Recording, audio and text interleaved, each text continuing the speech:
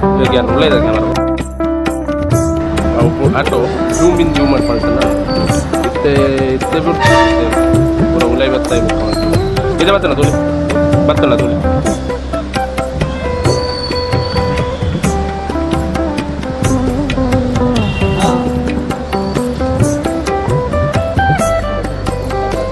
ಬತ್ತಲ್ಲ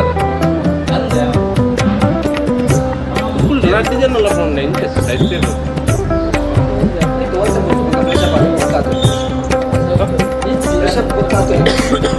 urgent ಅದೇ ಗಾಡಿ ಮುಂಜಾನೆ ಇವತ್ತು ರೆಡಿ ಮಾಡ್ತೇನೆ ನಾನು ಮುಂಜಾನೆ ನಾನು ಅವೇ ಬರ್ತಿದ್ದೇನೆ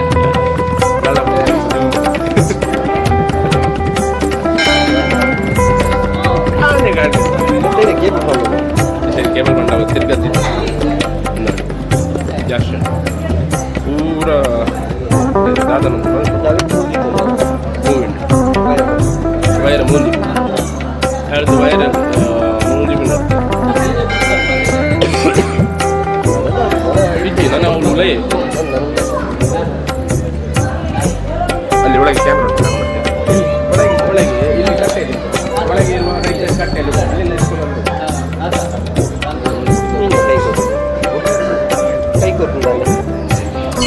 ಕೈ ಕೊಟ್ಟು ನಾನು ಶಾಪ್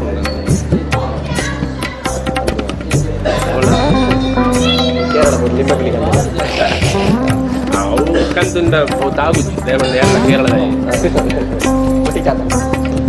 ಇಲ್ಲಿ ಬರೋದು ಡ್ರೋನ್ ನೋಡಿ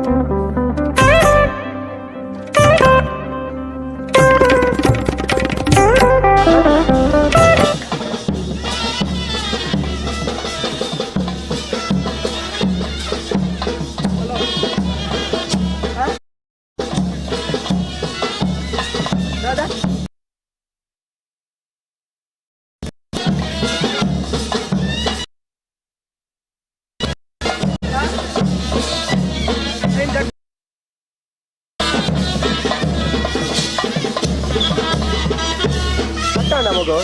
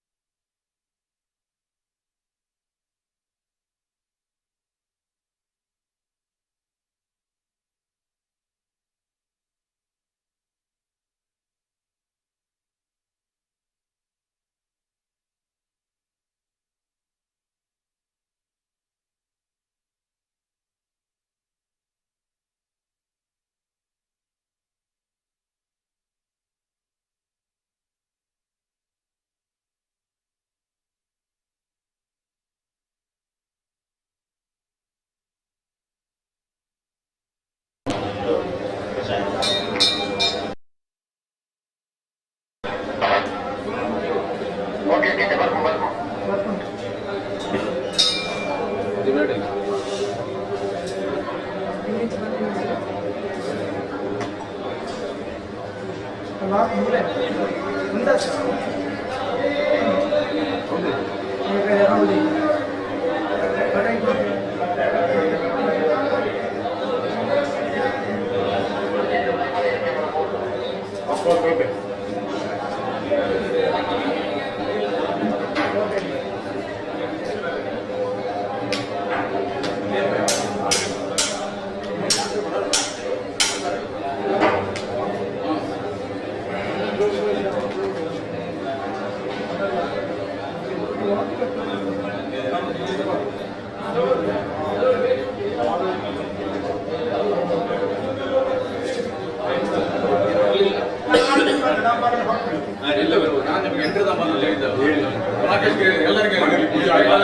ನಾನು ನಿಮ್ಮೊಟ್ಟಿಗಿದ್ದೆ ನಾವು ಹೋಗ್ತೇನೆ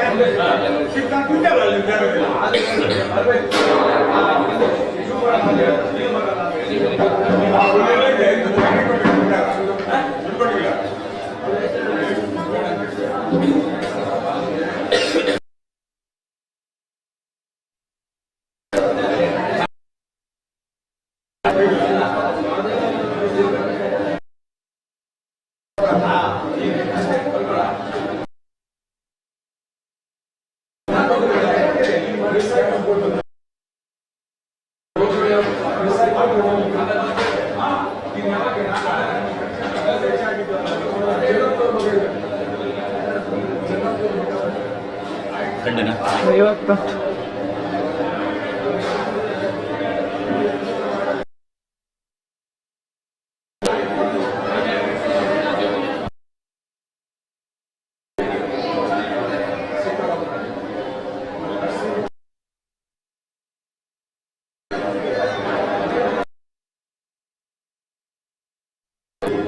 ಹುಲುತಾ hello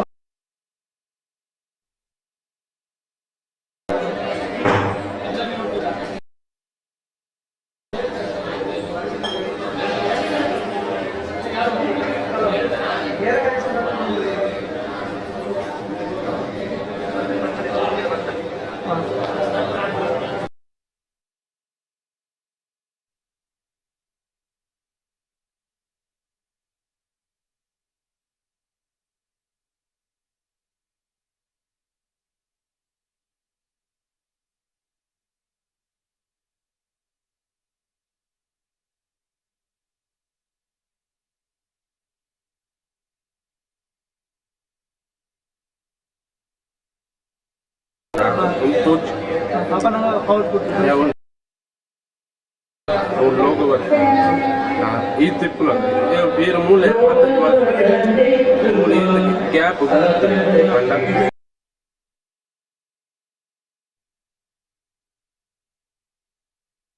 itu gap pula mulai betul itu dulu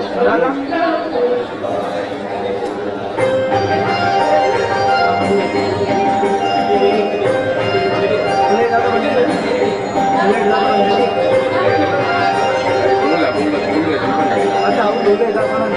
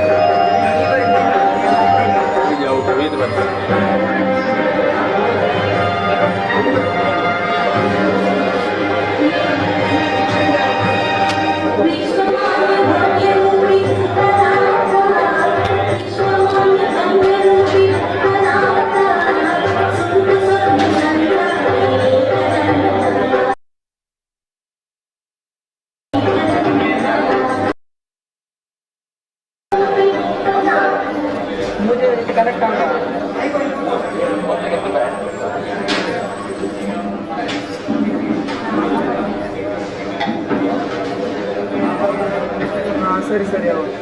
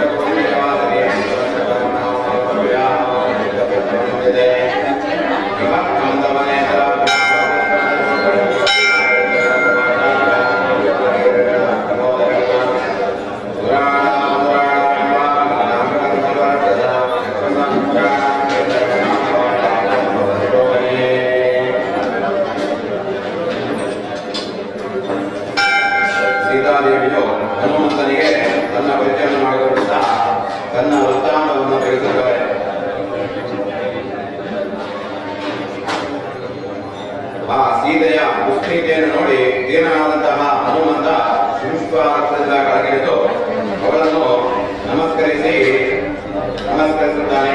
ಹಾಗೆ ಶಿರಸಾವಹಿಸಿದ ಸೀತಾದೇವಿಗಳಿಗೆ ಉಗ್ರವದನೆಗಳನ್ನು ಹೇಳುತ್ತಾನೆ. ಎಲೆ ದೇವಿಯೇ, ವೃಕ್ಷದ ಮೇಲೆ ಹಿಡಿದುಕೊಂಡು ನಿಂತಿರುವಂತಹ ನೀನು ಯಾರು? ಪದ್ಮವತ್ರದಂತೆ ನಿನ್ನ ಕಣ್ಣುಗಳು ಎಲ್ಲ ಸರ್ವ ಕಾಮನೆಗಳನ್ನು ಸಮೃದ್ಧಿಯನ್ನು ಹೊಂದಿ ಸುಖವಾಗಿದ್ದೇನು. ಆದರೆ 13ನೇ ವರ್ಷದಲ್ಲಿ ಇಕ್ಷ್ವಾಕು ಕುಲನಂದನಾದಂತಹ ಶ್ರೀರಾಮನಿಗೆ ಪಟ್ಟಾಭಿಷೇಕ ಮಾಡಲು ದಶರಥ ಮಹಾರಾಜನು ಕುಲಪುರೋಹಿತರೊಡನೆ ಸಿದ್ಧತೆ ನಡೆಸಿದ್ದನು.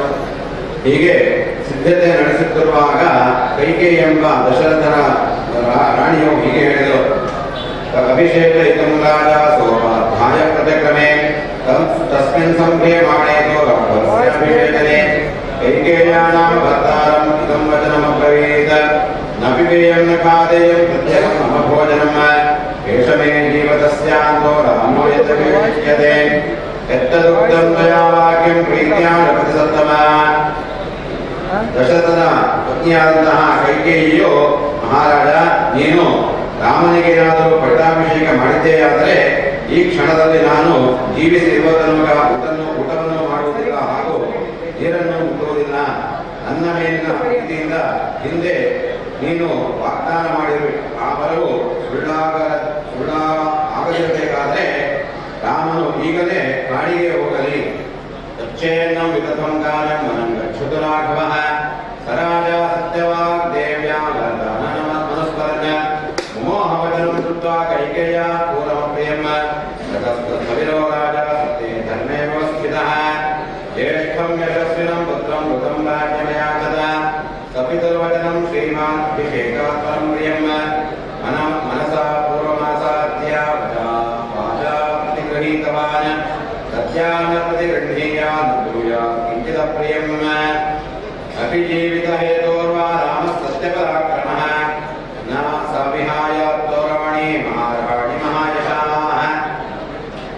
ಸತ್ಯವಾಗಿ ಪರಿಪಾಲಕನಾದಂತಹ ದಶರಥ ಮಹಾರಾಜನು ಕೈಕೇಯಿಗೆ ತಾನು ಕೊಟ್ಟಿದ್ದಂತಹ ವರವನ್ನು ಸ್ಮರಿಸಿಕೊಳ್ಳುತ್ತಾ ಅವಳ ಕರ್ಣಕಠೋರವದು ಅಪ್ರಿಯವಾದಂತಹ ಮಾತನ್ನು ಕೇಳಿ ಮೂರ್ಛಿತನಾದನು. ಸತ್ಯ ಧರ್ಮದಲ್ಲಿಯೇ ನಿರತನಾಗಿದ್ದು ವೃದ್ಧನಾದಂತಹ ಆ ರಾಜನು ಭರತನಿಗೆ ರಾಜ್ಯವನ್ನು ಬಿಟ್ಟುಕೊಡುವಂತೆ ಯಶೋವಂತನಾದಂತಹ ಶ್ರೀರಾಮನನ್ನು ಪ್ರಾರ್ಥಿಸಿದನು.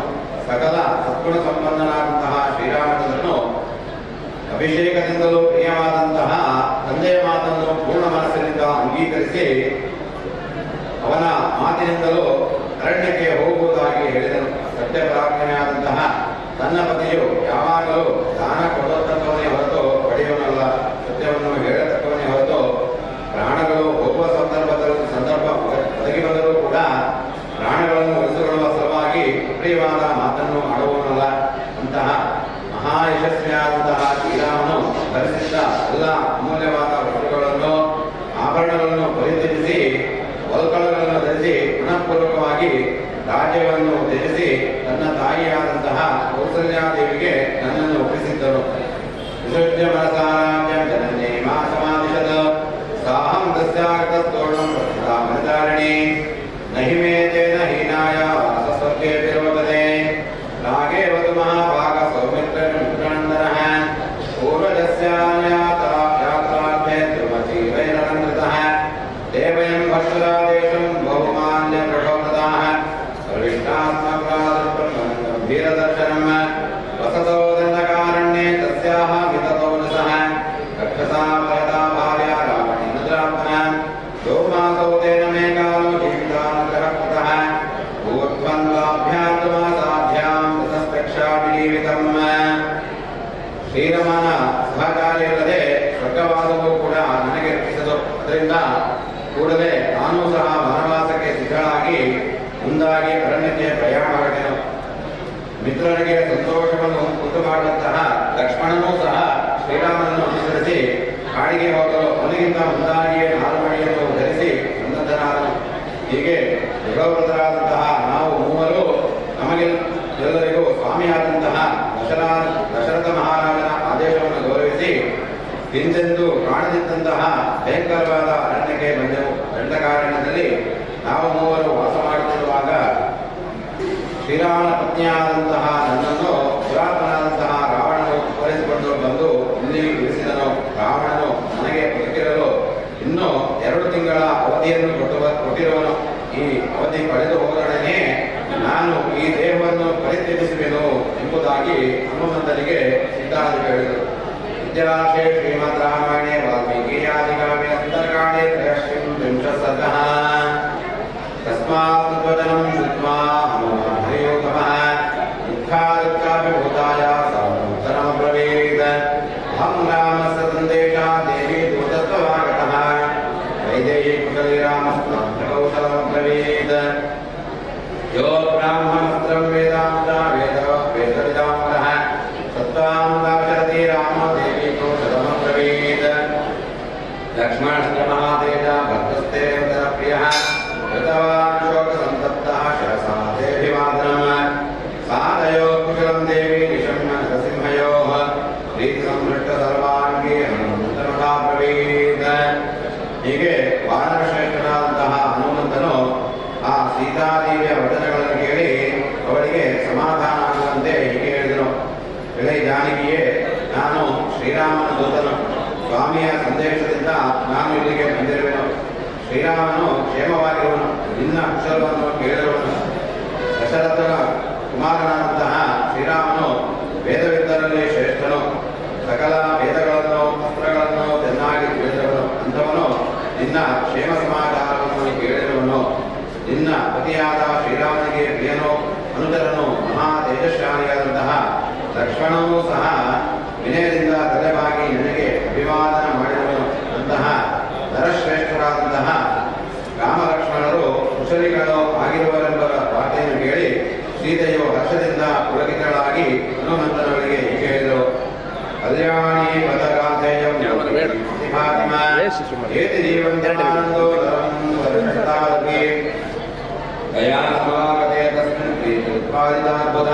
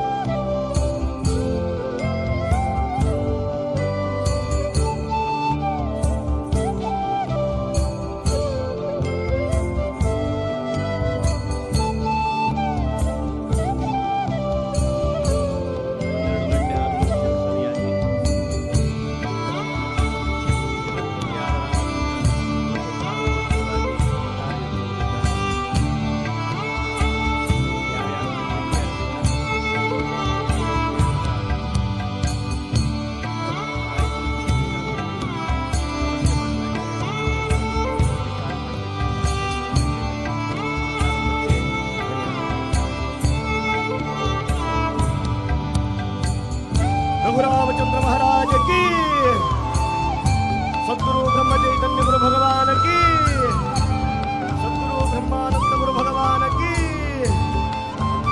हरि ओम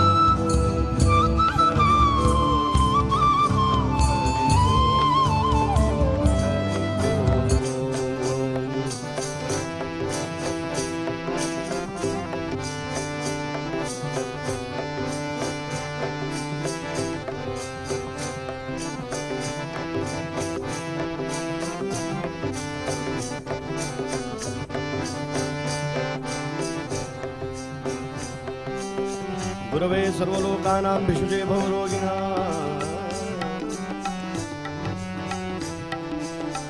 विधये सर्वविद्यानां दक्षिणामूर्तये नमः।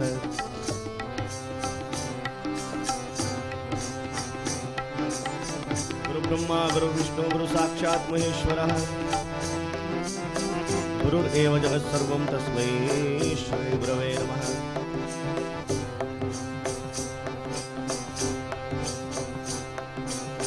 दक्षिणे लक्ष्मणो यस्य वामे तु जनकात्मजा पुरतो मारुतिर्यस्य तं वन्दे रघुनन्दनम्।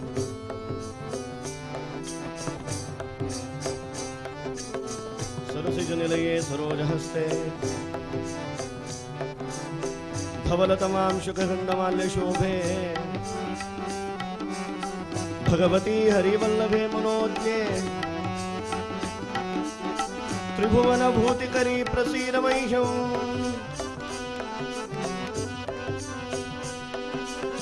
मृत्युंजयाय रुद्राय नीलकंठाय शंभवे अमृतेशाय शर्वाय श्रीमन्महादेवाय ते नमः।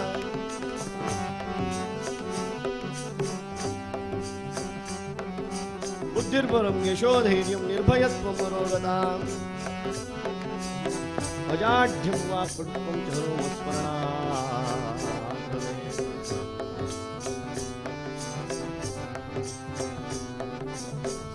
ब्रह्मानन्दं परमसुखदं केवलं ज्ञानमूर्तिं द्वन्द्वातीतं गगनसदृशं तत्त्वस्यादिलक्ष्यम् एकं नित्यं विमलं अचलं सर्वधि साक्षिभूतं भावातीतं त्रिगुणरहितं सद्गुरुं तं नमामि, सद्गुरुं तं नमामि, सद्गुरुं तं नमामि।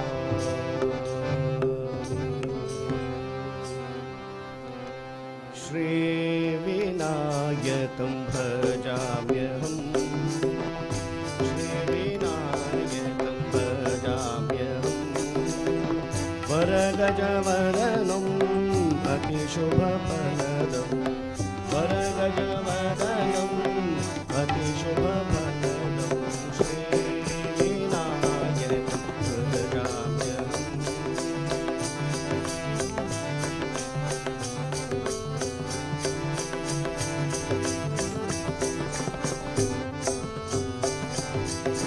शिव हरे ब्रह्मादि सुरगणभावितं, शिव हरे ब्रह्मादि सुरगणभावितं परमदयानिधि क्षिप्रवरदायकं, परमदयानिधि क्षिप्रवरदायकं श्रीविनायकं भजाम्यहम्।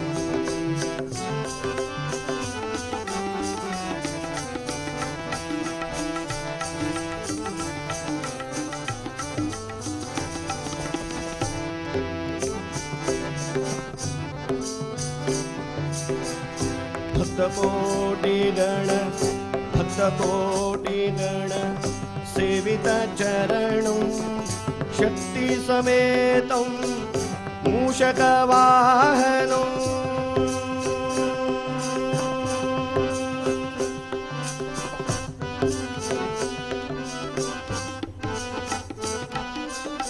वरगंगाधर प्रियपुत्रं पुत्रं वरधेनुपुरीवासं श्रीरङ्गवरदं, धेनुपुरीवासं श्रीरङ्ग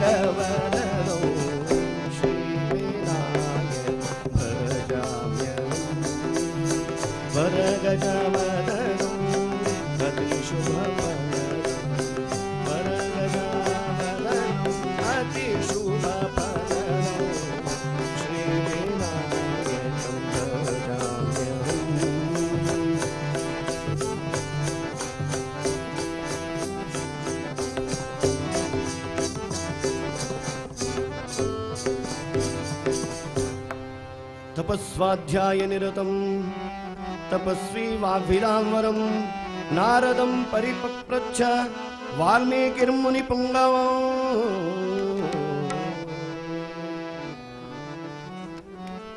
ಸದಾ ತಪಸ್ಸಿನಲ್ಲಿಯೂ ಸ್ವಾಧ್ಯಾಯದಲ್ಲಿಯೂ ಕಾಲವನ್ನು ಕಳೆಯುತ್ತಾ ಇದ್ದಿರತಕ್ಕಂತಹ ವಾಲ್ಮೀಕಿ ಮಹರ್ಷಿಗಳಿಗೆ ಒಂದು ಬಾರಿ ಅಂತರಂಗದಲ್ಲಿ ಪ್ರಶ್ನೆ ಉದ್ಭವವಾಗುತ್ತದೆ. ಕೋನಸ್ಮಿನ್ ಸಾಂಪ್ರತಂ ಲೋಕೆ ಗುಣವಾನ್ ಕಷ್ಟ ವೀರ್ಯವಾನ್ ಧರ್ಮಜ್ಞಶ್ಚ ಕೃತಜ್ಞಶ್ಚ ಸತ್ಯವಾಕ್ಯೋ ದೃಢವ್ರತ ಚಾರಿತ್ರೇಣ ಚ ಕೋ ಯುಕ್ತಃ ಸರ್ವಭೂತೇಷು ಕೋ ಹಿತಃ ವಿದ್ವಾನ್ ಕಃ ಕಃ ಸಮರ್ಥಶ್ಚ ಕಶ್ಚೈತ ಪ್ರಿಯದರ್ಶನಃ ಆತ್ಮವಾನ್ ಕೋ ಜಿತಕ್ರೋಧೋ ದ್ಯುತಿಮಾನ್ ಕೋ ನ ಸೂರ್ಯಃ ಕಸ್ಯ ಬಿಭ್ಯತಿ ದೇವಾಶ್ಚ ಜಾತರೋಷಸ್ಯ ಸಂಯುಗೇ. ಸಕಲ ಗುಣ ಸಂಪನ್ನ, ಪರಾಕ್ರಮಶಾಲಿ, ಧರ್ಮಜ್ಞ, ಕೃತಜ್ಞ, ಸತ್ಯವ್ರತ, ಮಾಡಿದ ಸಂಕಲ್ಪವನ್ನು ಬಿಡದವ, ಉತ್ತಮ ಶಾಸ್ತ್ರಗಳನ್ನು ಬಲ್ಲವ, ಸರ್ವ ಕಾರ್ಯಧುರಂದರ, ಪಾಲಿತ ಸರಸಿ ಜಗರ್ಭಾಂಡಂ ಪರಮ ಪವಿತ್ರೀಕೃತ ಪಾಷಂಡಂ ಪರಿಪಾಲಿತ ಸರಸಿ ಜಗರ್ಭಾಂಡಂ ಪರಮ ಪವಿತ್ರೀಕೃತ ಪಾಷಂಡಂ ಶುದ್ಧ ಪರಮಹಂಸ ಆಶ್ರಮ ಗೀತಂ ಶುದ್ಧ ಪರಮಹಂಸ ಆಶ್ರಮ ಗೀತಂ ಶುಕ ಶೌನಕ ಕೌಶಿಕ ಮುಖ ಗೀತಂ ಪಿಬರೆ ರಾಮರಸೋ ರಸನೆ ಪಿಬರೆ ರಾಮರಸೋ ಪಿಬರೆ ರಾಮರಸೋ.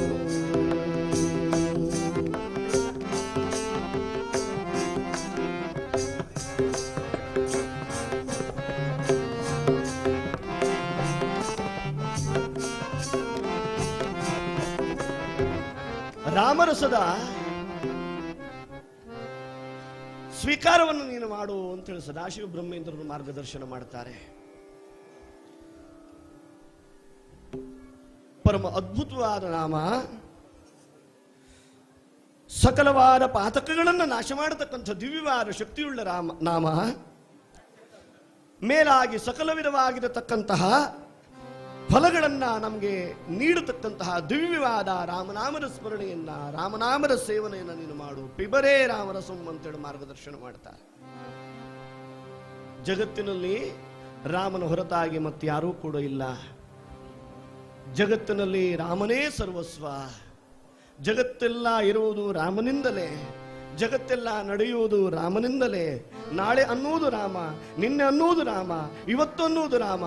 ಸರ್ವವು ರಾಮ ರಾಮ ರಾಮ ಅನ್ನುವ ತ್ರಿಕರಣ ಪೂರ್ವಕವಾದ ಶರಣಾಗತಿಯ ಭಾವ ಜಾಗೃತವಾಗಿದ್ದಾಗ ಮಾತ್ರ ನಮ್ಮಲ್ಲಿ ಅಂತರ್ಯದಲ್ಲಿ ಮುಕ್ತಿಯ ಪಥದ ಚಲನೆ ಪ್ರಾರಂಭವಾಗುತ್ತದೆ ಅಂತೇಳಿ ಮಾರ್ಗದರ್ಶನ ಮಾಡ್ತಾರೆ.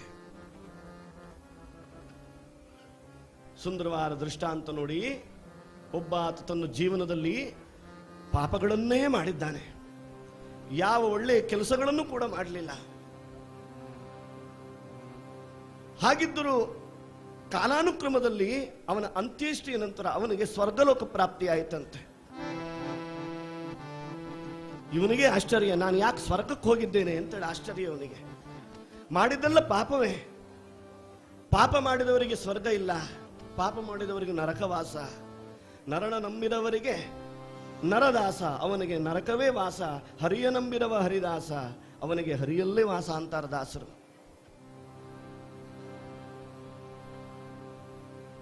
ತಲೆಬಿಸಿ ಆಗ್ತಾರೆ ಇವನಿಗೆ. ಹೋಗಿ ಯಮಧರ್ಮದಲ್ಲಿ ಪ್ರಶ್ನೆ ಮಾಡ್ತಾನೆ, ನೋಡಪ್ಪ, ಜೀವನ ಪೂರ್ತಿಯಾಗಿ ನಾನು ಪಾಪಗಳನ್ನೇ ಮಾಡ್ಕೊಂಡವ, ಪಾಪಗಳನ್ನೇ ಕಟ್ಕೊಂಡವ, ಹಾಗಿದ್ರು ನನಗೆ ಯಾಕೆ ಸ್ವರ್ಗಲೋಕ ಕೊಟ್ಟಿದ್ದಿ ಅಂತೇಳಿ. ಯಮದೇವರು ಹೇಳ್ತಾರೆ, ನನಗೆ ಗೊತ್ತಿಲ್ಲ, ನಾರಾಯಣ ದೇವರ ಆಜ್ಞೆ, ಹಾಗಾಗಿ ನಿನಗೆ ಸ್ವರ್ಗಲೋಕವನ್ನು ಕೊಟ್ಟಿದ್ದೇನೆ. ನಾರಾಯಣ ದೇವರಲ್ಲಿ ಹೋಗಿ ಪ್ರಶ್ನೆ ಮಾಡ್ತಾರೆ, ಯಾಕಾಗಿ ಸ್ವರ್ಗಲೋಕ ನನಗೆ ಅಂತೇಳಿ. ಆ ಪ್ರಪಂಚದಲ್ಲಿದ್ದು ಪಾರಮಾರ್ಥಿಕವಾದ ಜೀವನವನ್ನು ನೀನು ನಡೆಸು ಅಂತ ಹೇಳಿ. ಸಕಲ ಶಾಸ್ತ್ರ ನಿಗಮಾಗಮ ಸಾರಂ ಅಂತ ರಾಮನಾಮಕ್ಕೆ ಕರೀತಾರೆ. ಅಪೌರುಷೇಯವಾದ ವೇದಗಳಿದೆ, ಚತುರ್ವೇದಗಳು, ಋಗ್ವೇದ, ಯಜುರ್ವೇದ, ಸಾಮವೇದ, ಅಥರ್ವವೇದ. ನಮ್ಗದನ್ನು ಕಲಿಲಿಕ್ಕಾಗೋದಿಲ್ಲ. ಉಪನಿಷತ್ತುಗಳಿದ್ದಾವೆ, ಅರಣ್ಯಕಗಳಿದ್ದಾವೆ, 18 ಪುರಾಣಗಳಿದ್ದಾವೆ, ಏನೆಲ್ಲ ಇದ್ದಾವೆ. ಆದರೆ ಅದೆಲ್ಲಕ್ಕೂ ಸಮನಾದದ್ದು ಒಂದು ತಕ್ಕಡಿಯಲ್ಲಿ ತೂಗುವಂಥದ್ದಿದ್ರೆ ಸಕಲ ನಿಗಮಾಗಮ ಶಾಸ್ತ್ರಸಾರವಾದ ರಾಮನಾಮ ಅಂತ ಸದಾಶಿವ ಬ್ರಹ್ಮೇಂದ್ರರು ಮಾರ್ಗದರ್ಶನ ಮಾಡ್ತಾರೆ. ತಂದೆ ನಾ ತಂದೆ ನಾ ಬಂದೆ ಕರ್ಮದಲ್ಲಿ ತಂದೆ, ನೀ ಕ್ರೋಧದಲ್ಲಿ ತಂದೆ. ಪ್ರಪಂಚದ ಬಗ್ಗೆ ಮಾರ್ಗದರ್ಶನ ಮಾಡುತ್ತಾರೆ. ನೀನು ಕರೆದಕ್ಕಾಗಿ ನಾನು ಬಂದಿದ್ದೇನೆ. ಈ ಪ್ರಪಂಚದಲ್ಲಿ ಅರಿಷಡ್ವೈರಿಗಳು ಯಾವುದಿದೆಯೋ ಅದೆಲ್ಲ ಭಗವಂತ, ಅದೆಲ್ಲ ನಿನ್ನದ್ದೇ. ಒಂದಲ್ಲ, ಎರಡಲ್ಲ, ಮೂರಲ್ಲ, ನಾಲ್ಕಲ್ಲ, 84 ಲಕ್ಷ ಯೋನಿಯಲ್ಲಿ ನೀ ತಂದೆ. ಮಾನವ ಜನ್ಮ ಮತಯುಕ್ತವಾದ, ವಿವೇಕಯುಕ್ತವಾದ, ಜ್ಞಾನಭರಿತವಾದ ಮಾನವ ಜನ್ಮ ನಮಗೆ ಸಿಗಬೇಕು ಅಂತ ಇದ್ರೆ 84 ಲಕ್ಷ ಯೋನಿಗಳಲ್ಲಿ ಹುಟ್ಟಿ ನಾವು ಮತ್ತೆ ಈ ಜನ್ಮವನ್ನು ಅರ್ಜಿಸೋದಂತೆ. ಹಾಳು ಮಾಡೋದೇ ನಾವು ಈ ಜನ್ಮವನ್ನು. ಕ್ಷಣ ಕ್ಷಣಕ್ಕೆ ಮನಸ್ಸನ್ನೋದು ರಾಮನಲ್ಲಿ, ರಾಮ ಬೇಕು ಅಂತ ಹೇಳಿ ತುಡಿತಾ ಇರ್ಲಿಕ್ಕೆ ಸಾಧ್ಯವಿಲ್ವೇ ನಮಗೆ? ಪ್ರಪಂಚದಲ್ಲಿ ಅದೆಷ್ಟೋ ಲೌಕಿಕವಾದ ಲೋಗರಾಟಗಳನ್ನು ನಾವು ಮಾಡಿದರೂ ರಾಮನಾಮವನ್ನು ಅಂತರ್ಯದಲ್ಲಿ ಗಟ್ಟಿಯಾಗಿ ಹಿಡಿಬೇಕು ಅಂತ ಹೇಳ್ತಾರೆ. ಹಿಂದಿನ ಜನ್ಮ ಹೇಗಾದರಾಗಲಿ ಮುಂದೆನ್ನ ಸಲಹೋ ಪುರಂದರ ವಿಠಲ. ದಾಸರು ಮಾರ್ಗದರ್ಶನ ಕೊಡ್ತಾರೆ. ಹಿಂದೆದಾಗಿ ಹೋಯ್ತು, ಯೋಚನೆ ಮಾಡ್ಲಿಕ್ಕಿಲ್ಲ, ಮುಂದಕ್ಕೆ ನೀನು ಸಲಹೋ, ನಿನ್ನ ಪಾದ ನಾನು ಗಟ್ಟಿಯಾಗಿ ಹಿಡಿತೇನೆ ಅಂತ ಹೇಳ್ತಾರೆ. ಸದಾಶಿವ ಬ್ರಹ್ಮೇಂದ್ರರು ಬಹಳ ದೊಡ್ಡ ಜ್ಞಾನಿಗಳು. ಮತ್ತು ಅವರ ಕೀರ್ತನೆಯಲ್ಲಿ ಅವರು ಮುಂದುವರಿಸಿ ಹೇಳ್ತಾರೆ, ಪರಿಪಾಲಿತ ಸರಸಿ ಜಗರ್ಭಾಂಡೌ, ಪರಿಪಾಲಿತ ಸರಸಿ ಜಗರ್ಭಾಂಡಂ, ಪರಮ ಪವಿತ್ರೀಕೃತ ಪಾಷಂಡೌ, ಪಿಬರೆ ರಾಮರಸಂ.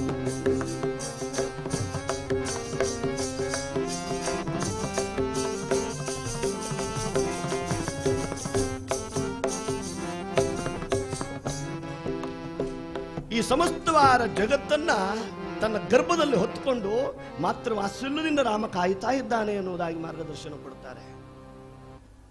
ಅಂತರ್ಯದಲ್ಲಿ ರಾಮನನ್ನ ಸದಾ ಸ್ತುತಿ ಮಾಡ್ತಾ ಇದ್ರು ಸದಾಶಿವ ಬ್ರಹ್ಮೇಂದ್ರರು. ಅವರ ಜೀವನ ಚರಿತ್ರೆಯಲ್ಲಿ ಬರುತ್ತದೆ. ತಮಿಳುನಾಡಿನಲ್ಲಿ ಅವರ ಪ್ರಾಂತ್ಯದಲ್ಲಿ ಅವರು ಹೋಗ್ತಾ ಇರುವಾಗ ಅಲ್ಲಿಯ ನವಾಬ ಪಲ್ಲಕ್ಕಿಯಲ್ಲಿ ಬರ್ತಾನೆ. ರಾಜ ಪಲ್ಲಕ್ಕಿಯಲ್ಲಿ ಬರುವಾಗ ಬದಿಗೆ ಸರಿದು ನಮಸ್ಕಾರ ಮಾಡುವುದು ಪ್ರಜೆಗಳಾದವರ ಕರ್ತವ್ಯ. ಸದಾಶಿವ ಬ್ರಹ್ಮೇಂದ್ರರು ಸದಾ ರಾಮ ಧ್ಯಾನ ನಿರತರಾಗಿ ರಾಮ ರಾಮ ರಾಮ ಅಂತ ಹೇಳ್ತಾ ಅಲೌಕಿಕವಾದ ಆನಂದದ ಅನುಭೂತಿಯಲ್ಲಿ ಕಾಲ ಕಳೆಯುತ್ತಾ ಇದ್ರಂತೆ. ಎಲ್ಲರೂ ರಾಜನಿಗೆ ನಮಸ್ಕಾರ ಮಾಡಿದ್ರು, ನವಾಬನಿಗೆ. ಆದರೆ ಸದಾಶಿವ ಬ್ರಹ್ಮೇಂದ್ರರು ಮಾತ್ರ ನಮಸ್ಕಾರ ಮಾಡಲಿಲ್ಲ. ಅವರು ರಾಮನಲ್ಲಿದ್ದಾರೆ, ರಾಮ ಅವರಲ್ಲಿದ್ದಾನೆ. ನವಾಬನಿಗೆ ಸಿಟ್ಟು ಬರುತ್ತದೆ. ಅವನನ್ನು ಹಿಡೀರಿ ಅಂತ ಆಜ್ಞೆ ಕೊಡ್ತಾನೆ. ಅವನನ್ನು ಹಿಡಿದಿದ್ದಾರೆ. ಅದಾದ ಮೇಲೆ ನನಗೆ ನಮಸ್ಕರಿಸಿದ ಅವನ ಕೈಯನ್ನ ಕತ್ತರಿಸಿ ಅಂತೇಳಿ ಆಜ್ಞೆ ಕೊಟ್ಟ. ಸದಾಶಿವ ಬ್ರಹ್ಮೇಂದ್ರರ ಬಾಹುಚ್ಛೇದವನ್ನು ಮಾಡಿದ್ರು, ಕೈಯನ್ನ ಕತ್ತರಿಸಿದ್ರು. ಧಾರಾಕಾರವಾಗಿ ರಕ್ತ ಸುರಿಯುತ್ತಾ ಇದೆ. ಸದಾಶಿವ ಬ್ರಹ್ಮೇಂದ್ರರಿಗೆ ಯಾವ ಚಿಂತೆ ಕೂಡ ಇಲ್ಲ. ರಾಮ ರಾಮ ರಾಮ ರಾಮ ರಾಮ ರಾಮ ಅಂತ ಹೇಳ್ತಾ ಮುಂದಕ್ಕೆ ಹೋಗ್ತಾ ಇದ್ದಾರೆ. ಕೈ ತುಂಡರಿಸಿ ರಸ್ತೆಯಲ್ಲಿ ಬಿದ್ದಿದೆ, ಮಾರ್ಗದಲ್ಲಿ ಬಿದ್ದಿದೆ. ನವಾಬನಿಗೆ ಆಶ್ಚರ್ಯವಾಗುತ್ತದೆ. ಒಂದು ಸೂಜಿ ಚುಚ್ಚಿದ್ರೆ ನಮಗೆ ಅಮ್ಮ, ಅಪ್ಪ, ರಾಮ, ದೇವರಿಗೆ ಮುಕ್ಕೋಟಿ ದೇವತೆಗಳು ನಮಗೆ ನೆನಪಿಗೆ ಬರ್ತಾರೆ ಒಂದು ಸೂಜಿ ಚುಚ್ಚಿದಾಗ. ಆದರೆ ಕೈಯೇ ಕತ್ತರಿಸಿದ್ರು ಕೂಡ ಇವರಿಗೆ ಯಾರೂ ನೆನಪಿಗೆ ಬರ್ತಾ ಇಲ್ಲ. ಆನಂದದಿಂದ ಮುಂದುವರಿಯುತ್ತಾ ಇದ್ದಾರಲ್ಲ. ಏನಿದ್ರ ಗೂಢತ್ವ, ಏನಿದ್ರ ನಿಗೂಢತೆ? ಹೋಗಿ ಪ್ರಶ್ನೆ ಮಾಡ್ತಾನೆ ಸದಾಶಿವ ಬ್ರಹ್ಮೇಂದ್ರರನ್ನ. ಸ್ವಾಮಿ, ನೀವು ಯಾರು ಮಹಾಮಹಿಮರಿರ್ಬೇಕು, ಕೈ ಕತ್ತರಿಸಿದ್ರು ಕೂಡ ನಿಮಗೆ ಯಾವ ಅನುಭವ ಆಗ್ತಾ ಇಲ್ಲ. ಏನು ಕಾರಣ ಅಂತ ಹೇಳಿದಾಗ ಸದಾಶಿವ ಬ್ರಹ್ಮೇಂದ್ರರು, ಹೌದೇ ನೀನು ನನ್ನ ಕೈ ಕತ್ತರಿಸಿದ್ಯೋ ಅಂತೇಳಿ ಕೈಯನ್ನು ನೇವರಿಸಿದ್ರಂತೆ. ಅಲ್ಲಿ ಕೈ ಮೂಡಿತ್ತು. ನವಾಬನಿಗೆ ಆಶ್ಚರ್ಯವಾಗುತ್ತದೆ. ಸ್ವಾಮಿ, ಈ ದಿವ್ಯವಾದ ಅನುಭೂತಿಯನ್ನು ನೀವು ಪಡೆದಿದ್ದೀರಲ್ಲ, ಎಲ್ಲಿಂದ ಪಡೆದಿದ್ದೀರಿ ಅಂತ ಕೇಳ್ತಾನೆ. ಸದಾಶಿವ ಬ್ರಹ್ಮೇಂದ್ರರು ನವಾಬನಿಗೆ ಮಾರ್ಗದರ್ಶನ ಮಾಡ್ತಾರೆ. ನಿನ್ನ ಆಸೆಯ ವಿರುದ್ಧವಾಗಿ ನೀನು ನಡಿ ಅಂತ ಹೇಳಿ. ಆಸೆಯ ಪರವಾಗಿ ಹೋಗಬೇಡ, ಆಸೆಯ ವಿರುದ್ಧವಾಗಿ ನಡಿ. ನವಾಬ ಒಪ್ಪಿಕೊಂಡ. ನವಾಬನಿಗೆ ಆಸೆ ಆಯಿತು, ಇನ್ನು ನಡ್ಕೊಂಡು ಹೋಗೋದು ಬೇಡ, ಪಲ್ಲಕ್ಕಿ ಹತ್ತಬೇಕು. ಆಸೆಯ ವಿರುದ್ಧವಾಗಿ ನಡೆಯಬೇಕು. ಪಲ್ಲಕ್ಕಿ ಹತ್ತಲಿಲ್ಲ, ಅಲ್ಲೇ ನಿಂತ. ಹೋಗಬೇಕು ಮುಂದಕ್ಕಂತಾಯ್ತು, ಮುಂದಕ್ಕೆ ಹೋಗಲಿಲ್ಲ, ಅಲ್ಲೇ ನಿಂತ. ಆಸೆಯ ವಿರುದ್ಧವಾಗಿ ನಡೆದ ನವಾಬ ಮಹಾಮಹಿಮನಾದ ಅವಧೂತನಾಗಿ ಬೆಳಗುತ್ತಾನೆ. ರಾಮನಾಮದ ಮಹತ್ವ ಅದು, ಗುರುಗಳ ಮಾರ್ಗದರ್ಶನದ ಮಹತ್ವ ಅದು. ಪರಿಪಾಲಿತ ಸರಸಿಜ ಬ್ರಹ್ಮಾಂಡಂ ಪರಮ ಪವಿತ್ರೀಕೃತ ಪಾಷಂಡಂ. ನಮ್ಮ ಸಕಲವಾದ ಪಾಪಗಳನ್ನು ನಾಶ ಮಾಡಿ ನಮ್ಮನ್ನ ಪರಮಶುದ್ಧಿವಂತರನ್ನಾಗಿ ಮಾಡತಕ್ಕಂಥ ದಿವ್ಯವಾದ ಶಕ್ತಿ ರಾಮನಾಮಕ್ಕಿದೆ ಅಂತ ಹೇಳುತ್ತಾ ಸದಾಶಿವ ಬ್ರಹ್ಮೇಂದ್ರರು ಕೊನೆಯ ಚರಣದಲ್ಲಿ ನಿರೂಪಣೆ ಮಾಡ್ತಾರೆ. ಶುದ್ಧ ಪರಮಹಂಸ ಆಶ್ರಮ ಗೀತೋ, ಶುದ್ಧ ಪರಮಹಂಸ ಆಶ್ರಮ ಗೀತೋ, ಶುಕ ಶೌನಕ ಋಷಿಕ ಮುಖ ಪೀತೋ, ಪಿಬರೆ ರಾಮರಸಂ.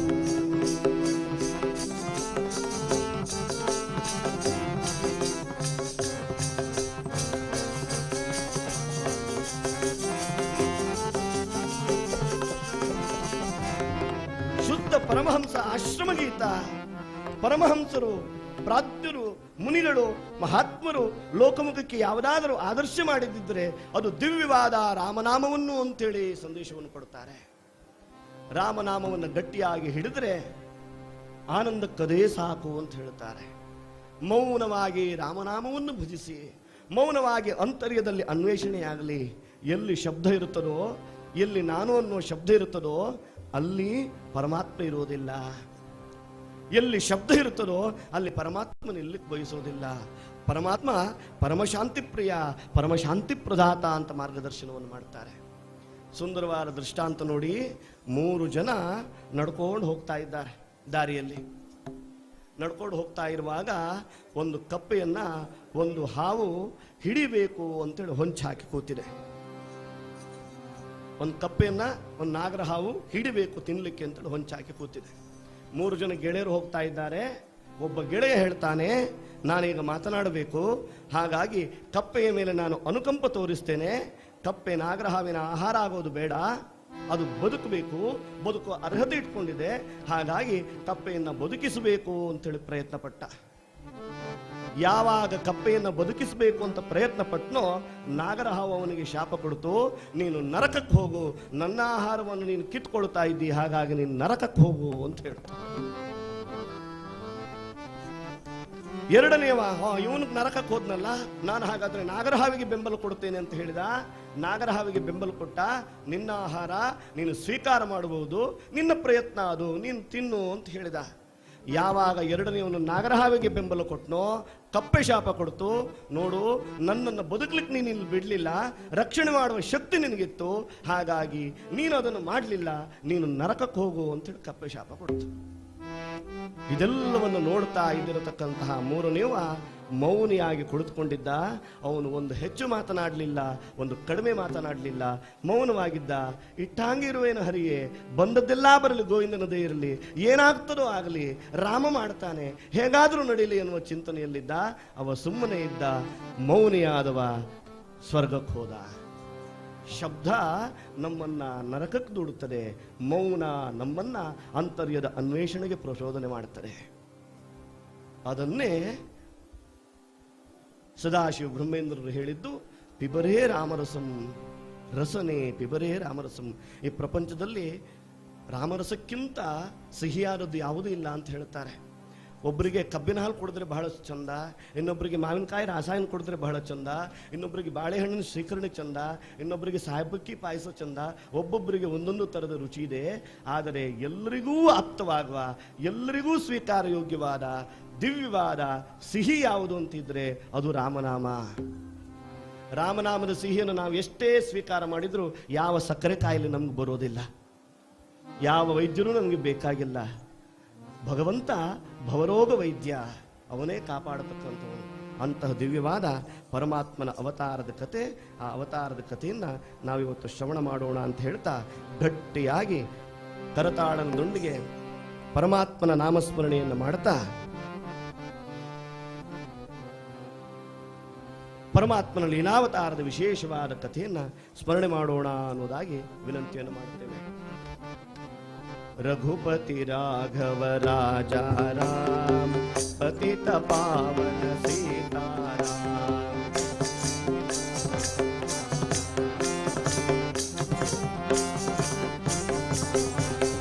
ರಘುಪತಿ ರಾಘವ ರಾಜ ರಾಮ ಪತಿತ ಪಾವನ ಸೀತಾರಾಮ.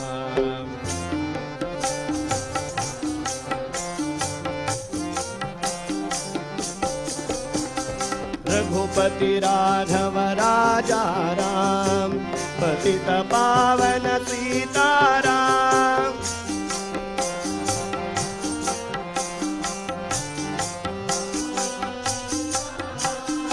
रघुपति राघव राजा राम पतित पावन Sitaram.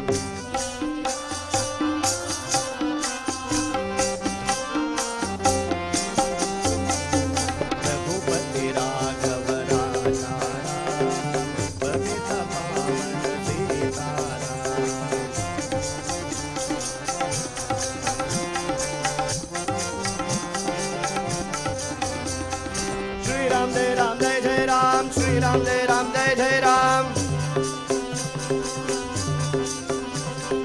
Shri Ram Jai Ram Jai Jai Ram, Shri Ram Jai Ram Jai Jai Ram. Shri Ram Jai Ram Jai Jai Ram, Shri Ram Jai Ram Jai Jai Ram. Shri Ram Jai Ram Jai Jai Ram, Shri Ram Jai Ram Jai Jai Ram. Shri Ram Jai Ram Jai Jai Ram, Shri Ram Jai Ram Jai Jai Ram. Shri Ram Jai Ram Jai Jai Ram, Shri Ram Jai Ram Jai Jai Ram. Shri Ram Jai Ram Jai Jai Ram, Shri Ram Jai Ram Jai Jai Ram. Shri Ram Jai Ram Jai Jai Ram, Shri Ram Jai Ram Jai Jai Ram. Shri Ram Jai Ram Jai Jai Ram, Shri Ram Jai Ram Jai Jai Ram. रघुरामचंद्र भगवान की, सद्गुरु ब्रह्म चैतन्य गुरु भगवान की, सद्गुरु ब्रह्मानंद गुरु भगवान की. ಅಯೋಧ್ಯ ನಾಮ ನಗರ ನಗರ ಮನುರಾಜನ. ನಾನು ನನ್ನ ಪತಿಯನ್ನು ಹುಡುಕ್ತಾ ಇದ್ದೇನೆ ಅಂದ್ಲು. ನೋಡು, ನನ್ನ ಏಕಾಗ್ರತೆ ಎಲ್ಲ ಕೆಟ್ಟೋಯ್ತು, ನೀನು ಬಂದು ಮುಟ್ಟು ಏನು. ಆವಾಗ ಆ ಸ್ತ್ರೀ ಹೇಳ್ತಾಳಂತೆ, ಸ್ವಾಮಿ, ನನ್ನ ಪತಿಯನ್ನು ಹುಡುಕುವಾಗ ಒಂದು ಸೆರಗು ತಾಗಿ ನಿಮ್ಮ ಏಕಾಗ್ರತೆ ಹೋಯಿತು ಅಂತ ಆದ್ರೆ, ಜಗತ್ಪತಿಯನ್ನ ನಿಮ್ಮ ಅಂತರ್ಯದಲ್ಲಿ ಧ್ಯಾನ ಸ್ಥಿತಿಯಲ್ಲಿ ಹುಡುಕುತ್ತಾ ಇದ್ದ ನಿಮ್ಮ ಏಕಾಗ್ರತೆ ಎಷ್ಟರ ಮಟ್ಟಿಗಿತ್ತು ಅಂತ ಪ್ರಶ್ನೆ ಮಾಡ್ತಾಳೆ. ಶರಣಾಗತಿಯ ಭಾವ, ಆರ್ತೃಭಾವ ಅದು ಜಾಗೃತಿ ಆಗಬೇಕು ನಮ್ಮಲ್ಲಿ.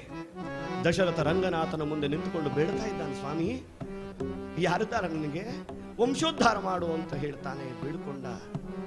ಮರು ದಿವಸ ರಾಜ್ಯಸಭೆಯ ಒಡ್ಡೋಲಕಕ್ಕೆ ಬಂದಿದ್ದಾನೆ.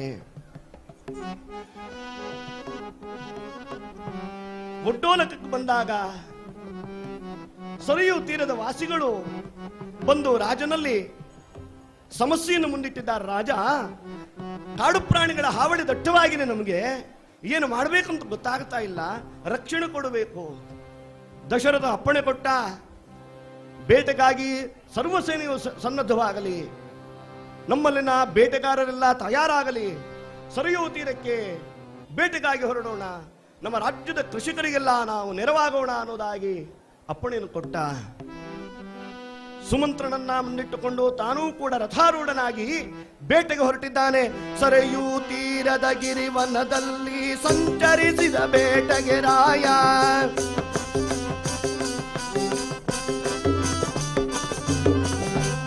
ಉರುಳಿತು ಬಹುದಿನ ಕೊರಗಿತು ಬನ ಬಳಲಿತು ನೃಪವರನ ಸುಖಾಯ.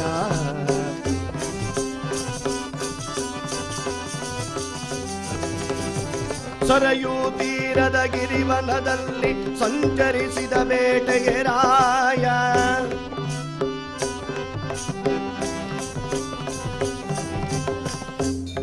ಬೇಟೆಗಾಗಿ ಸರಿಯೂ ನದಿಯ ತೀರಕ್ಕೆ ಹೊರಟಿದ್ದಾನೆ. ಬಹಳ ದಿನಗಳು ಉರುಳಿದ್ದಾವೆ. ಹಲವಾರು ಕಾಡು ಪ್ರಾಣಿಗಳನ್ನ ಸಂಹಾರ ಮಾಡಿದ್ದಾನೆ, ನಾಶ ಮಾಡಿದ್ದಾನೆ ದಶರಥ. ಹೀಗೆ ಬಂದು ಮುಂದಕ್ಕೆ ಬರ್ತಾ ಇರಲು ಮನಸ್ಸು ಮಕ್ಕಳಿಲ್ಲದ ಕೊರಗಿನಿಂದ ಬಾಧಿಸ್ತಾ ಇದೆ. ಅದೇ ಸಮಯ ವೈಶ್ಯಕುಮಾರನಾದ ತಾಂಡವ ತನ್ನ ಕಣ್ಣು ಕಾಣದೇ ಇರತಕ್ಕಂತಹ ಅಪ್ಪ ಅಮ್ಮಂದಿರನ್ನ ತಕ್ಕಡಿಯಲ್ಲಿ ನಿಲ್ಲಿಸಿ ಯಾತ್ರೆಗೆ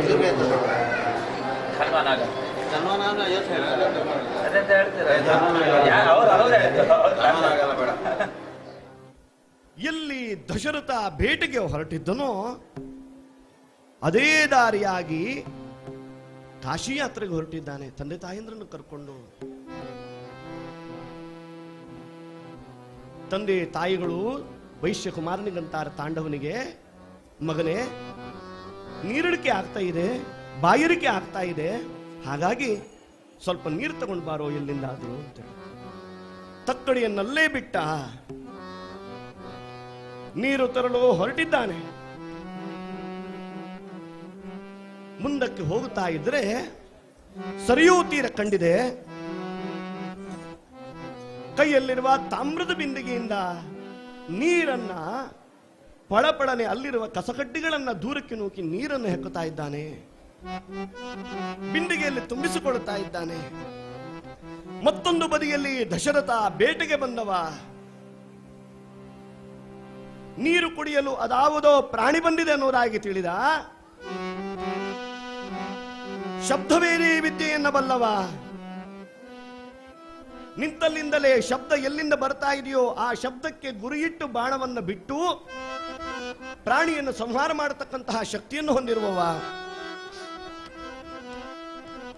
ದಶರಥ. ಅದಾವುದೋ ಪ್ರಾಣಿ ಬಂದಿದೆ, ನೀರನ್ನು ಕುಡಿತಾ ಇದೆ, ನೀರಿನ ಸಪ್ಪಳ ಕೇಳ್ತಾ ಇದೆ ಅನ್ನೋದಾಗಿ ತಿಳಿದು ಶಬ್ದ ಬಂದ ಕಡೆಗೆ ತನ್ನ ಬಿಲ್ಲನ್ನು ತೆಗೆದು ಗುರಿಯಿಟ್ಟು ಬಾಣವನ್ನು ಬಿಟ್ಟಿದ್ದಾನೆ.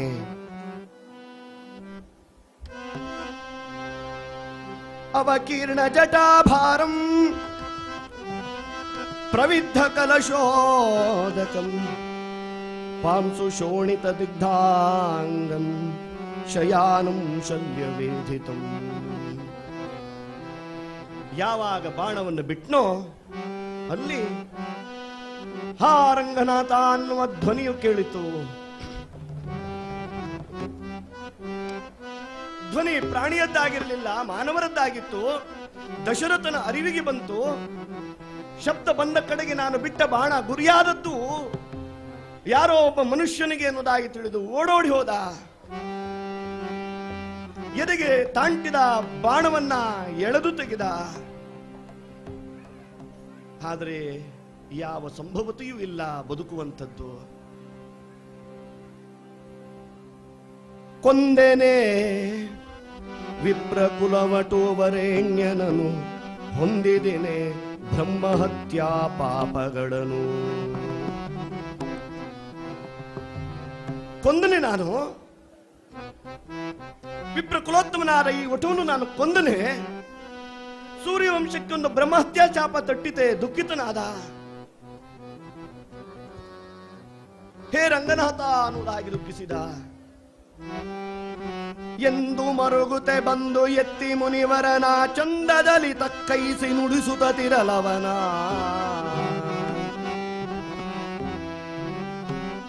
ಆ ಮುನಿಕುಮಾರನನ್ನ ಎತ್ತಿದ್ದಾನೆ. ಮರಣ ಛಾಯೆಯು ತರಣ ವದನದಲ್ಲಿ ಸುಳಿಯೇ. ಆ ವದನದಲ್ಲಿ ಮರಣದ ಭಾವ ಜಾಗೃತಿ ಆಯಿತು ಆ ತಾಂಡವನ ಮುಖದಲ್ಲಿ. ಕರಗುತಂತ ಕರುಣ ದೊರೆಗೆ ಮೈ ನಡುಗೆ, ಮೈಯೆಲ್ಲ ಗಡಗಡನೆ ಕಂಪಿಸಿದೆ. ನುಡಿದ ಮೆಲ್ಲಗೆ ತಾನು ವಿಪ್ರನಲ್ಲೆಂದು ಒಡ ನುಡಿದ ವೈಶ್ಯಮುನಿ ಪುತ್ರ ತಾನೆಂದು. ತಾಂಡವನದ್ದು ಇನ್ನು ಜೀವ ಹೋಗಿರಲಿಲ್ಲ. ನಾನು ವೈಶ್ಯಮುನಿ ಕುಮಾರ ಅಂತ ಪರಿಚಯವನ್ನು ಹೇಳ್ತಾನೆ. ಅಯ್ಯ ದೊರೆಯೇ, ಅನ್ಯತಾ ಭಾವಿಸಬೇಡ, ನಾನಿನ್ನು ಬದುಕುವ ಸ್ಥಿತಿಯಲ್ಲಿಲ್ಲ.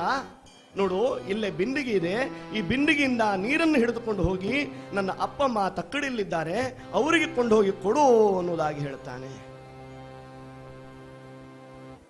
ಆ ಕ್ಷಣಕ್ಕೆ ರಂಗನಾಥ ಅಂತ ಹೇಳ್ತಾ ತಾಂಡವ ತನ್ನ ದೇಹವನ್ನು ಬಿಟ್ಟ.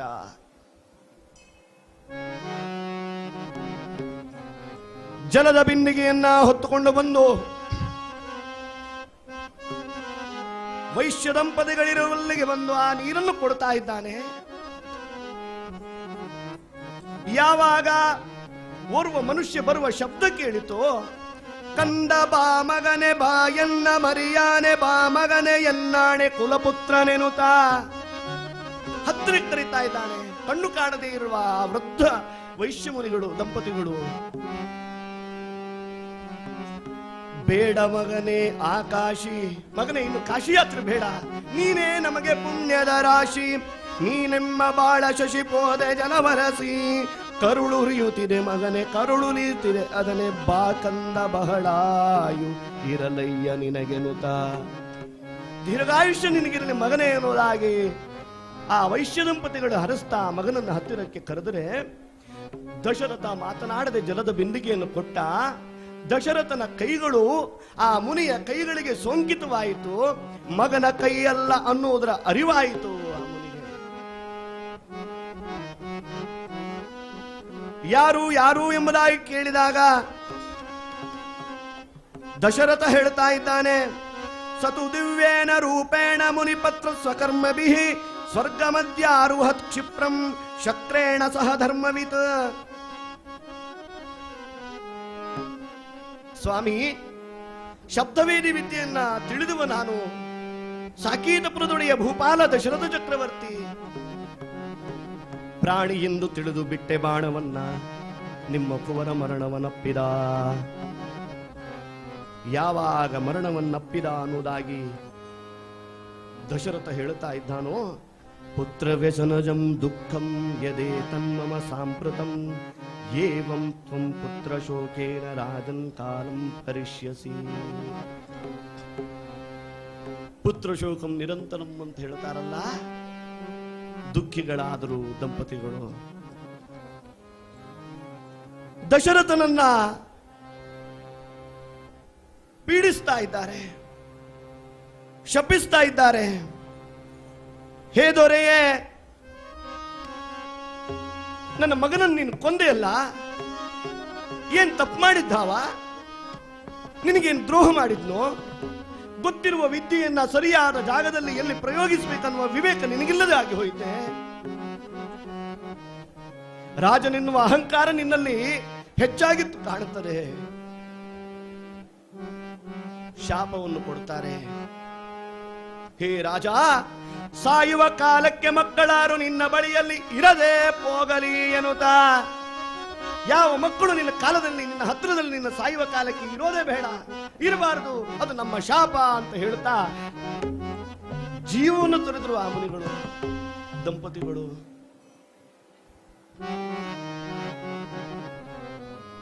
ದೇಹ ದಹನಾದಿ ಕಾರ್ಯಗಳನ್ನೆಲ್ಲ ಪುತ್ರನ ಸ್ಥಾನದಲ್ಲಿ ನಿಂತು ದಶರಥ ಪೂರೈಸಿದ. ಕೆಲವೊಮ್ಮೆ ಶಾಪವೂ ಕೂಡ ವರವಾಗುತ್ತದೆ. ದಶರಥನಿಗೆ ಹಾಗೇ ಆಯಿತು.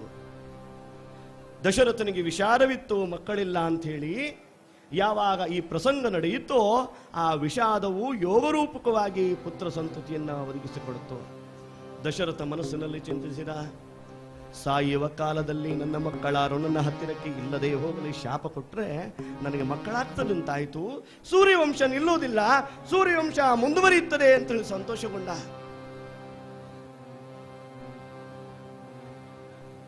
ಮನೆಗೆ ಬಂದಿದ್ದಾನೆ. ವಶಿಷ್ಠರು ಅದೇ ಸಮಯಕ್ಕೆ ಸರಿಯಾಗಿ ದಶರಥನನ್ನ ಹತ್ತಿರ ಕರೆದಿದ್ದಾರೆ. ದಶರಥ, ಒಂದು ಸಂಕಲ್ಪ ಮಾಡು.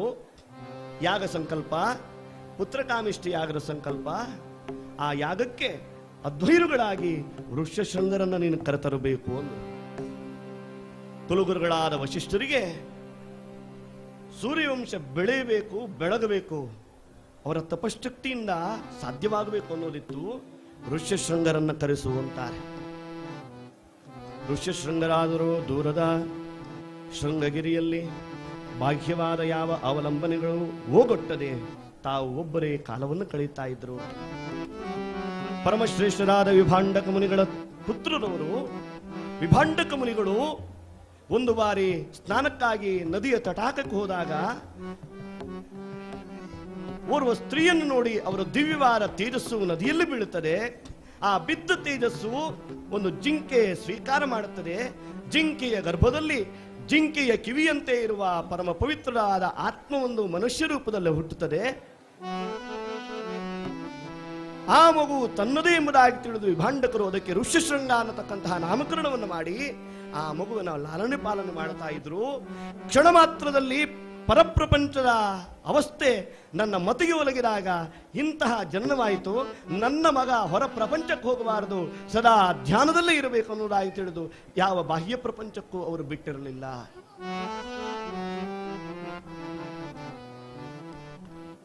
ಅಂಗದೇಶದ ದೊರೆ ರೋಮಪಾದನ ಪುತ್ರಿಯಾದ ಶಾಂತಳುವಿನ ಮುಖೇನವಾಗಿ ಋಷ್ಯಶೃಂಗರನ್ನ ಅಯೋಧ್ಯೆಗೆ ಕರೆಸಿ ಪುತ್ರಕಾಮೇಷ್ಟಿ ಯಾಗವನ್ನು ಮಾಡ್ತಾ ಇದ್ದಾನೆ. ವಶಿಷ್ಠರು ಹೇಳ್ತಾ ಇದ್ದಾರೆ, ಕರೆಸು ಋಷ್ಯಶೃಂಗನ ಹರಿ ಪದ ಭೃಂಗನ, ಕರೆಸು ಋಷ್ಯಶೃಂಗನ.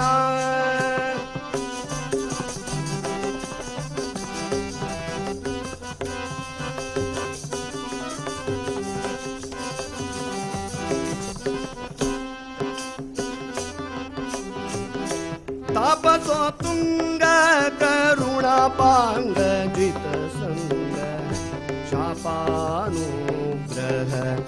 ಪಾಪ ದೂರನ್ನ ಯಜ್ಞ ನಾಮಕ ಹರಿಯ ಸುಜ್ಞರಿಂ ಭಜಿಸಿ ಪ್ರಾಜ್ಞರಿಂ ಒಡಗೂಡಿ ಹರಿಯ ನಿ ಭಜಿಸಿ ಆಜ್ಞಾಧಾರಕನಿ ವೇದಜ್ಞರಿಗೆ ನಮಿಸಿ ಸುಜ್ಞಾನ ಬಲದಿ ಹರಿ ಅವತರಿಸೆ ಬಯಸಿ ಕರೆಸು ಋಷ್ಯಶೃಂಗನ ಹರಿಪದ ಭೃಂಗನ, ಕರೆಸು ಋಷ್ಯಶೃಂಗನ.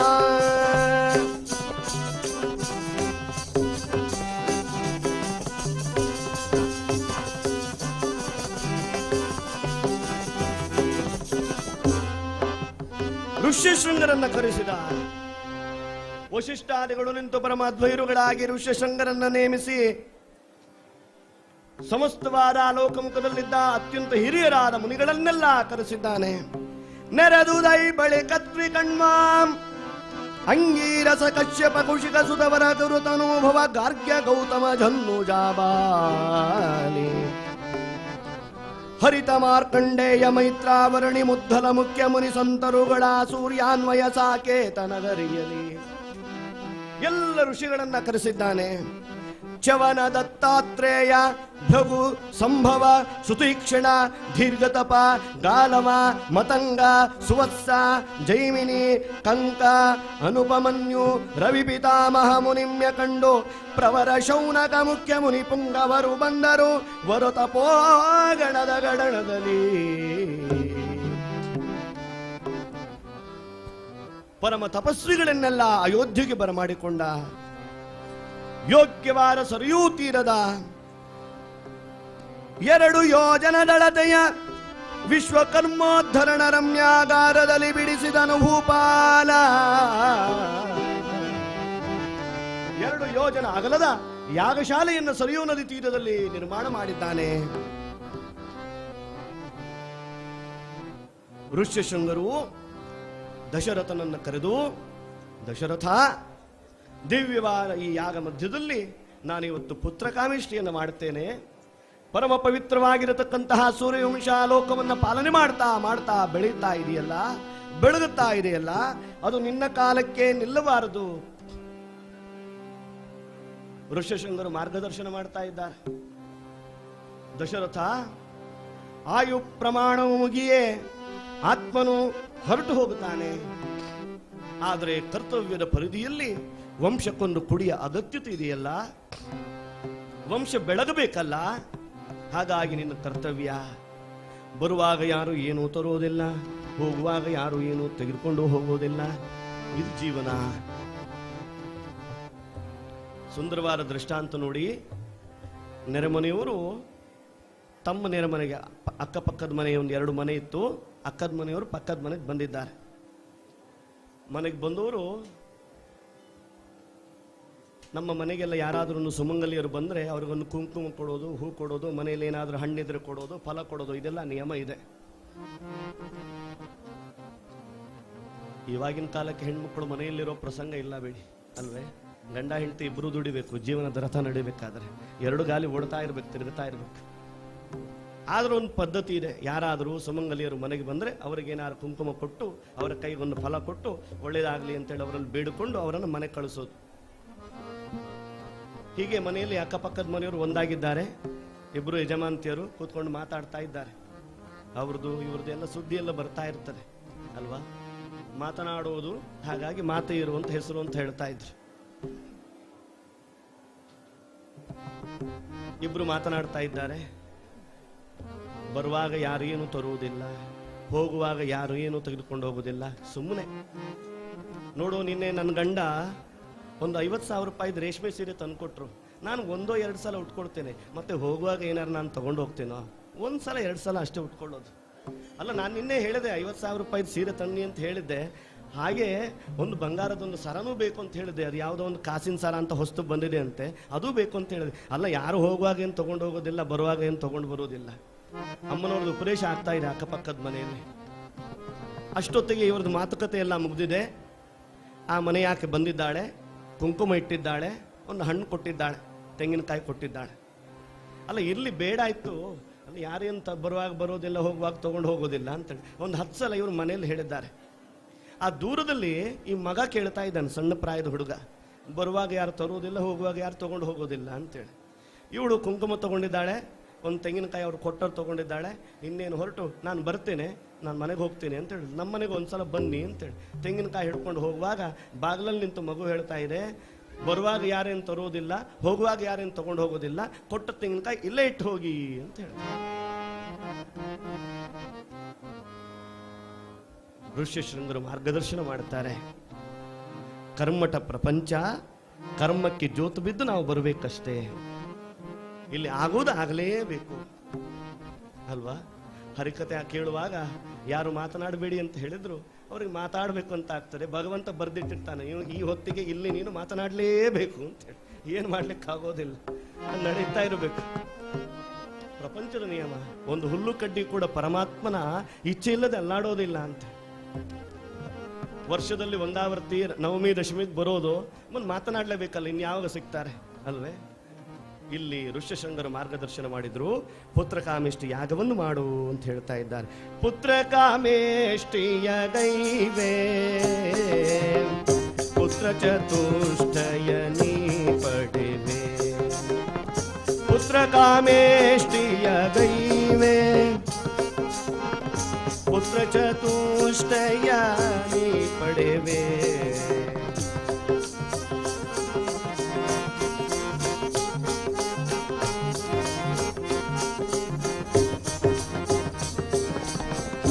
ಇಷ್ಟಿಂ ತೃಪ್ತ ಬ್ರಹ್ಮಾದಿಗಳು ಇಷ್ಟಾರ್ಥವ ಸಲಿಸುವರೈ ಕೊನೆಗೆ ಶಿಷ್ಟರೊಡೆಯ ಶ್ರೀ ವಿಷ್ಣುವ ಪ್ರಾರ್ಥಿಸಿ.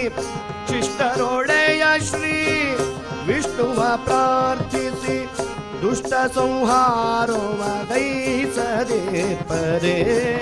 ಪುತ್ರಕಾಮೇಷ್ಟಿಯ ಗೈವೆ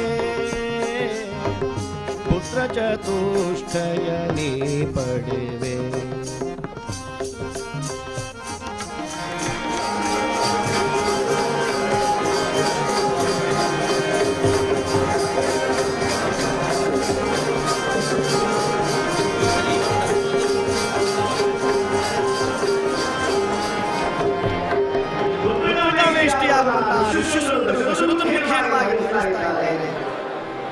ಯಾವಾಗ ದಿವ್ಯವಾದ ಯಜ್ಞಶಾಲೆಯಲ್ಲಿ ಪ್ರತಿಷ್ಠೆಯಾದ ಸಂಕಲ್ಪವಾಯಿತು. ಬ್ರಹ್ಮಾದಿ ದೇವತೆಗಳಾದ ಸಮಸ್ತೂ ನೇರವಾಗಿ ಹೋಗಿ ಬಂದಿದ್ದಾರೆ. ಶ್ರೀಮನ್ನಾರಾಯಣ ಕುರಿತು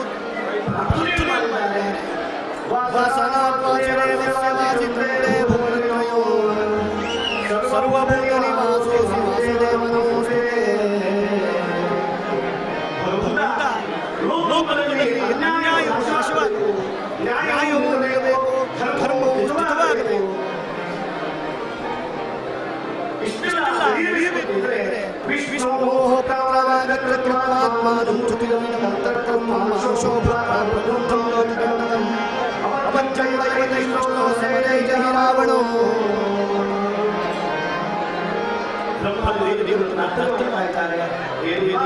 ಲಂಕೆಯಲ್ಲಿ ರಾವಣ ಇಷ್ಟೊಂದು ಬೆರೆಸ್ತಾ ಇದ್ದಾರೆ. ಲೋಕಕ್ಕೆ ಕಂಟಕರಾಗುತ್ತಾರೆ. ಲೋಕಕ್ಕೆ ಶಿಷ್ಟರ ಪರವಾಗಿ ಧರ್ಮ ಸಮಯಕ್ಕೆ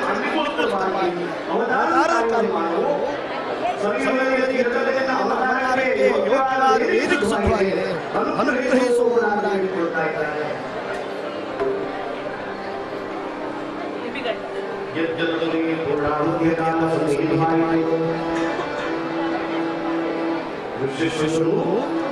ವಶಿಷ್ಠ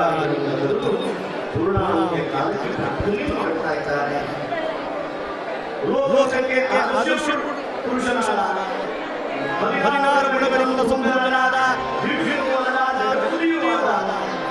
ಲೋಕಕ್ಕೆ ಸರ್ವವನ್ನು ಕರುಣಿಸುವ ಕಾರುಣ್ಯಮೂರ್ತಿಯಾದ ದಿವ್ಯವಾದ ಶಿಶುವನ್ನು ದಶರಥನ ಗರ್ಭದಲ್ಲಿ ಕಲಿಸಿ ಪುತ್ರನಾಗಿ ಧರಿಸಲಿ ಮಾಡ್ತಾ ಇದ್ದಾರೆ.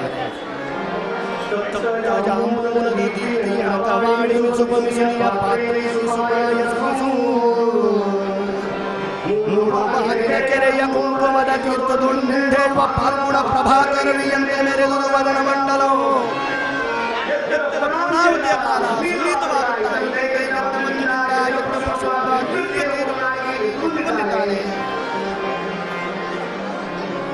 ದೇವನಿರ್ಮಲವಾದ ಪ್ರಾಪ್ತಿಕರವಾದ ಯೋಗ್ಯವಾದ ಪಾಯಸವನ್ನ ದಶರಥನ ಕೈಗೆ ಕೊಟ್ಟ. ರಾಜನ್, ಈ ಪಾಯಸವನ್ನ ನಿನ್ನ ಮಕ್ಕಳಿಗೆ, ನಿನ್ನ ಮಡದಿಯರಿಗೆ ಹಂಚು, ನಿನಗೆ ಮಕ್ಕಳಾಗುತ್ತದೆ, ಪುತ್ರ ಸಂತಾನವಾಗುತ್ತದೆ, ಆಶೀರ್ವಾದ ಅಂತ ಹೇಳಿದ. ಸಂತೋಷ ತುಂದಿರನಾದ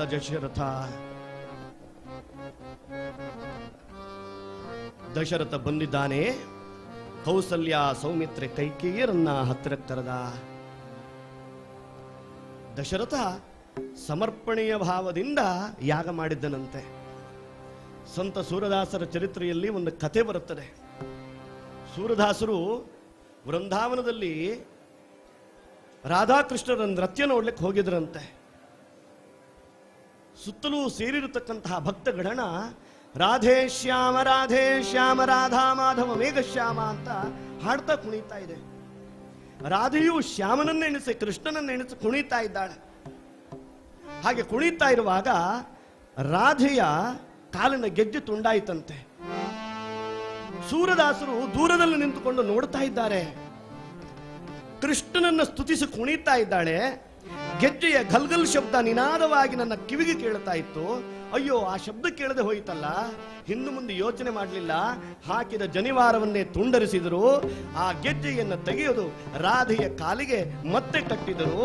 ಯಾರೊಬ್ರು ಬಂದು ಕೇಳಿದ್ರಂತೆ, ದಾಸರೇ, ನಿಮ್ಮ ಜನಿವಾರ ಎಲ್ಲೂ ಹೋಯಿತು? ಸೂರದಾಸರಂತಾರೆ, ನನ್ನ ಜನಿವಾರ ಜನನಿಯ ಪಾದದಲ್ಲಿ ಸಾರ್ಥಕವಾಯಿತು ಅಂತಾರೆ. ಸಮರ್ಪಣೆ ಅಂದ್ರೆ ಇದು. ದಶರಥ ಸಮರ್ಪಣಾ ಭಾವದಿಂದ ಯಾಗವನ್ನು ಮಾಡಿದ. ಯಜ್ಞ ಪುರುಷ ಪಾಯಸವನ್ನು ಕೊಟ್ಟಿದ್ದಾನೆ. ಪಾಯಸವನ್ನ 2 ಭಾಗ ಮಾಡಿದ. ಒಂದು ಭಾಗವನ್ನ ಕೌಸಲ್ಯಗೆ ಕೊಟ್ಟ. ಉಳಿದ ಅರ್ಧ ಭಾಗದಲ್ಲಿ ಒಂದನ್ನ ಕೈಕೇಯಿ ಕೊಟ್ಟ. ಆ ಉಳಿದ ಅರ್ಧ ಭಾಗದಲ್ಲಿ ಕೌಸಲ್ಯ ಕೈಕೇಯಿಯರು ಇಬ್ಬರು ಸ್ಪರ್ಶಿಸಿ ಅದನ್ನ ಸೌಮಿತ್ರಿಗೆ ಕೊಡ್ತಾರೆ.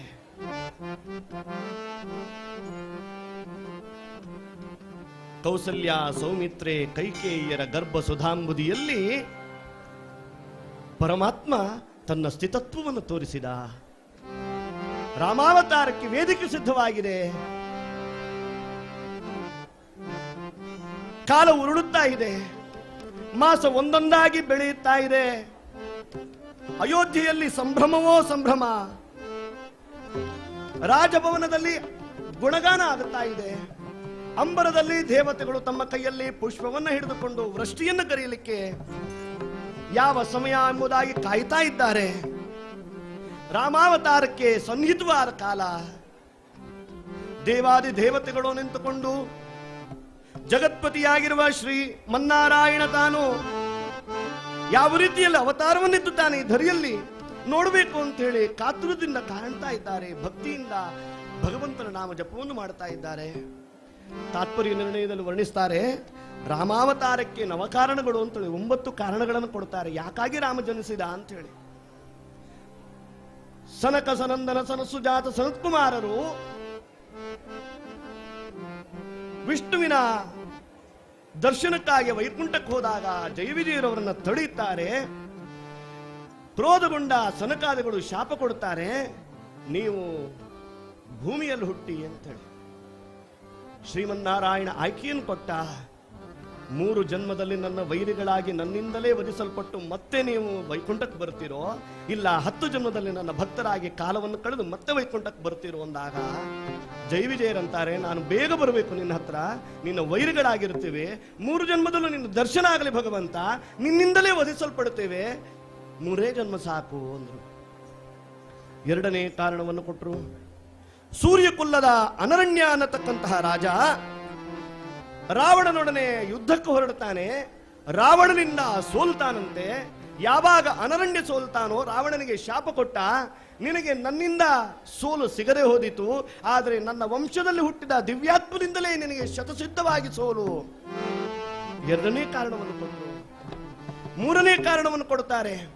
ವೇದವತಿ ನಾಮಕಳಾದ ಋಷಿಕನ್ಯೆ ಮಹಾವಿಷ್ಣುವನ್ನೇ ಪತಿಯಾಗಬೇಕು ಅನ್ನೋದಾಗಿ ತಪಸ್ಸನ್ನು ಮಾಡಿ ಕುಳಿತುಕೊಂಡಾಗ ರಾವಣ ಈಕೆಯನ್ನ ಬಯಸಿ ನಿನ್ನ ಪತಿ ನಾನೇ, ನನ್ನನ್ನೇ ಮದುವೆಯಾಗು ಅಂತ ಹೇಳಿ ಒತ್ತಾಯ ಮಾಡ್ತಾನೆ. ಆವಾಗ ವೇದವತಿ ಶಾಪ ಕೊಡ್ತಾಳೆ, ಮುಂದಕ್ಕೆ ನಾನು ಅವತರಿಸಿ ವಿಷ್ಣುವನ್ನೇ ಪತಿಯಾಗಿ ಪಡೆದು ನನ್ನ ಪತಿಯಿಂದಲೇ ನಿನ್ನ ಮರಣವನ್ನು ಮಾಡಿಸ್ತೇನೆ ಅನ್ನೋದಾಗಿ ಶಾಪ. 4ನೇ ಕಾರಣವನ್ನು ಕೊಡುತ್ತಾರೆ. ಉತ್ತರ ಕೋಸಲದ ದೇಶ ರಾಜನಾಗಿರತಕ್ಕಂತಹ ಭಾನುಮಂತ ಕೌಸಲ್ಯ ಅಪ್ಪ ವಿಷ್ಣುವನ್ನು ಕುರಿತಾಗಿ ತಪಸ್ಸು ಮಾಡಿದೆ.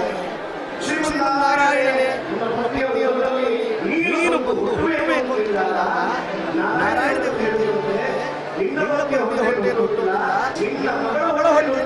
ಮೊಮ್ಮಗನಾಗಿ ನಾನು ಬರ್ತೇನೆ ಅಂತ ಹಾಗಾಗಿ ಬ್ರಹ್ಮಾದಿ ದೇವರು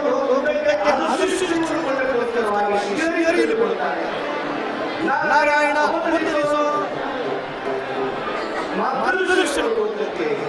ಹಾಗಾಗಿ ನಾವು 6ನೇ ಕಾರಣವನ್ನು ಕೊಡುತ್ತಾರೆ. ಪರಶುರಾಮನನ್ನ ಲೋಕದ ರಕ್ಷಣೆಗಾಗಿ ಉಳಿಯಬೇಕಾಗಿತ್ತು. ಹಾಗಾಗಿ ಧರ್ಮೋದ್ಧಾರ, ಮಾನವ ನೀತಿ, ಧರ್ಮ ಪಾರಾಯಣ ಇದರ ಜಗತ್ತು ಉಳಿಯಬೇಕು ಅಂತೇಳಿ ಪರಶುರಾಮನು ಮತ್ತೆ ವೈಕುಂಠಬೇಕಾಗಿತ್ತು. ಹಾಗಾಗಿ ಒಂದು ಭಾರ್ಗವ ರಾಮರ ಜಗತ್ತಿನಲ್ಲಿ ಪರರಾಮರ ಹಾಗಾಗಿ ಶಬರಿ ಗುಹಾ ಶರಭಂಗ ವಿರಾರ ಕಮಂದ ವಾಲ್ಮೀಕಿ ಅಗಸ್ತ್ಯ ಭಾರದ್ವಾಜ ಮುಂತಾದ ಧರ್ಮಾತ್ಮರ ಉದ್ಧಾರಕ್ಕಾಗಿ ರಾಮಾವತಾರ ಆಗುತ್ತದೆ. ಮತ್ತೊಂದು ಕಾರಣವನ್ನು ಕೊಡ್ತಾರೆ. ಅಂಬರೀಷನ ಮಗಳಾದ ಸುಮತಿಯನ್ನ ವಿಷ್ಣು ಮಾಯೆಗೊಳಗಾಗಿ ನಾರದರು ಮದುವೆಯಾಗಬೇಕಂತ ಬಯಸಿದ್ರಂತೆ. ಆವಾಗ ಸುಮತಿ ನಾರದರನ್ನ ಮದುವೆ ಆಗಲಿಲ್ಲ, ಶ್ರೀಮನ್ನಾರಾಯಣನನ್ನೇ ಮದುವೆ ಆದ್ಲು. ಶಾಪ ಕೊಡ್ತಾರೆ ನಾರಾಯಣನಿಗೆ, ಹೇ ನಾರಾಯಣ ಕಣ್ಣೀರನ್ನು ಸುರಿಸುವಂತಾಗಿ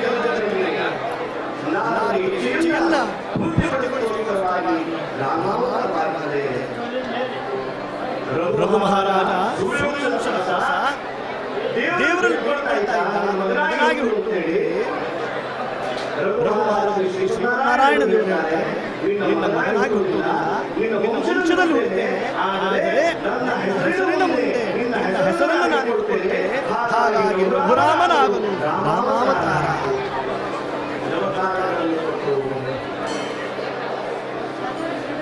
ತತೋ ಯಜ್ಞೆ ಸಮಾಪ್ತೆ ಧೂಮ್ರಾಕ್ಷ ಸಮೈತ್ಯ ತತಶ್ಚ ಭಾಷಾಸೆ ಚೈತ್ರೇ ನಮಾಮಿ ವಿಧುತೋ.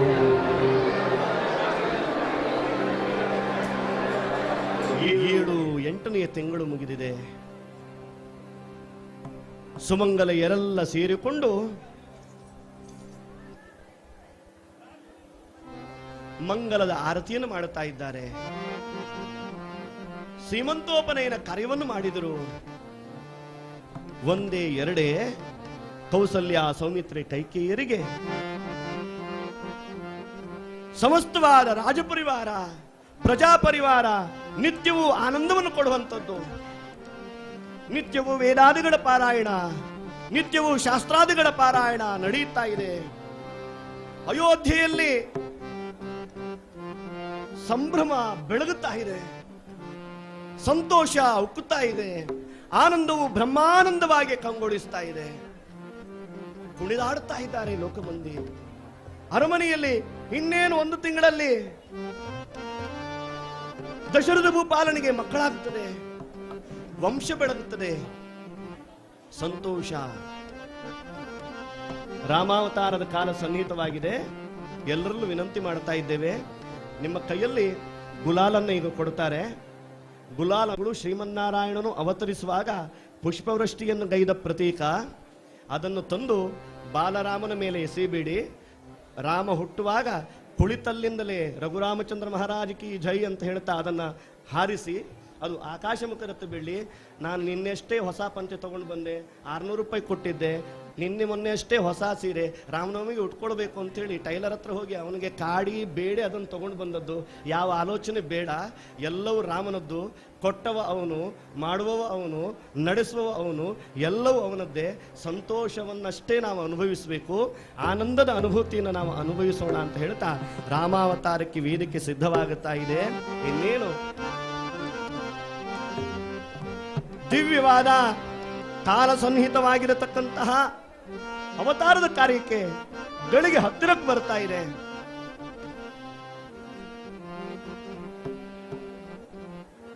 ಆನಂದ, ಆನಂದವೂ ಆನಂದ, ಸಂತೋಷ ಬೆಳಗುತ್ತಾ ಇದೆ. ರಘುರಾಮಚಂದ್ರ ಮಹಾರಾಜ ಕೀ, ಬ್ರಹ್ಮ ಚೈತನ್ಯ ಗುರು ಭಗವಾನ ಕೀ, ಬ್ರಹ್ಮಾನಂದ ಗುರು ಭಗವಾನ ಕೀ.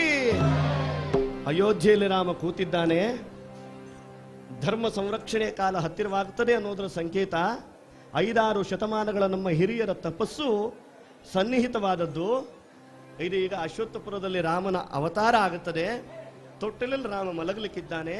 ವಶಿಷ್ಠಾದಿ ಗುರುಗಳು ತೊಟ್ಟಿಲಲ್ಲಿ ರಾಮನನ್ನ ಮಲಗಿಸ್ಲಿಕ್ಕಿದ್ದಾರೆ. ಹುಟ್ಟಿ ಆದ್ಮೇಲೆ ಅದಾದ್ಮೇಲೆ ನಾಮಕರಣಾದಿ ಶಾಸ್ತ್ರಗಳೆಲ್ಲ ಜರುಗುತ್ತದೆ.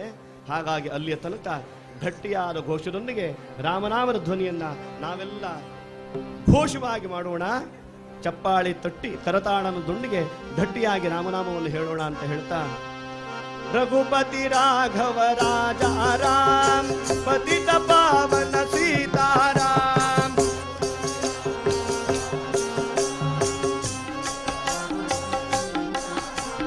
ರಘುಪತಿ ರಾಘವ ರಾಜ ರಾಮ್ ಪತಿತ ಪಾವನ ಸೀತಾರಾಮ್.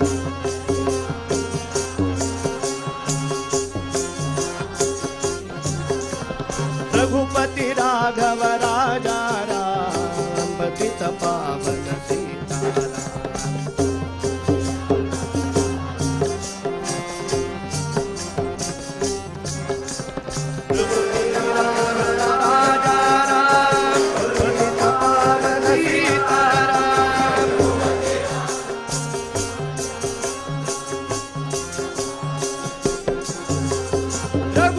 राघव राजा राम पतित पावन सीताराम.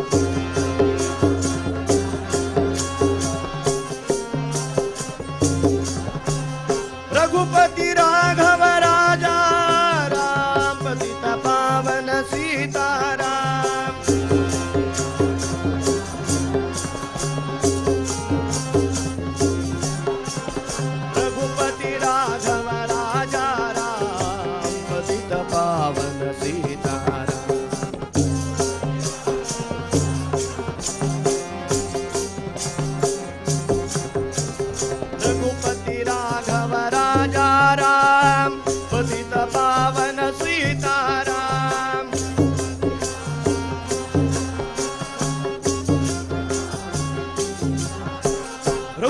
रामचंद्र भगवान की, सद्गुरु ब्रह्म चैतन्य गुरु भगवान की, सद्गुरु ब्रह्मानंद गुरु भगवान की। रघुपति राघव राजा राम, पतित पावन सीताराम।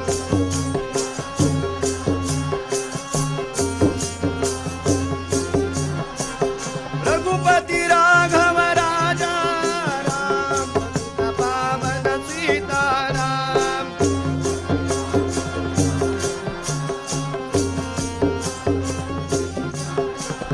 रघुपति राघव राजा राम, पतित पावन सीताराम।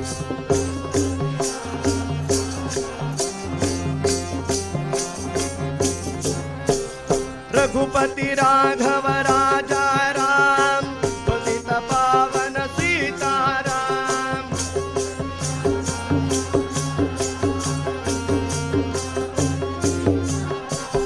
प्रभु रामचंद्र भगवान की, ब्रह्म चैतन्य गुरु भगवान की, ब्रह्मानंद गुरु भगवान की।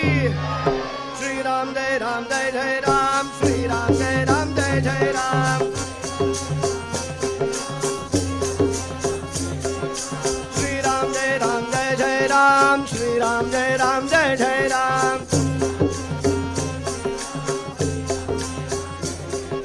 श्री राम जय जय राम, श्री राम जय जय राम।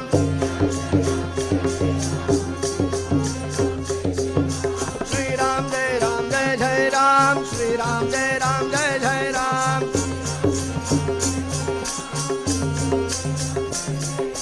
श्री राम जय जय राम, श्री राम जय जय राम।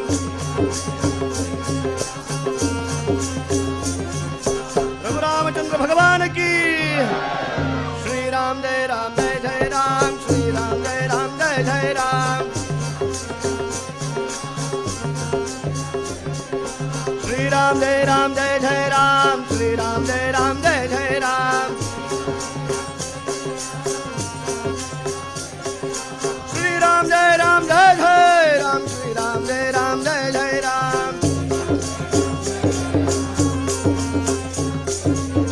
श्री राम जय जय राम, श्री राम जय जय राम।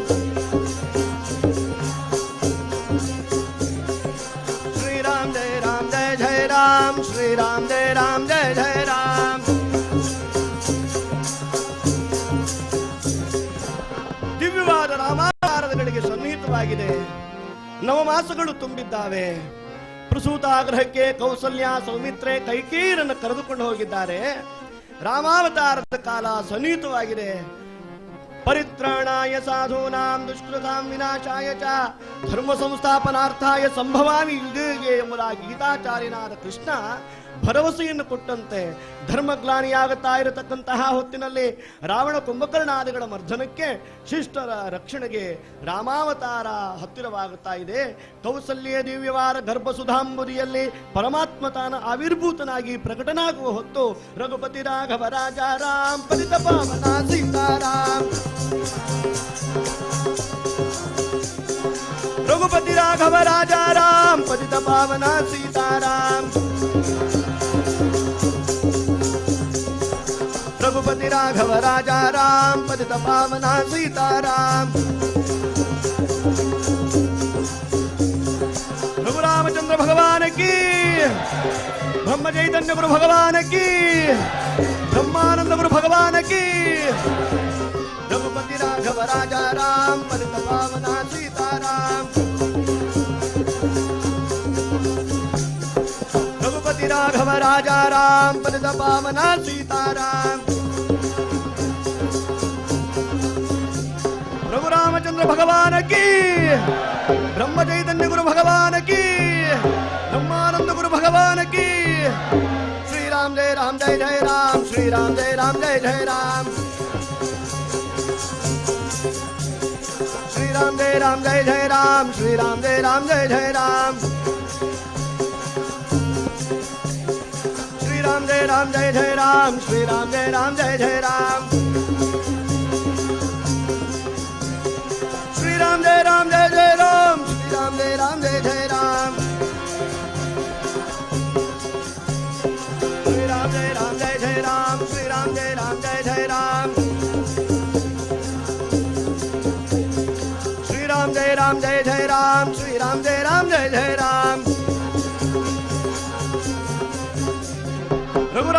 भगवान की। श्री राम जय जय राम, श्री राम जय जय राम, श्री राम जय जय राम, श्री राम जय जय राम, श्री राम जय जय राम, श्री राम जय जय राम, श्री राम जय जय राम,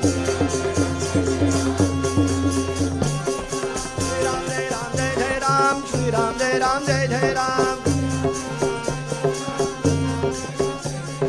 श्री राम जय जय राम, श्री राम जय जय राम, श्री राम जय जय राम, श्री राम जय जय राम, श्री राम जय जय राम, श्री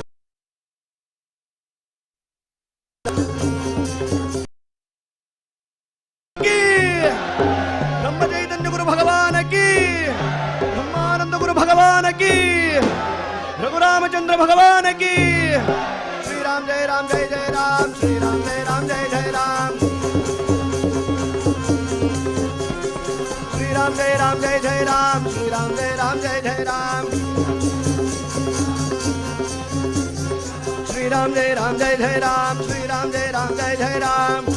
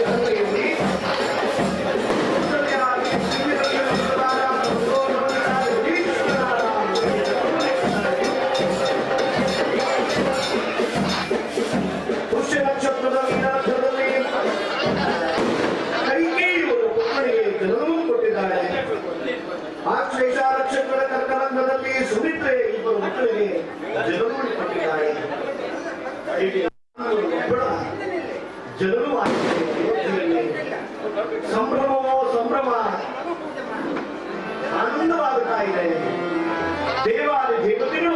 ಪುಷ್ಪವೃಷ್ಟಿಯನ್ನು ಕರೆದಿದ್ದಾರೆ. ಲೋಕಕ್ಕೆ ಶ್ರೀಮನ್ನಾರಾಯಣ ಅವತಾರವನ್ನು ಎತ್ತಿದ ಮಂದಮತಿಗೆ ಶ್ರೀ ನರಸಿಂಹಗೆ ತಂದೆದಾರನು ತಾಯಿದಾವಳು ಮಂದರಿಸುವರೆ ಬಂದ ಕೂರ್ಮಗಿತಂಗ ಹಿತೆ ಬ್ರಹ್ಮನ ಪ್ರಣಯ ಜಲದಿಯೊಳೊಂದೆ ವಟಪತ್ರದಲ್ಲಿ ಮಲಗಿದ ಚಂದ್ರದಲ್ಲಿ ಶ್ರೀರಮಣನ ನಿತ್ಯರು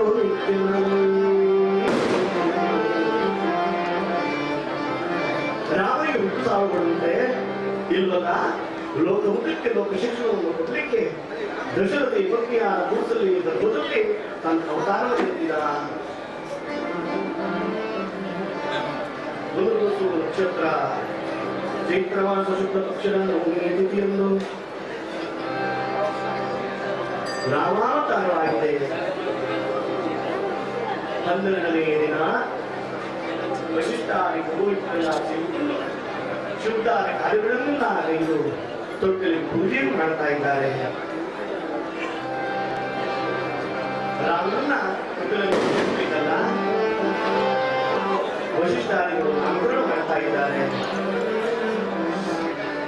ಯಸ್ಮಿನ್ ರಮಂತೆ ಮುನಯೋ ವಿದ್ಯೆಯಾಜ್ಞಾನಿ ವಿಪ್ಲವೆ ತಂ ಗುರುಃ ಪ್ರಾಹರಾಮೇತಿ ಶ್ರವಣಾಗ್ರಾವೈದ್ಯಪಿ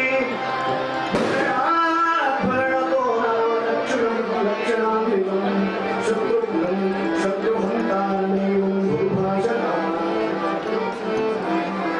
ವಾಲ್ಮೀಕಿ ಋಷಿಗಳು ಮಾಡ್ತಾರೆ. ಯಾವ ಮುಖವನ್ನು ನೋಡಿದಾಗ ರಮಣೀಯ ಆ ಮಗುವಿಗೆ ರಾಮ ಮುಂದಾಗಿ ನಾಮಕರಣ ಮಾಡಿದರು. ಚಿತ್ತಂ ರಮಯದಿ ರಾಮ. ಆ ಮಗುವಿನ ದಿವ್ಯವಾದ ಮುಖವನ್ನು ನೋಡಿದಾಗ ಮನಸ್ಸು ಆನಂದಗೊಳ್ತಾ ಇತ್ತು. ಕೌಸಲ್ಯ ಮಗುವಿಗೆ ರಾಮಾಂತಾಗಿ ನಾಮಕರಣವನ್ನು ಕೊಟ್ಟರು. ರಾಜ್ಯವನ್ನು ರಕ್ಷಣೆ ಮಾಡತಕ್ಕಂತಹ ಸಮಸ್ತವಿವಾದ ಭಾರವನ್ನು ಭರಣ ಮಾಡತಕ್ಕಂತಹ ಮುಖದಲ್ಲಿ ಕಾಂತಿಯನ್ನು ಹೊಂದಿರತಕ್ಕಂತಹ ಕೈಕೇಯಿಯ ಮಗುವಿಗೆ ಭರತಾನುರಾಗಿ ನಾಮಕರಣ ಮಾಡ್ತಾರೆ. ಸೌಮಿತ್ರಿಯ ಮಕ್ಕಳಲ್ಲಿ ದಿವ್ಯ ಲಕ್ಷಣಯುಕ್ತವಾದ ಮಗುವಿಗೆ ಲಕ್ಷ್ಮಣಾನುರಾಗಿ ಹೆಸರಿಡ್ತಾರೆ. ನೋಡಿದ ಕೂಡಲೇ ಶತ್ರುಗಳಿಗೆ ಭೀತಿ ಹುಟ್ಟುವಂತಹ ಮಗುವುಳ್ಳ ಸೌಮಿತ್ರಿಯ ಮತ್ತೊಬ್ಬ ಮಗುವಿಗೆ ಶತ್ರುಘ್ನಾನುರಾಗಿ ನಾಮಕರಣ ಮಾಡಿದರು. ರಾಮ ಲಕ್ಷ್ಮಣ ಭರತ ಶತ್ರುಘ್ನಾನುರಾಗಿ ಹೆಸರನ್ನ ವಶಿಷ್ಠರು ನಾಮಕರಣ ಮಾಡ್ತಾ ಇದ್ದಾರೆ.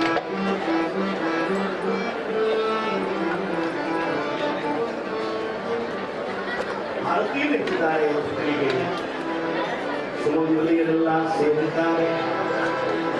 ಆನಂದವೋ ಆನಂದ, ಸಂಭ್ರಮವೇ ಸಂಭ್ರಮ, ರಾಜಭವನದಲ್ಲಿ ಸಂಭ್ರಮವೇ ಸಂಭ್ರಮ.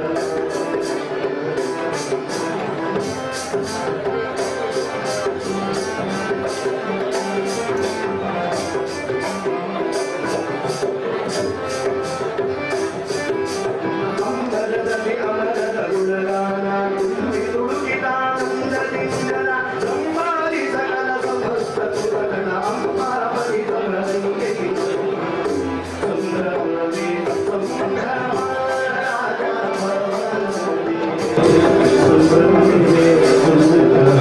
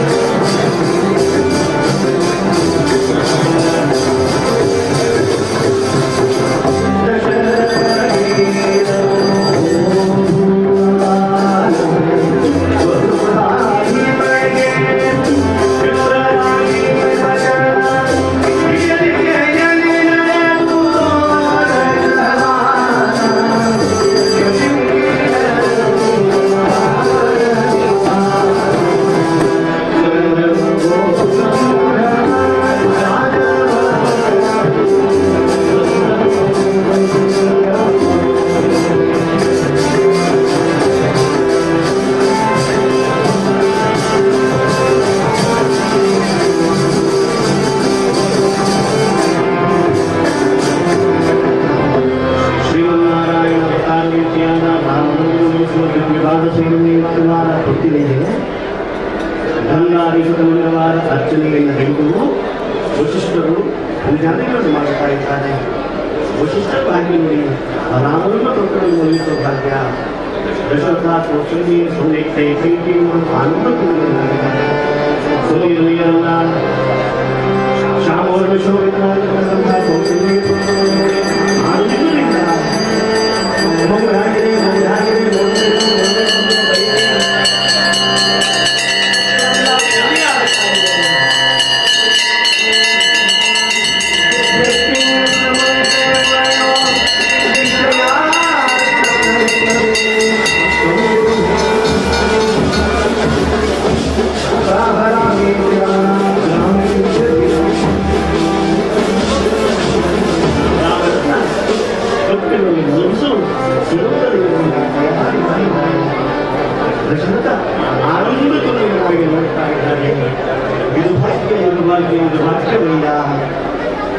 ಸಂಭ್ರಮ ತುಂಬಿಕೊಳ್ಳುತ್ತಾ ಇದೆ. ವಶಿಷ್ಠರ ಮಾರ್ಗದರ್ಶನದಂತೆ ಸೌಂದರ್ಯವಿದೆ. ಬಂಗಾರದ ಜೊತೆಯಲ್ಲಿ ರಾಮನನ್ನು ಬಯಸುವುದಕ್ಕೆ ತಯಾರಾಗ್ತಾ ಇದ್ದಾರೆ. ಜೋಡಾಡಲಿಕ್ಕೆ ಜಗವಿರಾಮನಿಗೆ ಆತ್ಮಾರಾಮನಿಗೆ ಪಾಪರಾಶಿಗಳಿಗೆ ಸೂರ್ಯವಂಶೋದ್ಧಾರಿಗಳಿಗೆ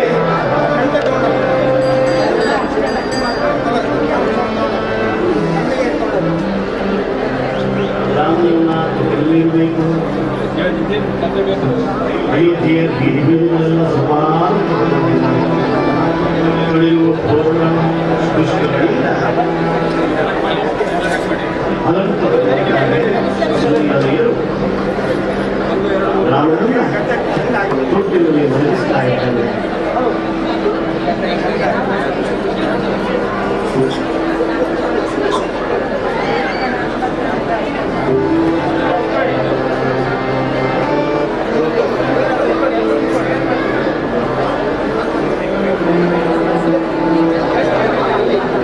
ಆನಂದ ತುಂಬಿದೆ.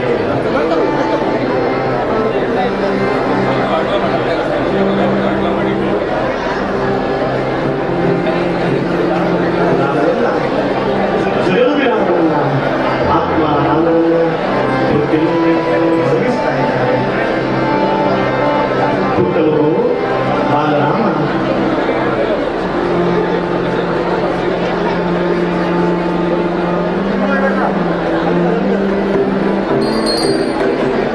ತೊಟ್ಟಿಲಲ್ಲಿ ಮಲಗಿಸ್ತಾ ಇದ್ದಾರೆ. ಲೀಲಾವಿರೋಧವನ್ನು ಲೋಕಕ್ಕೆ ತೋರಿಸ್ತಾ ಇದ್ದಾರೆ.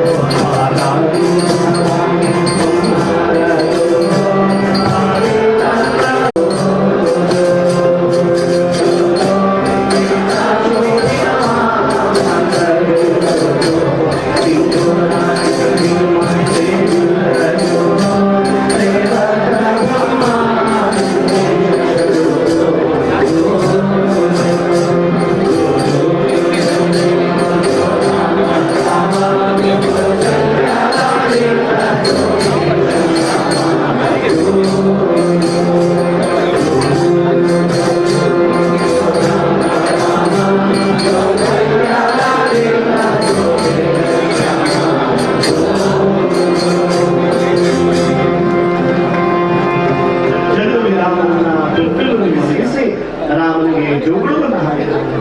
ಆರತಿಯನ್ನು ಇಟ್ಟಿದ್ರು ದೇವಾದಿ ದೇವತೆಗಳು.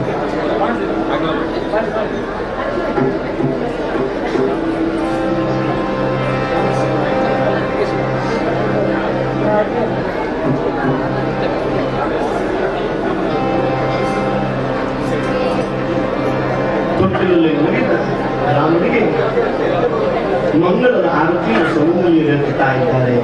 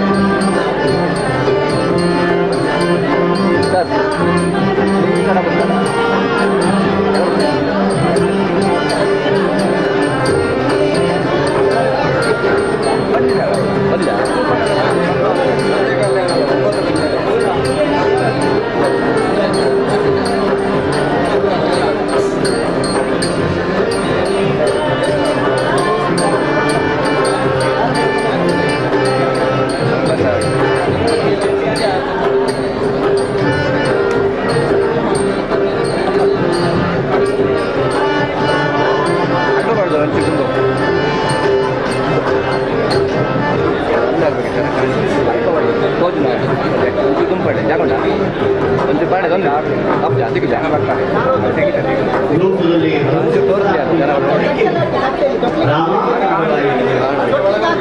ದಶರಥನಲ್ಲಿ ಅಯೋಧ್ಯೆಯಲ್ಲಿ ಆನಂದ ತುಂಬಿಕೊಳ್ಳುತ್ತಾರೆ.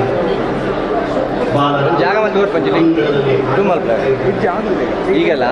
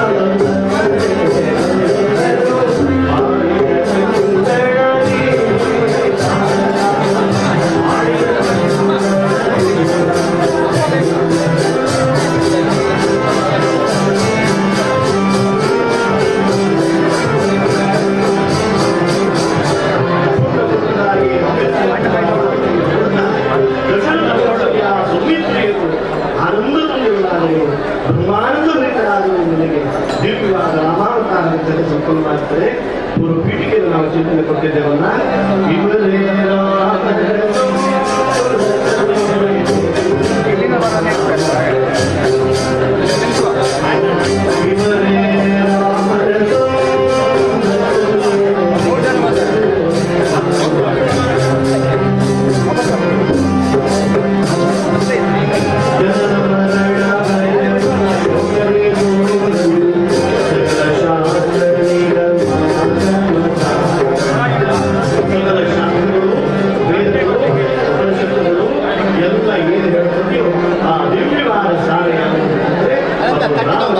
ಹೇಳ್ತಾ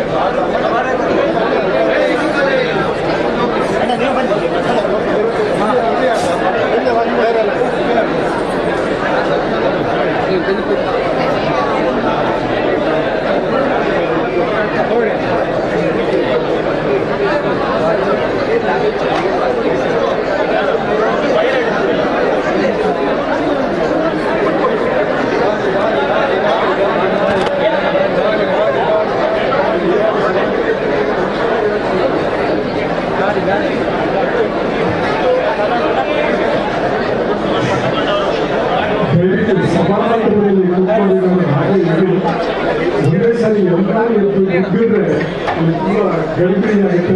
ನಿಧಾನವಾಗಿ ಬಂದು ಸಾಕಷ್ಟು ಸಮಯ ಇರುತ್ತೆ. ಬಾಲರಾಮನ ದರ್ಶನ ಎಲ್ಲರಿಗೂ ಸಿಗುತ್ತೆ. ಎಲ್ಲರೂ ತೊಟ್ಟಿಲ ಕಾಣಿಕೆಯನ್ನು ಸಮರ್ಪಿಸಿ ಪ್ರಸಾದವನ್ನು ತೆಗೆದುಕೊಳ್ಳೋ ತನಕ ತೊಟ್ಟಿಲನ್ನು ತೆಗೆಯೋದಿಲ್ಲ. ಆದ್ರಿಂದ ಯಾರು ಅವಸರ ಮಾಡಬೇಡಿ, ನಿಧಾನವಾಗಿ.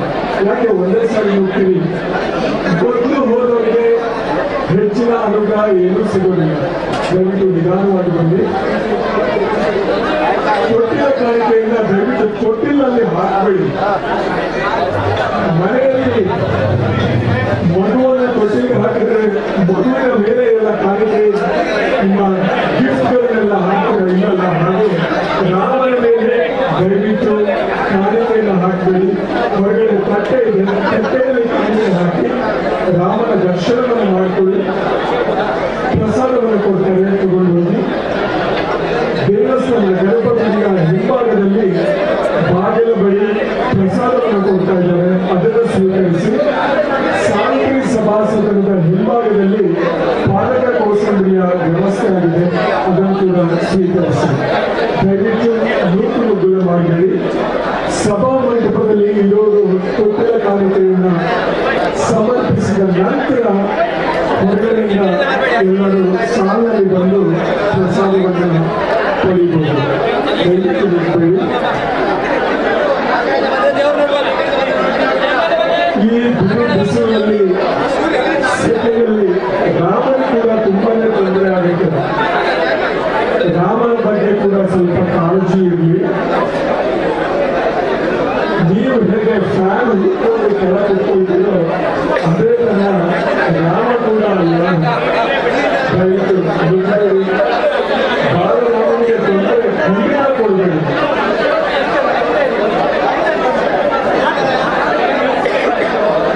ಮಧ್ಯಾಹ್ನದ ಮಹಾಪೂಜೆ ಅನಂತರದ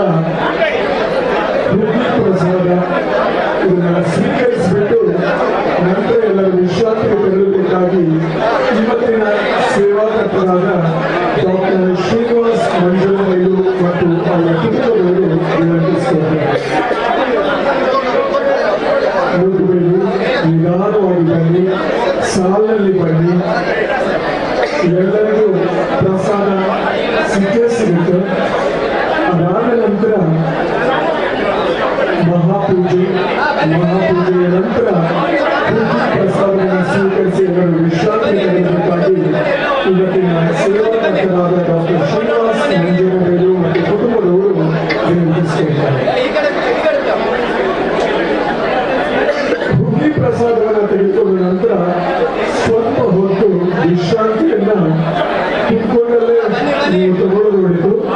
ಅದಾದ ನಂತರ 2:30ಗೆ ಶಂಕರ ವೇದಿಕೆಯಲ್ಲಿ ಆಹ್ವಾನಿತ ಕಲಾವಿದರಿಂದ ರಾವಣ ವಧೆ ಮತ್ತು ಶ್ರೀರಾಮ ನಿಜ ಪಟ್ಟಾಭಿಷೇಕ ಪ್ರಸಂಗದ ಕುರಿತಂತೆ ತಾಳಮದ್ದಲೆ ಕಾರ್ಯಕ್ರಮವಿದೆ.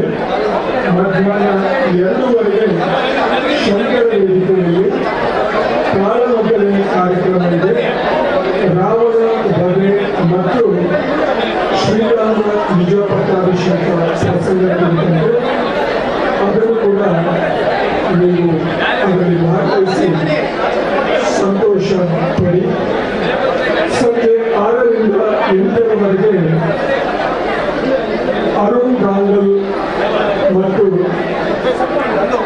ಸ್ವರಪ್ರಿಯ ಪುಣೆ ಅವರಿಂದ ಮರಾಠಿ ಅಭಂಗಗಳು ಈ ಕಾರ್ಯಕ್ರಮ ಇರುತ್ತೆ.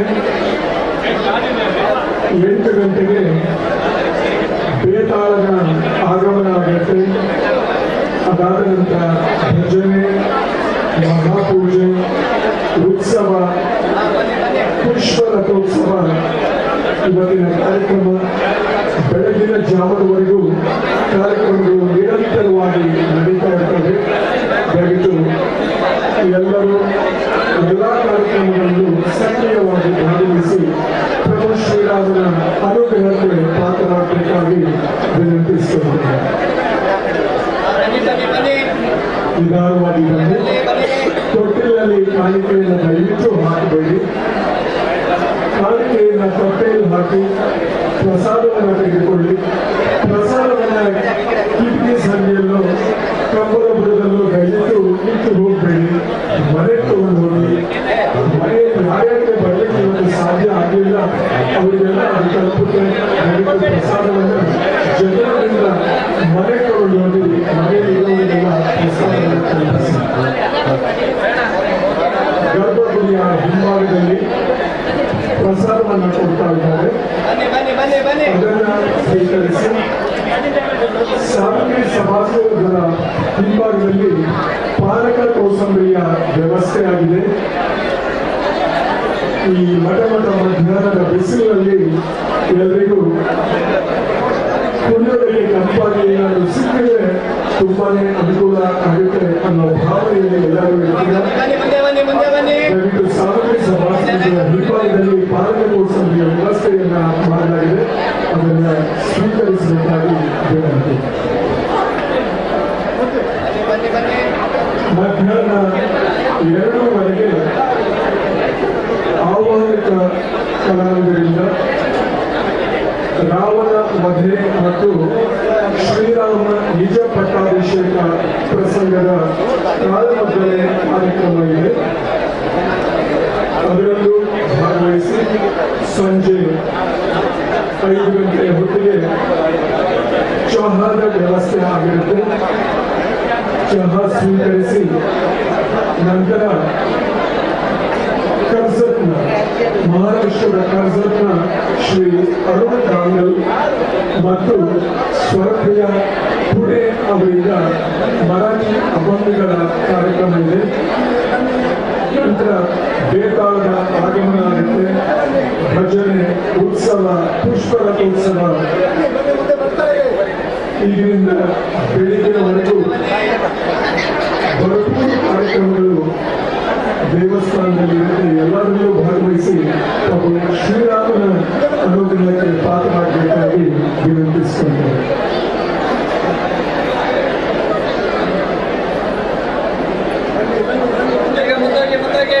ಮಧ್ಯಾಹ್ನ ಮಹಾಪೂಜೆ ನಂತರ ಹುಂಡಿ ಪ್ರಸಾದವನ್ನು ಸ್ವೀಕರಿಸಿ ವಿಶ್ರಾಂತಿಗೆ ತೆರಳಬೇಕಾಗಿ ಇವತ್ತಿನ ಸೇವಾಕರ್ತರಾದ ಡಾಕ್ಟರ್ ಶ್ರೀನಿವಾಸ್ ಮಂಜನಮಯ್ಯ ಮತ್ತು ಅವರ ಕುಟುಂಬದವರು ವಿನಂತಿಸಿಕೊಂಡಿದ್ದಾರೆ.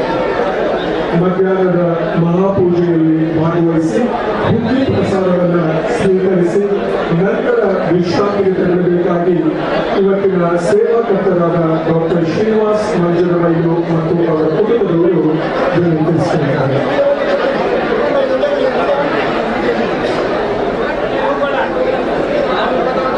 ಹೊರಗಡೆ ನಿಂತವರಿಗೆ ಸ್ವಲ್ಪ ಅಸಹನೆ ಆಗ್ತಾ ಇರೋದು ಸಹಜ. ಇದೊಂದು 2 ನಿಮಿಷದಲ್ಲಿ ಸಭಾಮಂಟಪದಲ್ಲಿ ಇರೋರೆಲ್ಲ ಪ್ರಸಾದವನ್ನು ತೆಗೆದುಕೊಂಡು ಹೊರಗೋಗ್ತಾರೆ. ಅನಂತರ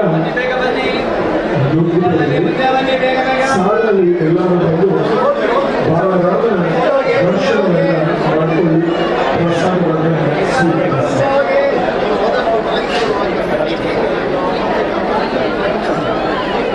ಶೃಂಗೇರಿಯ ಶ್ರೀಗಳು ಅಶ್ವತ್ಥಪುರಕ್ಕೆ ಬಂದಾಗ ಅವರಿಗೆ ವಾಸ್ತವ್ಯಕ್ಕೆ ಒಂದು ವ್ಯವಸ್ಥೆಯನ್ನು ಮಾಡಬೇಕು ಅಂತ ಹೇಳಿ ಈಗ ಕೆಲವು ವರ್ಷಗಳಿಂದ ಪ್ರಯತ್ನ ನಡೀತಾ ಇದೆ. ಈಗಾಗಲೇ ಗೋಶಾಲೆಯ ಮುಂಭಾಗದಲ್ಲಿ ದೇವಸ್ಥಾನದ ಹಿಂಬದಿಯಲ್ಲಿ ಜಾಗವನ್ನು ಗುರುತಿಸಿ ಕಳೆದ ವರ್ಷ ಶೃಂಗೇರಿಯ ಶ್ರೀಗಳವರು ಅಶ್ವತ್ಥಪುರಕ್ಕೆ ಬಂದಾಗ ಅವರಿಂದ ಶಿಲಾನ್ಯಾಸವನ್ನು ಕೂಡ ಮಾಡಿಸಲಾಗಿದೆ. ಆ ಸ್ಥಳದಲ್ಲಿ ಗುರುಭವನವನ್ನು ಕಟ್ಟಿಸಬೇಕು ಅನ್ನೋ ಉದ್ದೇಶದಿಂದ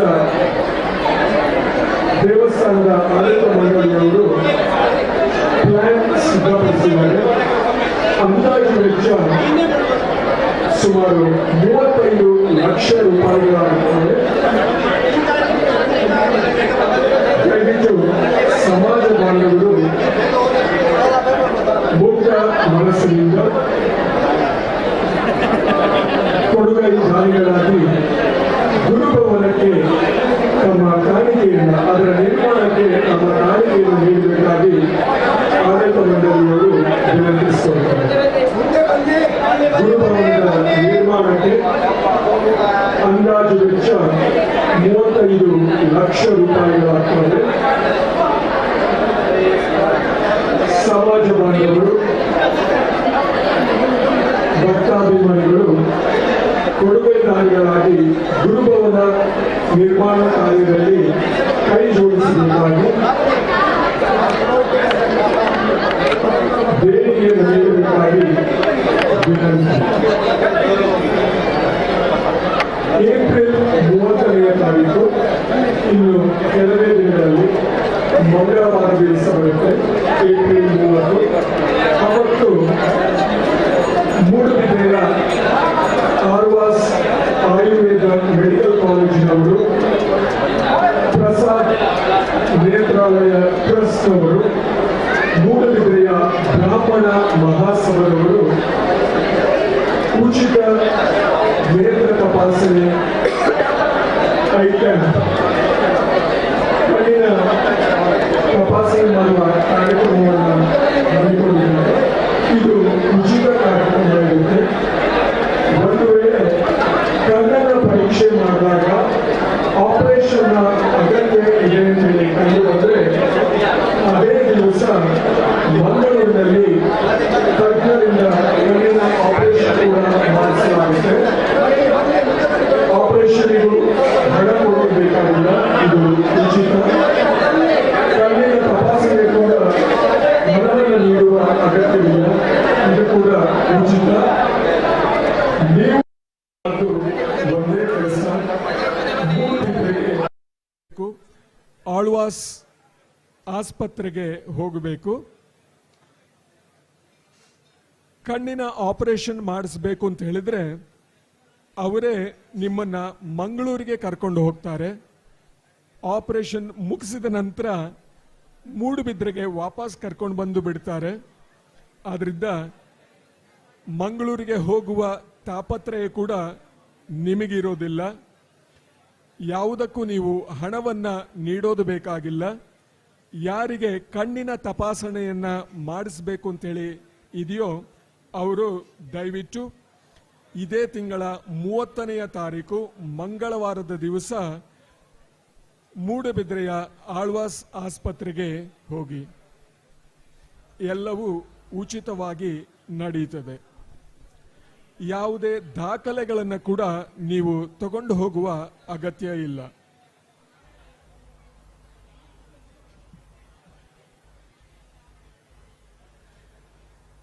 ಈ ಸಾರಿ ಬಂಧುಗಳೆಲ್ಲ ಇಷ್ಟೊಂದು ಶಾಂತ ರೀತಿಯಲ್ಲಿ ಸಾಲಿನಲ್ಲಿ ಬರ್ತಾ ಇರೋದು ನೋಡಿದ್ರೆ ತುಂಬಾನೇ ಖುಷಿ ಆಗುತ್ತೆ. ಕೊನೆವರೆಗೂ ಇದೇ ತರಹ ಸಾಲಿನಲ್ಲಿ ಬಂದು ರಾಮನ ದರ್ಶನವನ್ನ ಮಾಡಿಕೊಂಡು ಪ್ರಸಾದವನ್ನ ಸ್ವೀಕರಿಸಿಕೊಂಡು ಹೋಗ್ತಾ ಇದ್ರೆ ಪ್ರಭು ಶ್ರೀರಾಮನ ಪರಿಪೂರ್ಣ ಅನುಗ್ರಹ ನಿಮ್ಮ ಎಲ್ಲರ ಮೇಲೂ ಇರ್ತದೆ. ಕುಂಕುಮ ಪ್ರಸಾದವನ್ನ ತೆಗೆದುಕೊಂಡವರು ದಯವಿಟ್ಟು ಅದನ್ನ ಮನೆಗೆ ತಗೊಂಡು ಹೋಗಿ, ಯಾರಿಗೆ ರಾಮೋತ್ಸವದಲ್ಲಿ ಭಾಗವಹಿಸುವುದಕ್ಕೆ ಬರೋದಕ್ಕೆ ಸಾಧ್ಯ ಆಗಿಲ್ಲ ಅವರಿಗೆ ಅದನ್ನ ತಲುಪಿಸಿ ದಯವಿಟ್ಟು. ಗರ್ಭಗುಡಿಯ ಹಿಂಭಾಗದಲ್ಲಿ ಪ್ರಸಾದವನ್ನು ಕೊಡ್ತಾರೆ. ಸಾವಿತ್ರಿ ಸಭಾಸದನದ ಹಿಂಭಾಗದಲ್ಲಿ ಪಾನಕ ಕೋಸಂಬರಿಯ ವ್ಯವಸ್ಥೆ ಆಗಿದೆ. ಆನಂತರ ಮಹಾಪೂಜೆ, ಹುಗ್ಗಿ ಪ್ರಸಾದ ಎಲ್ಲವನ್ನ ಸ್ವೀಕರಿಸಿ ವಿಶ್ರಾಂತಿಗೆ ತೆರಳಬೇಕಾಗಿ ಇವತ್ತಿನ ಸೇವಾಕರ್ತರಾದ ಡಾಕ್ಟರ್ ಶ್ರೀನಿವಾಸ್ ಮಂಜನಬೈಲು ಮತ್ತು ಅವರ ಕುಟುಂಬದವರು ವಿನಂತಿಸಿಕೊಳ್ತಾ ಇದ್ದಾರೆ.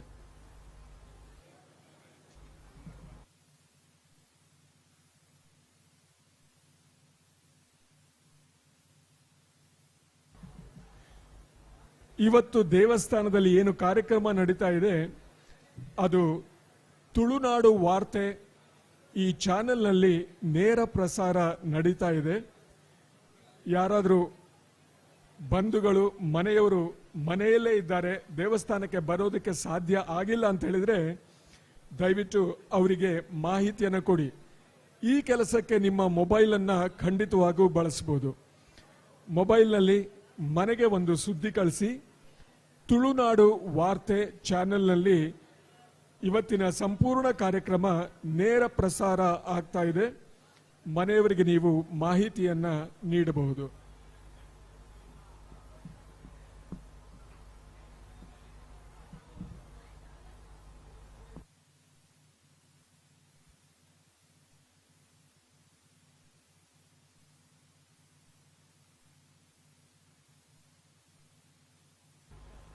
ಕಾಣಿಕೆಯನ್ನು ದಯವಿಟ್ಟು ತೊಟ್ಟಿಲಿನಲ್ಲಿ ಹಾಕಬೇಡಿ. ಪಕ್ಕದಲ್ಲೇ ತಟ್ಟೆ ಇದೆ, ತಟ್ಟೆಯಲ್ಲಿ ಕಾಣಿಕೆ ಹಾಕಿ.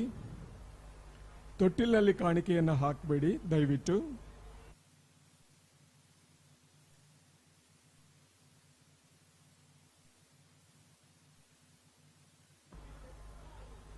ಗರ್ಭಗುಡಿಯ ಹಿಂಭಾಗದಲ್ಲಿ ಪ್ರಸಾದವನ್ನ ಕೊಡ್ತಾ ಇದ್ದಾರೆ, ಅದನ್ನು ಸ್ವೀಕರಿಸಿ.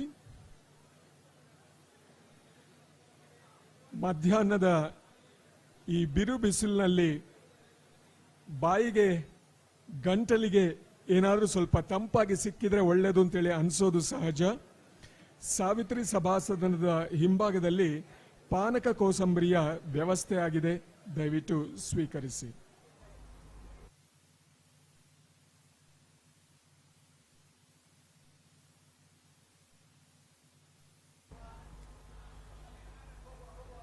ಕುಂಕುಮ ಹೂವಿನ ಪ್ರಸಾದವನ್ನ ಪೇಪರ್ ತುಂಡಿನಲ್ಲಿ ಹಾಕಿ ಕೊಡ್ತಾ ಇದ್ದಾರೆ. ದಯವಿಟ್ಟು ಅದನ್ನ ತಪ್ಪದೇನೆ ಮನೆಗೆ ತಗೊಂಡು ಹೋಗಿ ಯಾರಿಗೆ ಬರಲಿಕ್ಕೆ ಸಾಧ್ಯ ಆಗಿಲ್ಲೋ ಅವರಿಗೆ ಅದನ್ನ ಕೊಡಿ. ಇಲ್ಲೇ ಕಂಬದ ಬುಡದಲ್ಲೋ ಕಿಟಕಿಯ ಬಳಿಯೋ ಇಟ್ಟು ಹೋಗಬೇಡಿ.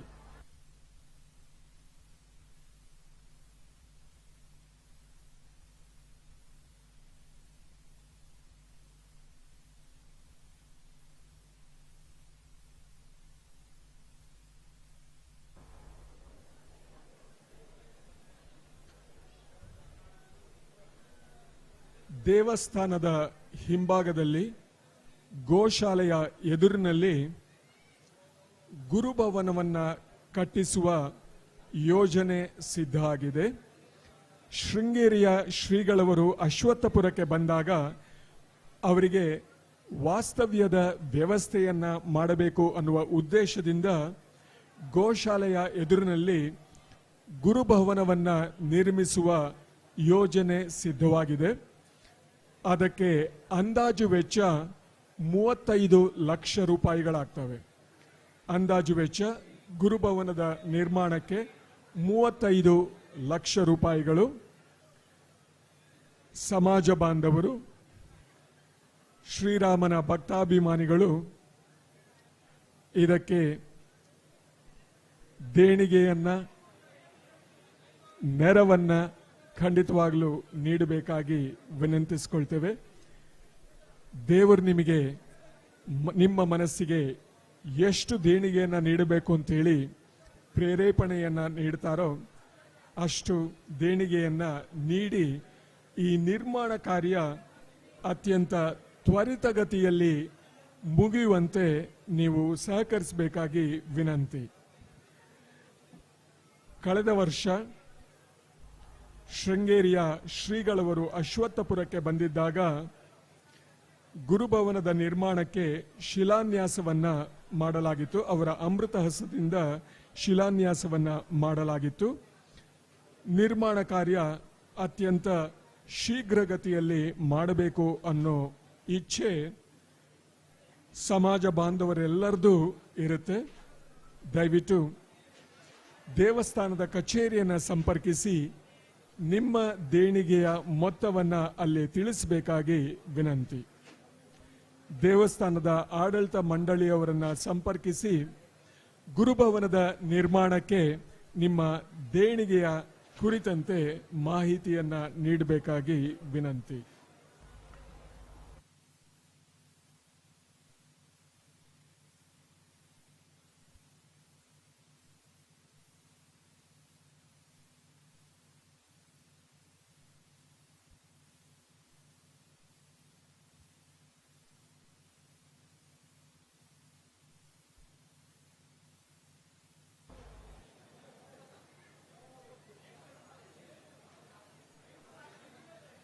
ಗರ್ಭಗುಡಿಯ ಹಿಂಭಾಗದಲ್ಲಿ ಪ್ರಸಾದವನ್ನು ಕೊಡ್ತಾ ಇದ್ದಾರೆ, ಅದನ್ನು ಸ್ವೀಕರಿಸಿ. ಸಾವಿತ್ರಿ ಸಭಾಸದನದ ಹಿಂಭಾಗದಲ್ಲಿ ಪಾನಕ ಕೋಸಂಬರಿಯ ವ್ಯವಸ್ಥೆಯನ್ನು ಮಾಡಲಾಗಿದೆ, ಅದನ್ನು ಸ್ವೀಕರಿಸಿ. ನಂತರ ಮಹಾಪೂಜೆ ಆಗ್ತದೆ. ಹುಗ್ಗಿ ಪ್ರಸಾದವನ್ನ ನೀಡಲಾಗುತ್ತೆ. ಅವೆಲ್ಲವನ್ನ ಸ್ವೀಕರಿಸಿ ನಂತರ ವಿಶ್ರಾಂತಿಗೆ ತೆರಳಬೇಕಾಗಿ ಇವತ್ತಿನ ಸೇವಾಕರ್ತರಾದ ಡಾಕ್ಟರ್ ಶ್ರೀನಿವಾಸ್ ಮಂಜನಬೈಲು ಮತ್ತು ಅವರ ಕುಟುಂಬದವರು ವಿನಂತಿಸಿಕೊಳ್ತಾರೆ.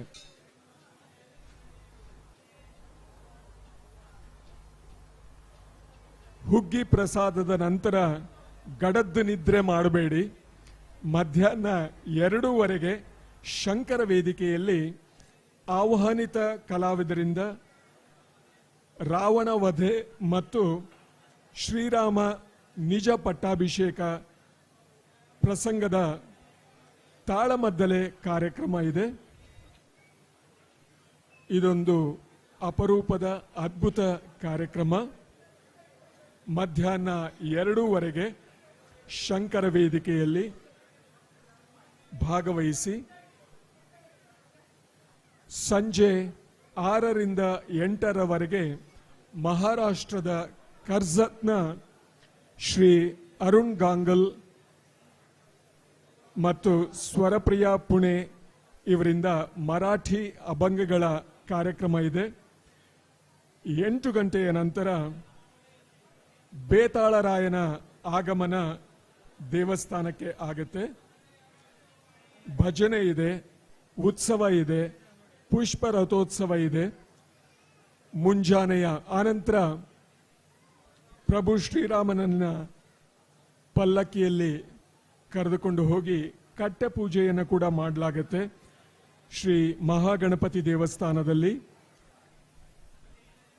ಶ್ರೀ ಮಾರುತಿ ಗುಡಿಯಲ್ಲಿ ಶ್ರೀ ಶಂಕರಾಚಾರ್ಯರ ಮಠದಲ್ಲಿ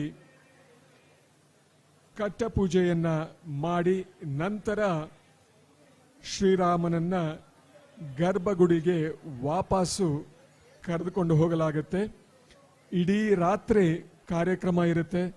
ದಯವಿಟ್ಟು ಎಲ್ಲರೂ ಸಕ್ರಿಯವಾಗಿ ಭಾಗವಹಿಸಿ ಪ್ರಭುವಿನ ಪರಿಪೂರ್ಣ ಅನುಗ್ರಹಕ್ಕೆ ಪಾತ್ರರಾಗಬೇಕಾಗಿ ವಿನಂತಿಸಿಕೊಳ್ತೇವೆ.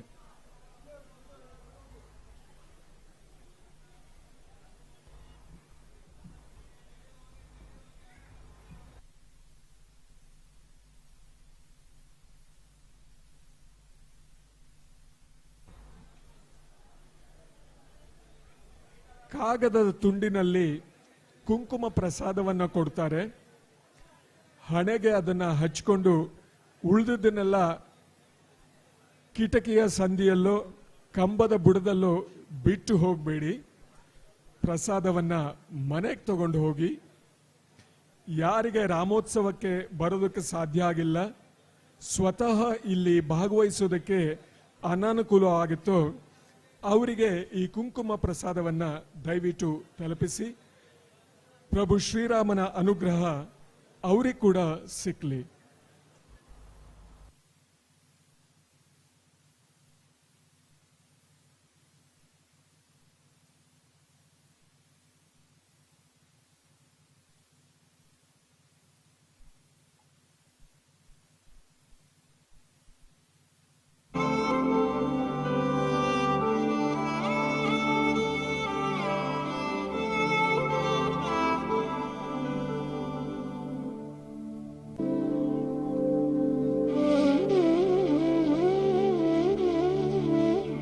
ಕಾಣಿಕೆಯನ್ನ ತಟ್ಟೆಯಲ್ಲಿ ಹಾಕಿ ದಯವಿಟ್ಟು ತೊಟ್ಟಿಲಿನಲ್ಲಿ ಹಾಕಬೇಡಿ.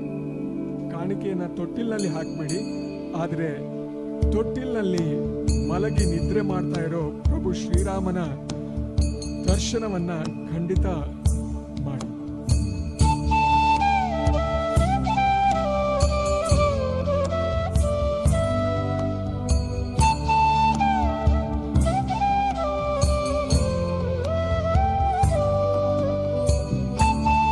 ಮಧ್ಯಾಹ್ನದ ಮಹಾಪೂಜೆಯಲ್ಲಿ ಭಾಗವಹಿಸಿ ಹುಗ್ಗಿ ಪ್ರಸಾದವನ್ನು ಸ್ವೀಕರಿಸಿದ ನಂತರ ಎಲ್ಲರೂ ವಿಶ್ರಾಂತಿಗೆ ತೆರಳಬೇಕಾಗಿ ಇವತ್ತಿನ ಸೇವಾಕರ್ತರಾದ ಡಾಕ್ಟರ್ ಶ್ರೀನಿವಾಸ್ ಮಂಜನಬೈಲು ಮತ್ತು ಅವರ ಕುಟುಂಬದವರು ವಿನಂತಿಸಿಕೊಳ್ತಾರೆ.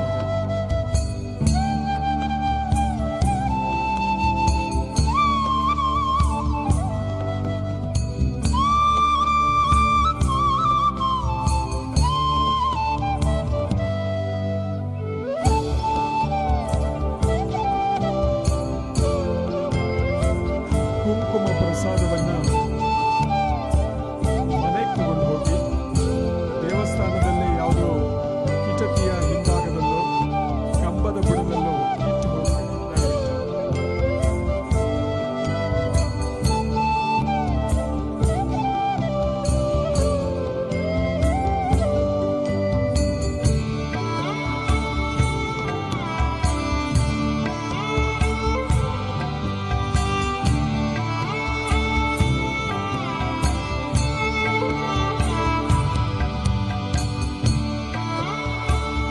ದೇವಸ್ಥಾನದ ಹಿಂಭಾಗದಲ್ಲಿ ಪ್ರಸಾದವನ್ನು ಕೊಡ್ತಾ ಇದ್ದಾರೆ. ಅದನ್ನು ಸ್ವೀಕರಿಸಿ ಸಾವಿತ್ರಿ ಸಭಾಸದನ ಹಿಂಭಾಗದಲ್ಲಿ ಪಾನಕ ಕೋಸಂಬರಿಯ ವ್ಯವಸ್ಥೆಯನ್ನು ಮಾಡಲಾಗಿದೆ. ಅದನ್ನು ಕೂಡ ದಯವಿಟ್ಟು ಸ್ವೀಕರಿಸಿ.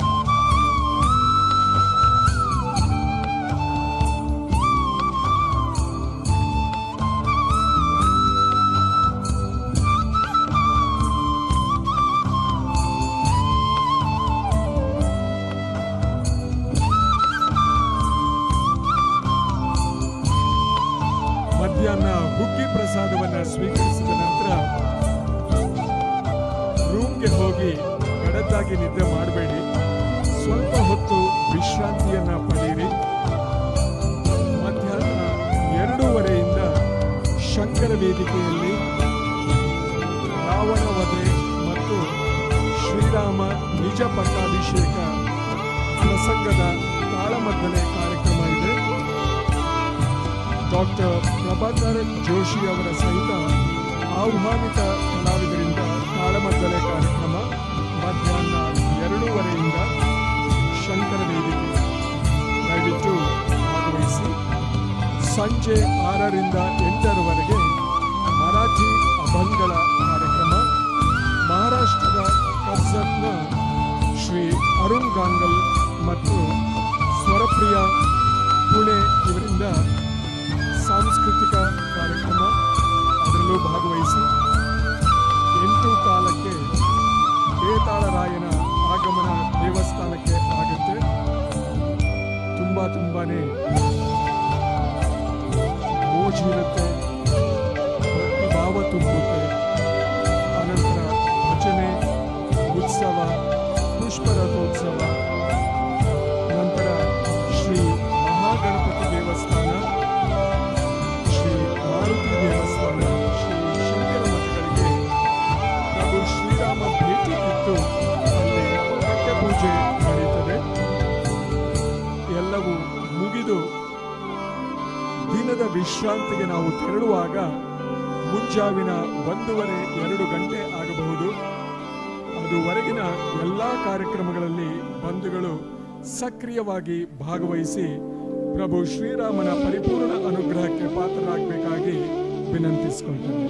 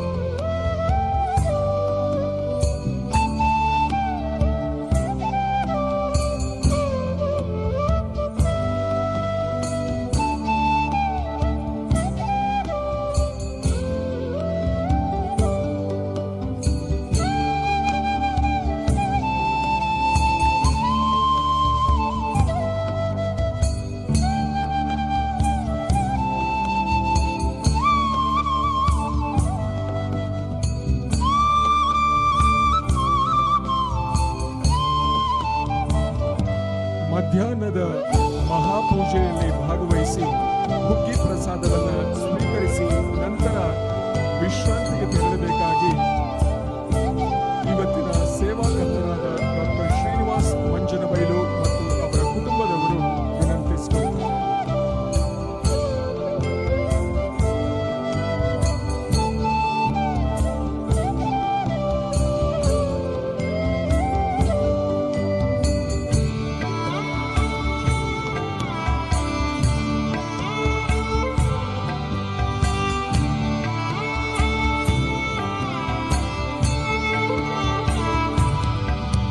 ಏಪ್ರಿಲ್ 30ನೇ ತಾರೀಕು ಮಂಗಳವಾರದ ದಿವಸ ಮೂಡುಬಿದ್ರೆಯ ಆಳ್ವಾಸ್ ಆಯುರ್ವೇದ ಮೆಡಿಕಲ್ ಕಾಲೇಜಿನ ಆಸ್ಪತ್ರೆ, ಪ್ರಸಾದ್ ನೇತ್ರಾಲಯ ಟ್ರಸ್ಟ್, ಮೂಡುಬಿದ್ರೆಯ ಬ್ರಾಹ್ಮಣ ಮಹಾಸಭಾದವರು ಜಂಟಿಯಾಗಿ ಉಚಿತ ಕಣ್ಣಿನ ತಪಾಸಣೆ ಕಾರ್ಯಕ್ರಮವನ್ನು ಹಮ್ಮಿಕೊಂಡಿದ್ದಾರೆ. ಏಪ್ರಿಲ್ 30ನೇ ತಾರೀಕು ಬೆಳಿಗ್ಗೆ 9ರಿಂದ ಮಧ್ಯಾಹ್ನ 3 ಗಂಟೆಯವರೆಗೆ ಮೂಡುಬಿದ್ರೆಯಲ್ಲಿ ಆಳ್ವಾಸ್ ಆಸ್ಪತ್ರೆಯಲ್ಲಿ ಈ ಕಣ್ಣಿನ ತಪಾಸಣೆ ಕಾರ್ಯಕ್ರಮ ನಡೆಯುತ್ತದೆ. ಎಲ್ಲವೂ ಉಚಿತವಾಗಿರ್ತದೆ. ತಪಾಸಣೆ ಮಾಡುವಾಗ ಒಂದು ವೇಳೆ ನಿಮಗೆ ಕಣ್ಣಿನ ಆಪರೇಷನ್ ಮಾಡಿಸಬೇಕು ಅನ್ನೋದು ತಿಳಿದು ಬಂದರೆ ಅದೇ ದಿವಸ ಅವರೇ ನಿಮ್ಮನ್ನು ಮಂಗಳೂರಿಗೆ ಕರ್ಕೊಂಡು ಹೋಗಿ ಅಲ್ಲಿ ತಜ್ಞರಿಂದ ಆಪರೇಷನ್ ಮಾಡಿಸಿ ನಂತರ ಮೂಡುಬಿದ್ರೆಗೆ ವಾಪಸ್ ಕರ್ಕೊಂಡು ಬಂದು ಬಿಡ್ತಾರೆ. ಇದು ಸಂಪೂರ್ಣ ಉಚಿತವಾಗಿರ್ತದೆ. ಯಾವುದೇ ದಾಖಲೆಯನ್ನು ನೀವು ತೆಗೆದುಕೊಂಡು ಹೋಗುವ ಅಗತ್ಯ ಇರುವುದಿಲ್ಲ. 9 ಗಂಟೆಯವರೆಗೆ ಏಪ್ರಿಲ್ 30ನೇ ತಾರೀಕಿನಂದು ನೀವು ಆಳ್ವಾಸ್ ಆಸ್ಪತ್ರೆಗೆ ಹೋದರೆ ಸಾಕು. ಮುಂದಿನ ಎಲ್ಲ ಕೆಲಸಗಳನ್ನು ಕಣ್ಣಿನ ತಪಾಸಣೆ ಕುರಿತಂತೆ, ಕಣ್ಣಿನ ಆಪರೇಷನ್ ಕುರಿತಂತೆ ಅವರೇ ಉಚಿತವಾಗಿ ನಡೆಸಿಕೊಡ್ತಾರೆ. ದಯವಿಟ್ಟು ಅಗತ್ಯ ಇದ್ದರೆ ಭಾಗವಹಿಸಿ.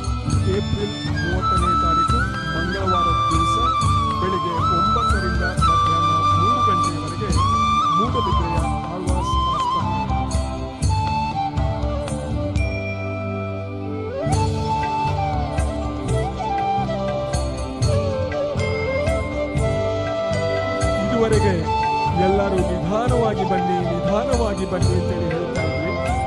ಈಗ ಬೇಗ ಬೇಗ ಬನ್ನಿ ಬೇಗ ಬೇಗ ಬನ್ನಿ ಅಂತೇಳಿ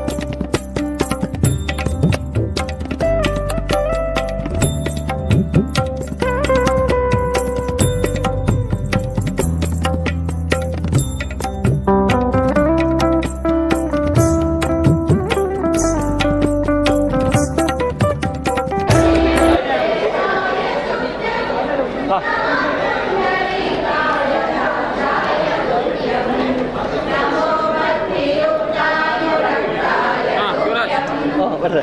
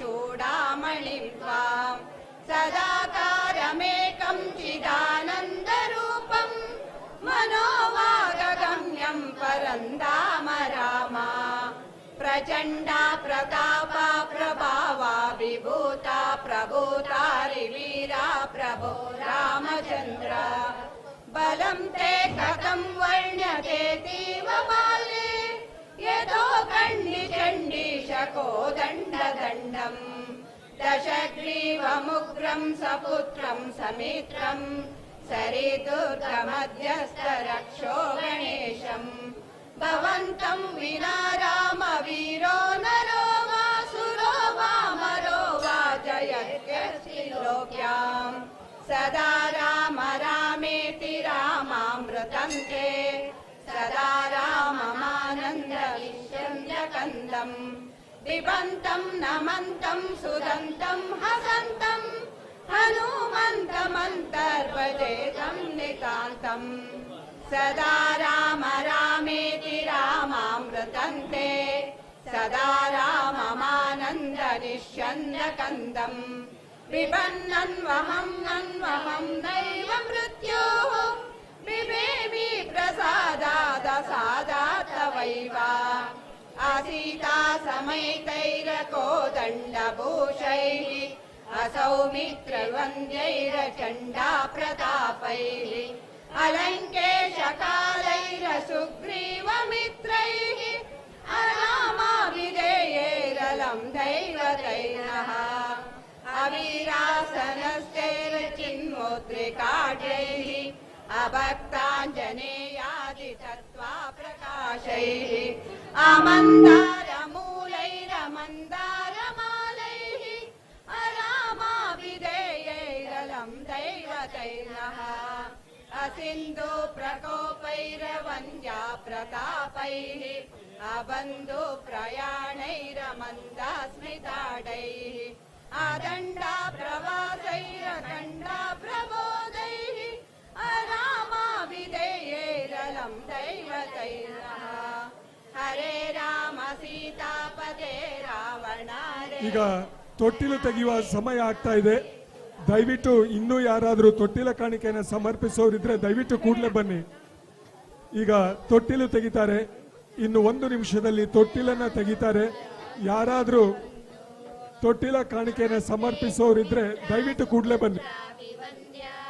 ನಮಸ್ತೆ ಸದಾ ಕೈಕಯಿ ನಂದನೇಡ್ಯ ನಮಸ್ತೆ ಸದಾ ವಾನರಾಧೀಶ ವಂದ್ಯ ನಮಸ್ತೆ ನಮಸ್ತೆ ಸದಾ ರಾಮಚಂದ್ರ ಪ್ರಸೀದ ಪ್ರಸೀದ ಪ್ರಚಂಡ ಪ್ರತಾಪ ಪ್ರಸೀದ ಪ್ರಸೀದ ಪ್ರಚಂಡಾರಿಕಾಲ ಪ್ರಸೀದ ಪ್ರಸೀದ ಪ್ರಪನ್ನಾನುಕಂಪಿನ್ ಪ್ರಸೀದ ಪ್ರಸೀದ ಪ್ರಭೋ ರಾಮಚಂದ್ರ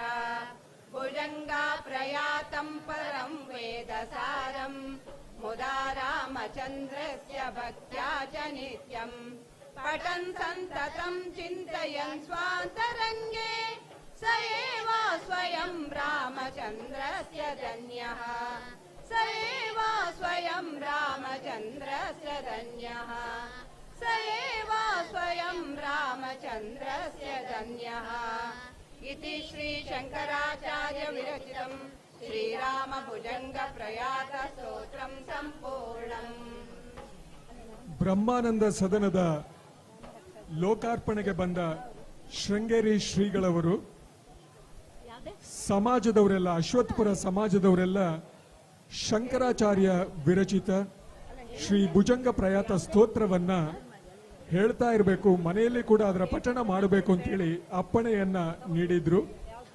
ಅದೇ ಪ್ರಕಾರ ಅಶ್ವತ್ಥಪುರದ ಶ್ರೀ ರಾಮರಂಜಿನಿ ತಂಡದವರು ಅದನ್ನ ಕಂಠಸ್ಥ ಮಾಡಿಕೊಂಡು ಪ್ರತಿ ಸಭೆ ಸಮಾರಂಭದಲ್ಲಿ ಕೂಡ ಶ್ರೀ ಭುಜಂಗ ಪ್ರಯಾತ ಸ್ತೋತ್ರವನ್ನ ಪಠಿಸ್ತಾ ಇರೋದು, ಸುಶ್ರಾವ್ಯವಾಗಿ ಅದನ್ನ ಹೇಳ್ತಾ ಇರೋದು ತುಂಬಾನೇ ಖುಷಿ ಕೊಡುತ್ತೆ. ಹೃತ್ಪೂರ್ವಕ ಧನ್ಯವಾದಗಳು. ಪ್ರತಿ ಶನಿವಾರ ಕೂಡ ಭಜನೆಯ ಸಂದರ್ಭದಲ್ಲಿ ಅದನ್ನ ಹೇಳ್ತಾ ಇರ್ತಾರೆ. ಹೃತ್ಪೂರ್ವಕ ಧನ್ಯವಾದಗಳು. ಒಂದು ಇನೋವಾ ಕಾರ್ 3708 ಇನೋವಾ ಕಾರ್ ಬ್ರಹ್ಮಾನಂದ ಸದನದ ಮುಂಭಾಗದಲ್ಲಿ 5 ಕಾರುಗಳಿಗೆ ಅಡ್ಡವಾಗಿ ನಿಂತಿದೆ. ಆ ಇನೋವಾ ಕಾರನ್ನ ತೆಗೆಯೋ ತನಕ ಬೇರೆ ಕಾರುಗಳು ಹೊರಗೆ ಹೋಗೋದಕ್ಕೆ ಸಾಧ್ಯ ಆಗೋದಿಲ್ಲ. ಇನೋವಾ ಕಾರ್ KA05ND 3708 ಈ ಇನೋವಾ ಕಾರನ್ನ ದಯವಿಟ್ಟು ಅಲ್ಲಿಂದ ತೆಗೆಯಬೇಕಾಗಿ ವಿನಂತಿ. ಬೇರೆ ಕಾರುಗಳವರಿಗೆ ಇನ್ನುಳಿದ 5 ಜನರಿಗೆ ಅನುಕೂಲ ಮಾಡಿಕೊಡ್ಬೇಕಾಗಿ ವಿನಂತಿಸಿಕೊಳ್ತೇವೆ. ಮಧ್ಯಾಹ್ನದ ಮಹಾಪೂಜೆ ಹುಗ್ಗಿ ಪ್ರಸಾದವನ್ನು ಸ್ವೀಕರಿಸಿ ನಂತರ ಎಲ್ಲರೂ ಶ್ರೀನಿವಾಸ್ ಮಂಜನಬೈಲು ಕುಟುಂಬದವರು ವಿನಂತಿಸಿಕೊಳ್ತಾರೆ. ಈಗ ಇನ್ನೊಂದು ನಿಮಿಷದಲ್ಲಿ ತೊಟ್ಟಿಲನ್ನ ತೆಗೆಯಲಾಗುತ್ತೆ. ಯಾರಾದ್ರೂ ತೊಟ್ಟಿಲ ಕಾಣಿಕೆಯನ್ನು ಸಮರ್ಪಿಸೋರಿದ್ರೆ ದಯವಿಟ್ಟು ಕೂಡಲೇ ಬನ್ನಿ.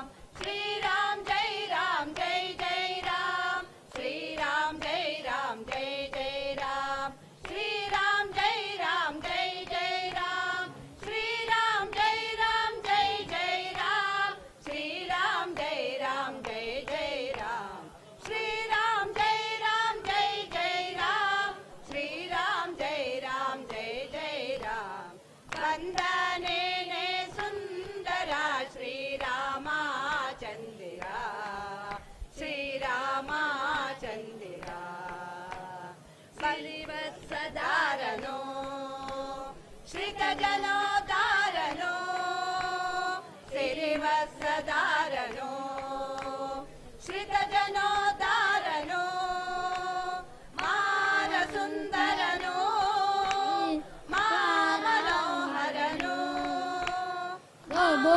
ಸುಂದರನೋ ಮಾಮನೋಹರನೋ ಸಿರಿವತ್ಸದಾರನೋ ರಾಮನು ಶ್ರಿತಜನೋದಾರನೋ ರಾಮನು ಮಾರ ಸುಂದರ ಮಾಮನೋಹರನೋ ಶ್ರೀರಾಮನು ಬಂದನೇನೆ ಸುಂದರ ಶ್ರೀರಾಮಚಂದಿರ ಶ್ರೀರಾಮಚಂದಿರ ಬಂದನೇನೆ ಸುಂದರ ಶ್ರೀರಾಮಚಂದಿರ ಶ್ರೀರಾಮಚಂದಿರ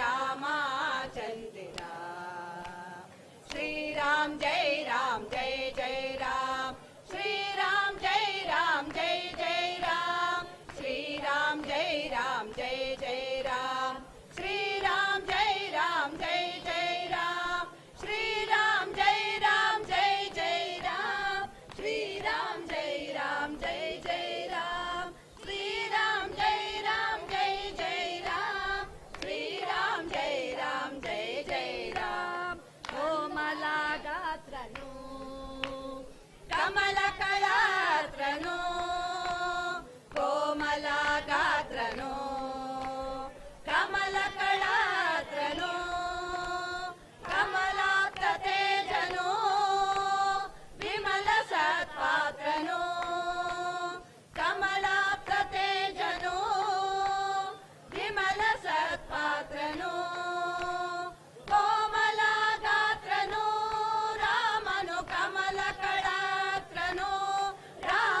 ಕಮಲಾಪ್ತ ತೇಜ ವಿಮಲ ಸತ್ಪಾತ್ರನು ಶ್ರೀರಾಮನು ಬಂದನೇನೆ ಸುಂದರ ಶ್ರೀರಾಮಚಂದಿರ ಶ್ರೀರಾಮಚಂದಿರ ಬಂದನೇನೆ ಸುಂದರ ಶ್ರೀರಾಮಚಂದಿರ ಶ್ರೀರಾಮಚಂದಿರ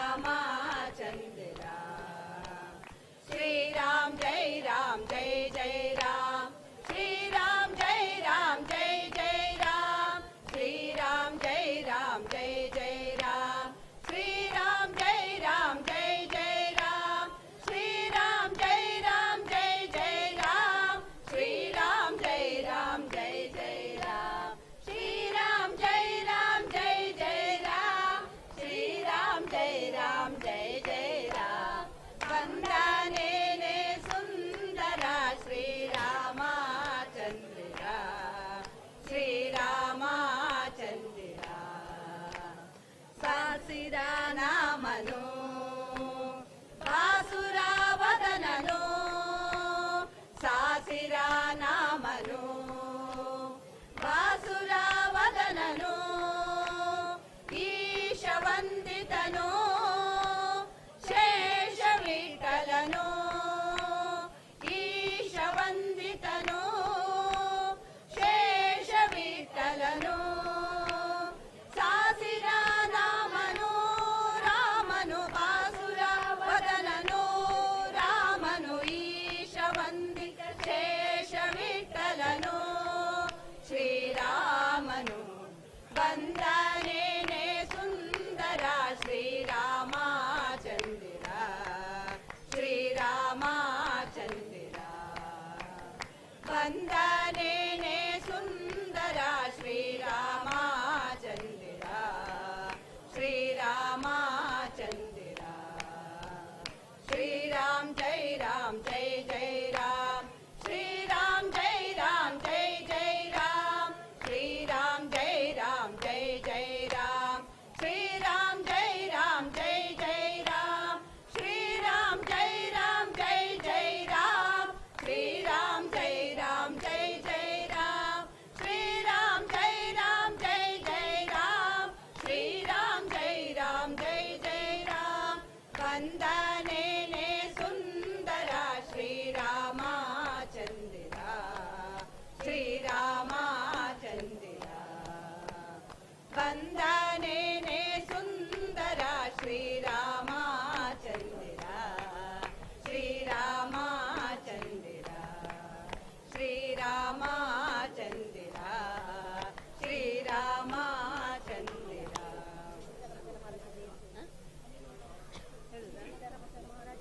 सीतारामचंद्र भगवान की पवन सुत हनुमान की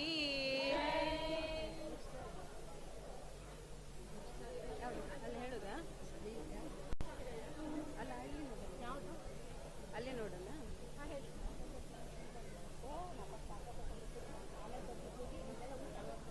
ಅಲ್ಲಿ ನೋಡಲು ರಾಮ ರಾಮ ಇಲ್ಲಿ ನೋಡಲು ರಾಮ ರಾಮ ಎಲ್ಲೆಲ್ಲಿ ನೋಡಿದರು ಅಲ್ಲಿ ಶ್ರೀರಾಮ ಅಲ್ಲಿ ನೋಡಲು ರಾಮ ರಾವಣನ ಮೂಲ ಬಲ ಕಂಡು ಕಪಿಸೇನೆ ಆವಾಗಲೇ ಬೆದರಿ ಓಡಿದವು ರಾವಣನ ಮೂಲ ಬಲ ಕಂಡು ಕಪಿಸೇನೆ ಆವಾಗಲೇ ಬೆದರಿ ಓಡಿದವು ಈ ವೇಳೆ ನರನಾಗಿ ಇರಬಾರದೆಂದೆಣಿಸಿ ಈ ವೇಳೆ ನರನಾಗಿ ಇರಬಾರದೆಂದೆಣಿಸಿ ದೇವರಾಮಚಂದ್ರ ಜಗವೆಲ್ಲ ತಾನಾದ ಅಲ್ಲಿ ನೋಡಲು ರಾಮ ರಾಮ ಇಲ್ಲಿ ನೋಡಲು ರಾಮ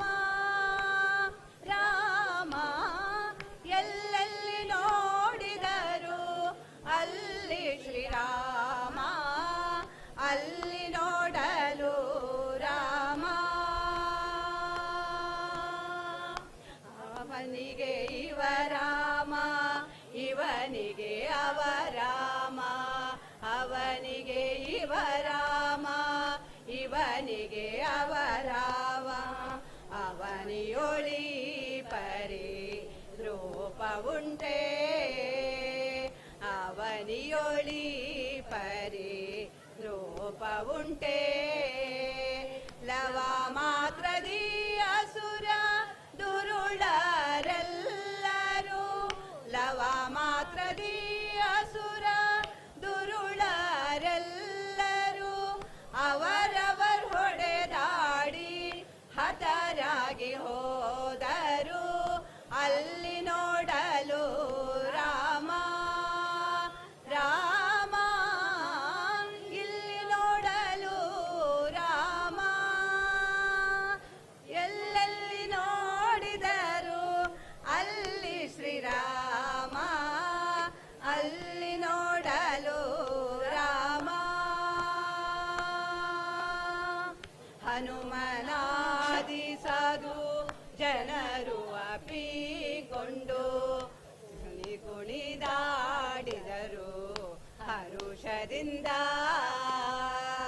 ಹನುಮನಾದಿ ಸಾಧು ಜನರು ಅಪ್ಪಿಕೊಂಡು ಕುಣಿದಾಡಿದರು ಹರುಷದಿಂದ ಕ್ಷಣದಲ್ಲಿ ಪುರಂದರ ವಿಠಲರಾಯನು ಕ್ಷಣದಲ್ಲಿ ಪುರಂದರ ವಿಠಲರಾಯನು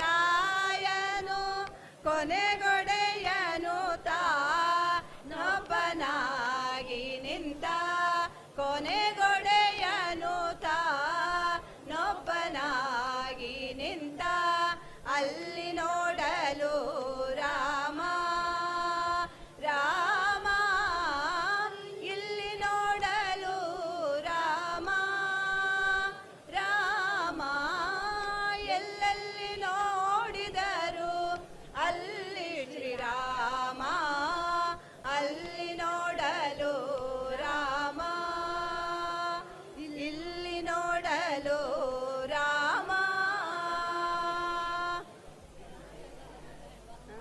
ರಾಮಚಂದ್ರನದು ಬಾಯಿ ಬರ್ತದಲ್ಲ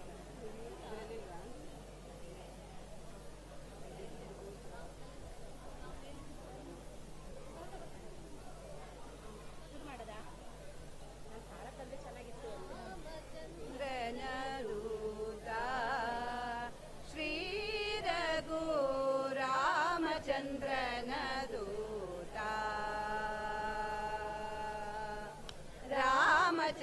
ರಾಮಚಂದ್ರನದೂತ ಶ್ರೀ ರಘು ರಾಮಚಂದ್ರನದೂತ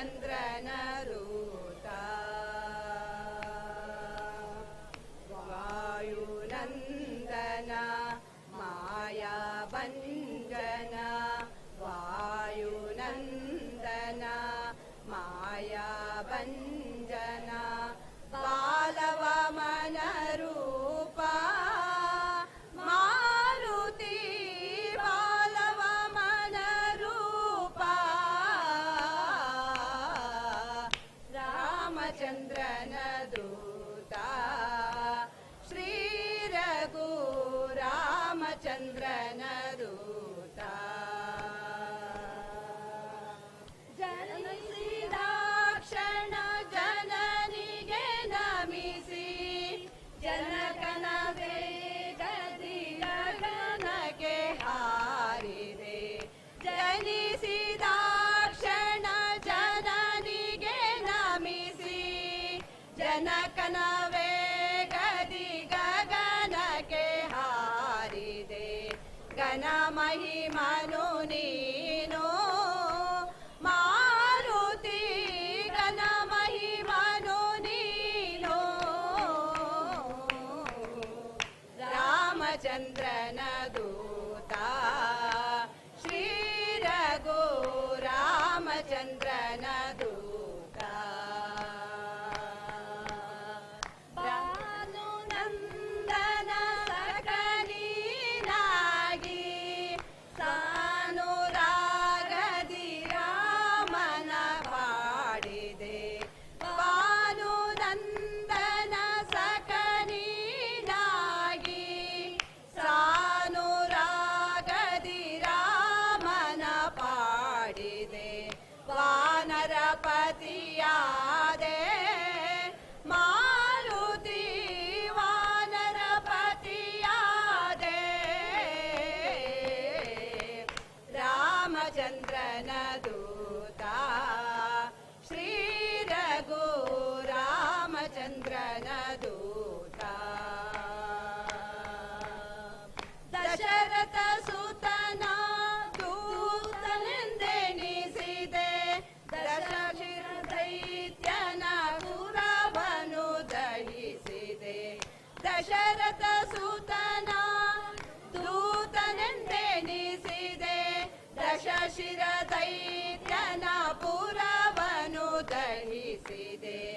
असम साहसियादे मारुति असम साहसियादे रामचंद्रन दूता श्री रघु रामचंद्रन दूता रामचंद्रन दूता श्री रघु रामचंद्रन दूता वायुनंदन माया बंदन वायुनंदन माया बंदन बालवामन रूपा मारुति बालवामन रूपा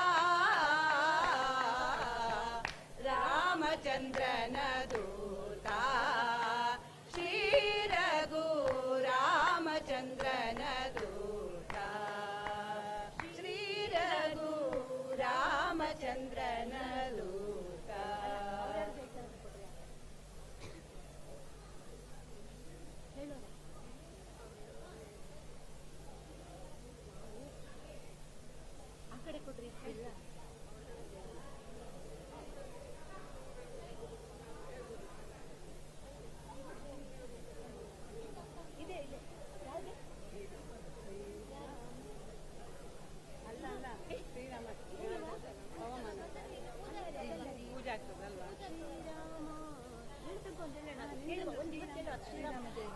ಹೇಳ್ಬೇಕು ಅನ್ಕೊಂಡಿದ್ವಿ ರಾಮನವಮಿನಲ್ಲಿ ಹೇಳಿಬಿಡೋಣ ಆಯ್ತಾ ನಮಗೂ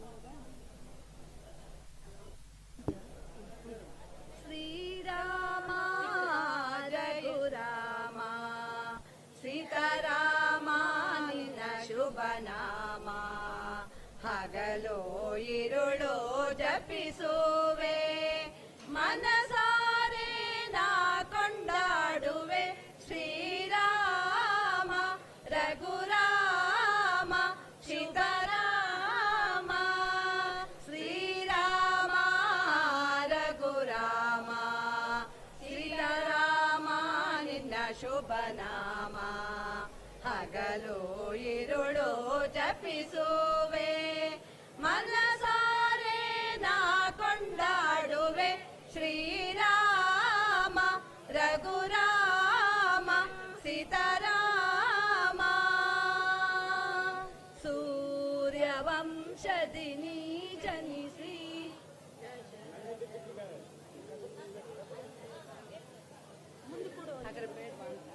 ಬೇಡವಾ ಬೇಡವಾ ಅಂತ ಬೇಡ ಬಿಡಿ ಪ್ರೀತಿಗೆ ಪ್ರೀತಿಯ ಕಸ ಹೊಡಿಬೇಕಂತಲ್ಲ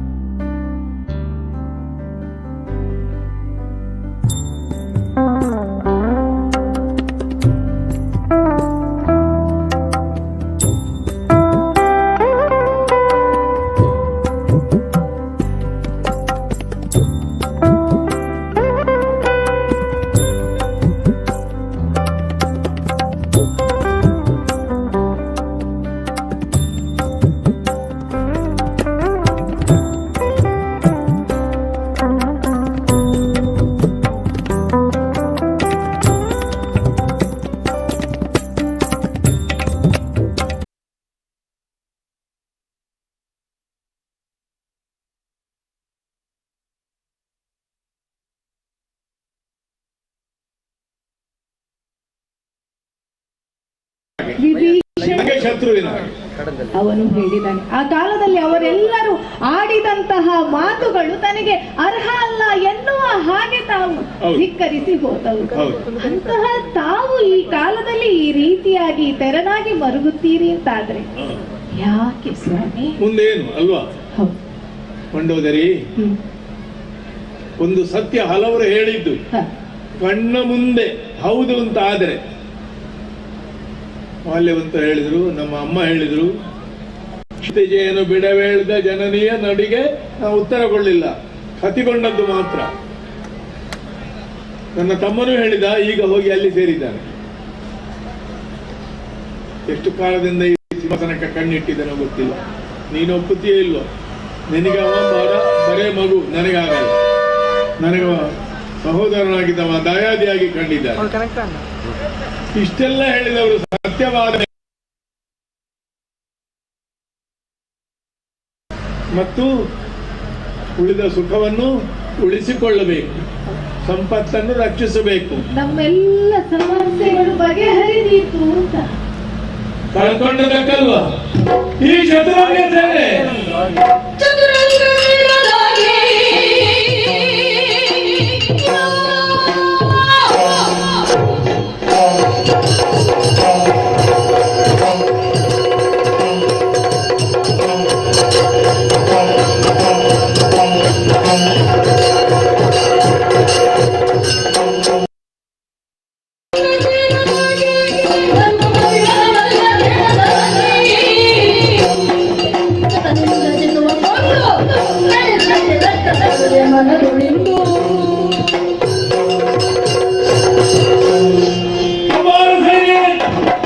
ಶಕ್ತಿಯನ್ನು ಕಳ್ಕೊಂಡಿದ್ದೇವೆ. ಚತುರಂಗ ಸೇನೆ ಹೋಮಿಸಿ ಹೋಗಿದೆ. ಮೊದಲ ಬಲಿಯಾಗಿ ಮಾವ ಮಾರೀಚನೆ ತಂದಿದ್ದಾರೆ. ಚತುರಂಗ ಸೇನೆ ರಾಜನಿಗಿದ್ದರೆ ಹೋದರೆ ಹೋಗಲಿ, ಸಾಯಿತಲ್ಲ ಸೃಷ್ಟಿ ಮಾಡಿಕೊಂಡಿದೆ. ಸಚಿವರು, ಆಪ್ತರು, ಸೋದರರು, ತುಂಗಬಲಾನ್ವಿತ ಸಚಿವರು, ನನ್ನ ಹೃದಯದ ನನ್ನ ಮೈಯ ಭಾಗವೇ ಆಗಿದ್ದ ನಮ್ಮ ಅನೇಕ ನಾಯಕರು, ಮಹಾನಾಯಕರು ಅಳಿದು ಹೋದರು. ಅವನ್ನೆಲ್ಲ ಇಟ್ಟುಕೊಂಡು ರಾಜ್ಯವನ್ನು ಆಳಬೇಕು ಅಂತ ಉದ್ದೇಶ ಇದ್ದದ್ದು. ಕಳ್ಕೊಂಡಾಗ ದುಃಖ ಆಗಲಿಲ್ಲ ಅಂತಲ್ಲ, ಆದರೆ ತನ್ನವರನ್ನು ಕಳ್ಕೊಂಡ ದುಃಖದಲ್ಲೇ ನಾಯಕ ದುಃಖಿಸ್ತಾ ಇರಬಾರದು. ಮುಂದೇನು ಅಂತ ನೋಡಬೇಕು. ರಾಕ್ಷಸ ಕುಲಕ್ಕೆ ಮುಂದೇನು? ಈ ಯೋಚನೆಯಿಂದ ಒತ್ತಡಕ್ಕೊಳಗಾದ ಒಂದು ಜನಾಂಗ, ಕೈಕಾಲು ಕಣ್ಣು ಮೂಗು ಕಳ್ಕೊಂಡಿದ್ದ ಜನಾಂಗಕ್ಕೆ ಎಲ್ಲವನ್ನು ಕೊಟ್ಟು ಎತ್ತರಿಸಿ ರಾಕ್ಷಸ ಶಬ್ದಕ್ಕಿದ್ದ ಕೆಟ್ಟ ಅರ್ಥವನ್ನು ತೆಗೆದು ಒಳ್ಳೆ ಅರ್ಥವನ್ನು ಕೊಡಿಸಿದವ ರಾವಣ.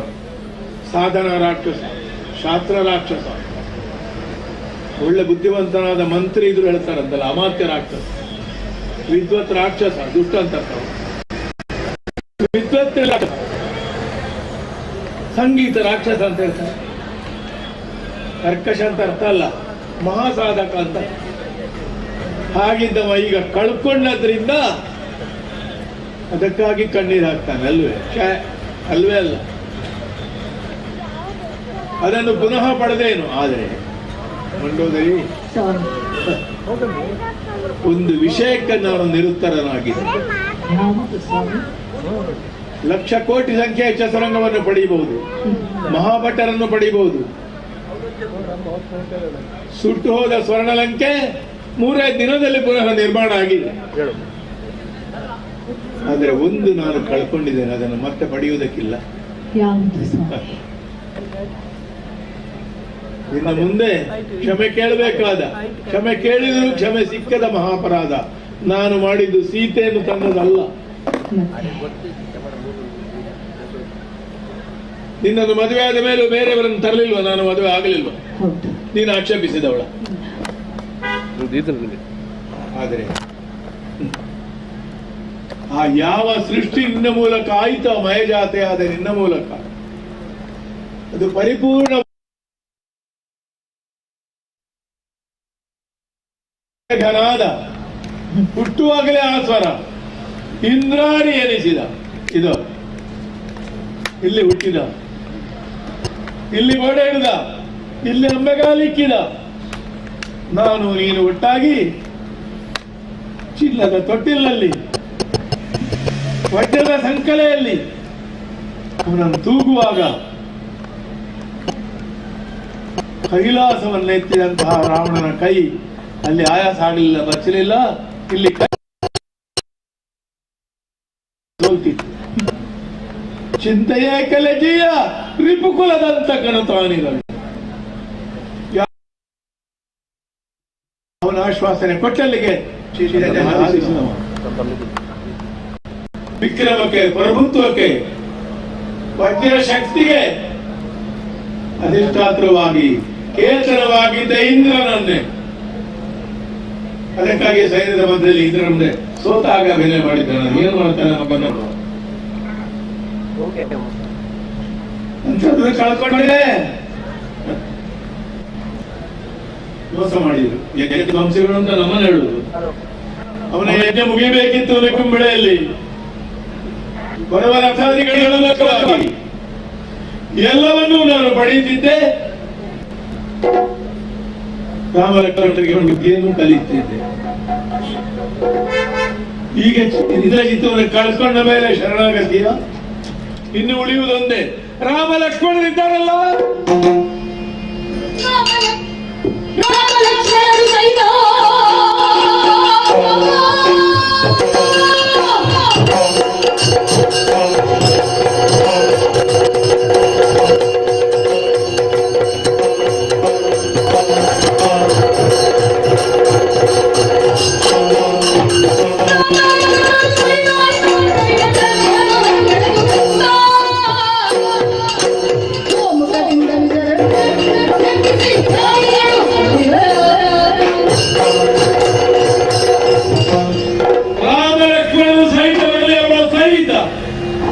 ಕಪಿತ್ವವನ್ನು ಗೆಲ್ತೇನೆ.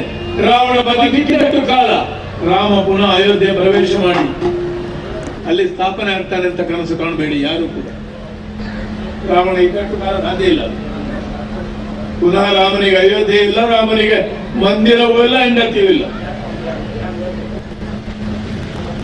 ಅದಕ್ಕಾಗಿ ನನ್ನ ಮಗನಿಂದ ಏನು ತಪ್ಪಾಗಿದೆ ಅದನ್ನೇ ಅಧ್ಯಯನ ಮಾಡಿ ನಿಕುಂಬಳೆಯನ್ನು ಪ್ರವೇಶ ಮಾಡಿ ಅದಕ್ಕೆ ಬೇಕಾದ ಸಿದ್ಧತೆಯನ್ನು ಮರಳಿ ಮಾಡುತ್ತೇನೆ. ನಾನೊಂದು ಕಾಲದಲ್ಲಿ ಯಜ್ಞವನ್ನು ಮಾಡುವಾಗ ನನಗೆ ಒಂದು ಸಲಹೆ ಕೊಟ್ಟವ.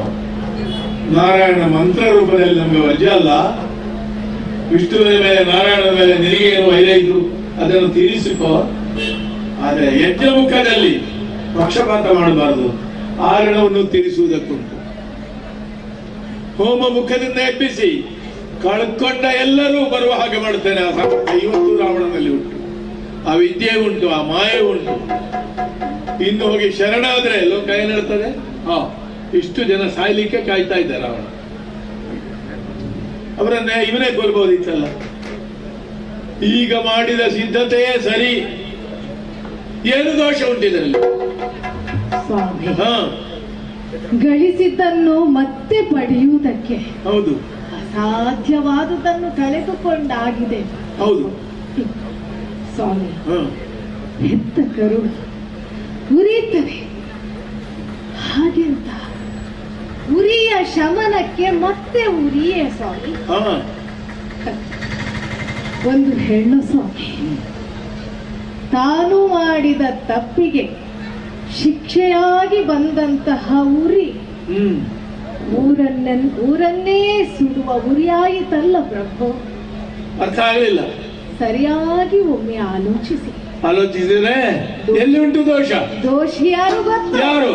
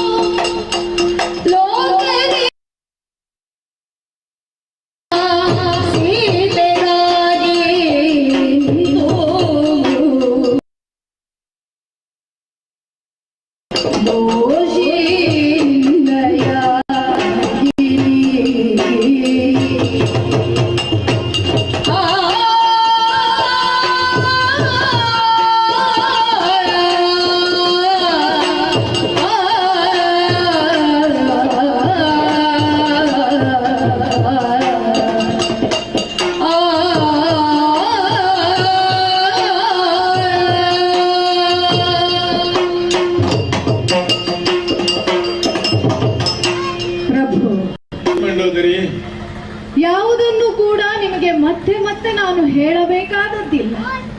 ಆದ್ರೆ ನಮಗೆ ಗೊತ್ತಾಗದಿದ್ದದ್ದು ಬೇರೆಯವರು ಹೇಳುವಾಗ ಗೊತ್ತಾಗ್ತದೆ. ಕಳೆದು ಹೋದಂತ ಎಲ್ಲ ಘಟನೆಗಳು ಯಥಾವತ್ತಾಗಿ ನಿಮಗೆ ಗೊತ್ತುಂಟು ಪ್ರಭು. ಆದ್ರೆ ಗೊತ್ತಿದ್ದವರೆಲ್ಲ ನೋಡುವುದು ಒಂದೇ ರೀತಿ ಇರುವುದಿಲ್ಲ ಸ್ವಾಮಿ. ಒಂದು ಚೊಂಬಿನಲ್ಲಿ ಪಾತ್ರ ನೀರಿದ್ರೆ ಅರ್ಧ ಹೋಯ್ತು ಅಂತ ಒಬ್ಬ ಹೇಳಿದ, ಅರ್ಧ ಮುಗಿಯಿತು. ಇನ್ನೊಬ್ಬ ಹೇಳಿದ ಅರ್ಧ ಉಂಟು. ವಿಷಯ ಒಂದೇ, ನೋಡುವ ಕಣ್ಣುಗಳು ಬೇರೆ. ಒಂದು ಮರ ಒಬ್ಬನಿಗೆ ಆಯುರ್ವೇದ ವೃಕ್ಷವಾಗಿ ಕಾಣುತ್ತದೆ, ಇನ್ನೊಬ್ಬನಿಗೆ ಹೆಣ್ಣಾಗಿ ಕಾಣುತ್ತದೆ. ಇನ್ನೊಬ್ಬನಿಗೆ ಹೇಳ್ತಾನಂತೆ ನಾಳೆ ಅದು ಮಸಣದಲ್ಲಿ ನಿನಗೆ ಸಹಾಯ ಮಾಡುತ್ತದೆ ಅಂತ. ಮರವೇ ಹಾಗೆ ಘಟನೆಗಳು ಘಟನೆಗಳೇ. ನನ್ನ ಕಣ್ಣು ಬೇರೆ, ನಿನ್ನ ದೃಷ್ಟಿ ಬೇರೆ ಆಗಬಹುದು. ಹೇಳು ಹೇಳು ಸ್ವಾಮಿ. ಪುರುಷಾತಿಕ್ರಮಣಕ್ಕಾಗಿ ಶಿಕ್ಷಿತಳಾಗಿ ಕರ್ಣನಾಸ ಚೇತನಕ್ಕೆ ಒಳಗಾದಂತಹ ನಿಮ್ಮ ಭಗಿನಿ ನನ್ನ ತಂಗಿಯ ಮೂಗು ಕಿವಿ ಕೊಯ್ದು ಬಿಟ್ಟ. ಒಂದು ಮಾತು ಹೇಳಲಿಲ್ಲ. ನಿನ್ನ ತಂಗಿ ಇಲ್ಲಿ ತಿರುಗಾಡ್ತಾಳೆ, ನನಗೆ ಒಪ್ಪಿಗೆ ಇಲ್ಲ, ಇದು ತಪ್ಪು, ನಾ ಏನು ಮಾಡಬೇಕು? 3 ದಿವಸ ಕಾಯ್ತೇನೆ, ಮತ್ತೆ ನಾನು ನನ್ನ ದಾರಿ ನೋಡ್ತೇನೆ ಅಂತ ಹೇಳಿಲ್ಲ. ಸೊಂಟದ ಮೇಲೆ ಕೈ ಇಟ್ಟು ಮೇಲೆ ಕೆಳಗೆ ಎಲ್ಲ ನನ್ನದೇ ಅಂತ ಹೇಳಿದವನಾಗೆ ರಾಜ್ಯವನ್ನೇ ಕಳ್ಕೊಂಡ ರಾಮ ನನ್ನ ತಂಗಿಯ ಮೂಗು ಕೊಯ್ದ. ಪ್ರಭು, ಹಾಗೆ ಬಂದು ಆಡಿದ ಮಾತಿನಿಂದಾಗಿ ಎಷ್ಟೆಲ್ಲ ಅವಾಂತರಗಳೇ ಸೃಷ್ಟಿಯಾಗಿ ಹೋಯಿತಲ್ಲ ಪ್ರಭು. ತುಂಬಿದ ಸಭೆಯಲ್ಲಿ ನನ್ನ ತಂಗಿ ಬಂದು ಹೇಳ್ತಾಳೆ, ಇನ್ನು ವೈಭವದಲ್ಲಿ ಇರು, ಅಲ್ಲಿ ಸೂರ್ಯ ಹೋಯ್ತು ರಾಜ್ಯ. ದಾನವರ ಸಂವರಿಸಿ ನಮ್ಮವರ ಫಲವೆಲ್ಲ ದಾನವನ್ನು ಕೊಟ್ಟ ಋಷಿಗಳಿಗೆ. ನಾ ಏನು ಮಾಡಬೇಕಿತ್ತು ಹೇಳು? ಸ್ವಾಮಿ, ಇಡೀ ರಕ್ಕಸ ಕುಲವೇ ಘಾಸಿ ಆಗುವ ಹಾಗೆ ಮಾಡಿಬಿಟ್ಟಳಲ್ಲ ಪ್ರಭು. ನಾನು ಸೀತೆಯನ್ನು ತರುವ ನಿರ್ಧಾರ ಮಾಡಿದ್ರಿಂದ ಇರ್ತಿದ್ರೆ ಆಲೋಚನೆ ಮಾಡಿ ಕೂತ್ಕೊಳ್ಳುದ? ನೋಡುವ, ನಿನ್ನ ಮೂಗು ಕೊಯ್ದ, ನಾನು ಆಲೋಚನೆ ಮಾಡ್ತೇನೆ, ಪರಿಶೀಲಿಸುವ ಅಂತ ಹೇಳ್ಬೇಕಾ? ಇಲ್ಲೇ ತೊಡಗಿ ಕೇವಲ ದಂಡಕಾರಣ್ಯಕ್ಕೆ ಮಾತ್ರ ಸೀಮಿತವಾಗಬೇಕಿದ್ದಂತಹ ವ್ಯಾಜ್ಯ ಇಡೀ ಲೋಕವ್ಯಾಪಿ ಬಂದು ಪ್ರಚಾರ ಪಡೆದಿದೆ ನಿಮ್ಮ ಈ ಕಾರಣಕ್ಕಾಗಿ, ಪ್ರತೀಕಾರದ ಕಾರಣಕ್ಕಾಗಿ ಪ್ರಭು. ಇದು ಅತ್ತಿಗೆ ಎಂದಿರ ಜಗಳ ಅಲ್ಲಲ್ಲ ಸ್ವಾಮಿ. ಪಾಪ ಅದಕ್ಕೆ ಗಂಡನೂ ಇಲ್ಲ, ಕುಂಕುಮವೂ ಇಲ್ಲ. ಖಂಡಿತ ನಾನು ಇದುವರೆಗೂ ಆಕೆಯ ಬಗ್ಗೆ ನಿಮ್ಮಲ್ಲಿ ಆಡಿತುಂಟ ಹೇಳಿ ಇಲ್ಲವಲ್ಲ. ಹಾಗಾಗಿ ಸ್ವಾಮಿ, ದೋಷ ಇರುವುದು ನಮ್ಮ ಮನೆಯಲ್ಲಿ. ಹಾಗಿರುವಾಗ ಎಷ್ಟು ಮೂಲ ಬಲ ಇದ್ದರೇನು? ಇಂತಹ ದೋಷಿಗಳಿದ್ದರೆ ಎಲ್ಲವೂ ನಷ್ಟವೇ ಸ್ವಾಮಿ, ಎಲ್ಲವೂ ನಷ್ಟ. ಹಾಗಾಗಿ ಇದು ಕೊನೆಯದಾಗಿ ನಿಮ್ಮಲ್ಲಿ ನಾನು ಅರಿಕೆ ಮಾಡಿಕೊಳ್ಳುವುದು,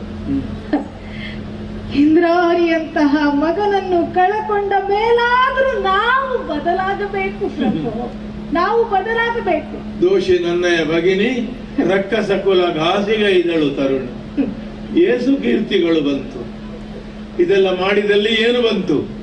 ಈಗ ಮಾಡಿದಲ್ಲಿ ಏನು ಬರ್ತದೆ? ರಾಮನಿಗೆ ಶರಣಾದ್ರೆ ಯಾಗಾಗಿ ಇನ್ನೇನುಂಟು? ಯಾವುದಕ್ಕಾಗಿ ಬದುಕಬೇಕು ಹೇಳು? ಬದುಕಬೇಕು ಸ್ವಾಮಿ. ಯಾಕೆಂದ್ರೆ ಇಂತಹ ಮಗನನ್ನು ಕಳಕೊಂಡ ಮೇಲಾದ್ರೂ ಇನ್ನೂ ಗೆಲ್ತೇನೆ, ಕೊಲ್ತೇನೆ. ಈ ಛಲ ಯಾಕೆ ಸ್ವಾಮಿ? ಇದನ್ನು ಬಿಡಬೇಕು, ತಾವು ಇದನ್ನು ಬಿಡಬೇಕು. ಬಿಟ್ರೆ ಹತ್ರ ಪರಾಯಣನಾದಂತಹ ಶರಣಾಗತ ವತ್ಸಲನಾದಂತಹ ಸೀತಾಕಾಂತ ನಮ್ಮನ್ನು ರಕ್ಷಿಸ್ತಾನೆ ಪ್ರಭು, ಬರೀತಾನಂತೆ. ಆರ್ತತ್ರಾಣ ಪರಾಯಣ ವಿಭೀಷಣನಿಗೆ ಆಶ್ರಯ ಕೊಟ್ಟಿದ್ದಾನೆ ಸ್ವಾಮಿ. ಅವನಿಗೆ ಶರಣು ಬಂದರೆ ಅದು ಸೋಲಲ್ಲ ಪ್ರಭು. ಯಾಕೆ ಗೊತ್ತುಂಟು? ಅಡಿಗೆ ಬಿದ್ದು ಆತನಿಗೆ ಶರಣನಾಗಿ ಹೋಗಿ ತನ್ನ ತಲೆಯನ್ನೇ ಕೊಟ್ಟಂತ ಬಲಿ ಮಹಾಬಲಿ ಆದನಂತೆ. ಸಾಕ್ಷಾತ್ ವಿಷ್ಣು ಆತನಿಗೆ ದ್ವಾರ ಪಾಲಕನಂತೆ. ಹಾಗಿರುವಾಗ ಈ ಶರಣಾಗತಿ ಎನ್ನುವುದು ಜಯವೇ ತಾನೆ. ಹಾಗಾಗಿ ಹೀಗಾಗಿ ಹೋದಂತಹ ನಷ್ಟಗಳಿಗೆಲ್ಲ ಇದೊಂದೇ ಪರಿಹಾರ ಪ್ರಭು. ಕಳೆದು ಹೋದದನ್ನು ಮತ್ತೆ ಪಡೆಯುವುದಕ್ಕಾಗಿ ಇದೊಂದೇ ಸಹಕಾರಿ. ಹಾಗಿರುವಾಗ 2 ಕಾಲು ವಿಭೀಷಣ ಹಿಡ್ಕೊಂಡಿದ್ದಾನೆ. ಸುಗುಣ ಸಾಂದ್ರನಾಗಿ ಹೇಳುವುದು ಒಂದು ಬಿಡುವುದು ಇಲ್ಲ ಸ್ವಾಮಿ, ಒಂದು ನಾನು ಹಿಡ್ಕೊಳ್ತೇನೆ ಪ್ರಭು. ಹೀಗೆ ಮಾಡಿದಲ್ಲಿ ಸುಗುಣ ಸಾಂದ್ರನಾದಂತ ನಿಮ್ಮ ತಮ್ಮನಾದಂತ ವಿಭೀಷಣ ನಮ್ಗೆ ಮತ್ತೆ ಸಿಗುತ್ತಾನೆ ಪ್ರಭು. ಹಾಗಾಗಿ ಅವನು ಬರ್ಬೇಕಿಲ್ಲ ಅಲ್ವಾ? ನಿಮಗೆ ಸೆರೆಗೊತ್ತಿ ಬೇಡ್ತಾ ಇರ್ತೇನೆ ಪ್ರಭು, ಬಿಟ್ಟು ಬಿಡಿ ಈ ಛಲವನ್ನು. ನಾನು ಹಾಗೆ ಅಂತ ಇದನ್ನೆಲ್ಲ ಕೇಳಿಕೊಂಡು ಹಿಂದೆಲ್ಲ ನಾಳೆ ಬಿದ್ದು ಹೋಗುವ ಶರೀರ ನನ್ನದೇನು ನಿನ್ನದೇನು? ಲಂಕೆ ಭವಿಷ್ಯಕ್ಕೆ ಯಾರು? ಸ್ವಾಮಿ. ಅದ ಕಾರಣ ಹೇಳುದು ಇಷ್ಟೆಲ್ಲ ಬೇಕು ಅಂತ, ಬೇರೆ ಬೇಕು ಅಂತ ನಾನು ಆಡುದಲ್ಲ. ಈಗ ಇದ್ದದ್ದನ್ನಾದ್ರೂ ಉಳಿಸಿಕೊಳ್ಳುವ ಸ್ವಾಮಿ. ಸಾಕೋರುವ ಮಗ ವಿರೂಪಾಕ್ಷ ಪ್ರಭು ಇದ್ದಾನೆ.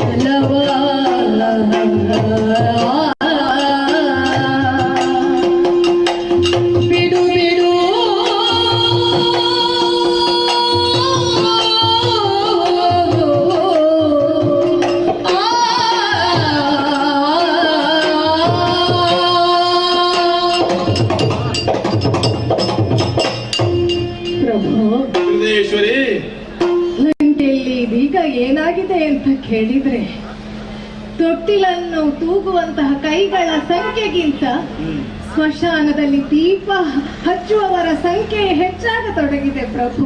ಹಾಗಾಗಿ ಇನ್ನು ಏನು ಪಡೀಲಿಕ್ಕುಂಟು, ಏನು ಉಳಿಸಲಿಕ್ಕುಂಟು? ಈ ಬೆಂಗಾಡನ್ನು ಉಳಿಸುವುದಕ್ಕಾಗಿ ರಾಮನಿಗೆ ಶರಣಾಗುವುದಲ್ವಾ? ಕಳಕೊಂಡೆವು ಸ್ವಾಮಿ, ಸರ್ವವನ್ನು ಕಳಕೊಂಡಿದ್ದೇವೆ. ಆದರೆ ಕಳಕೊಳ್ಳುವಂತಹ ಈ ವ್ಯಾಪಾರದಲ್ಲಿ ಇದ್ದದ್ದನ್ನಾದರೂ ಉಳಿಸಿಕೊಳ್ಳಬೇಕು ಅಂತ ಆದರೆ ಏನಿದ್ದದ್ದು? ವ್ಯಾಪಾರವನ್ನು ನಿಲ್ಲಿಸಬೇಕಾದದ್ದು ಜಾಣ ವಣಿಕನ ವರ್ತನೆಯಾಗುತ್ತದಂತೆ.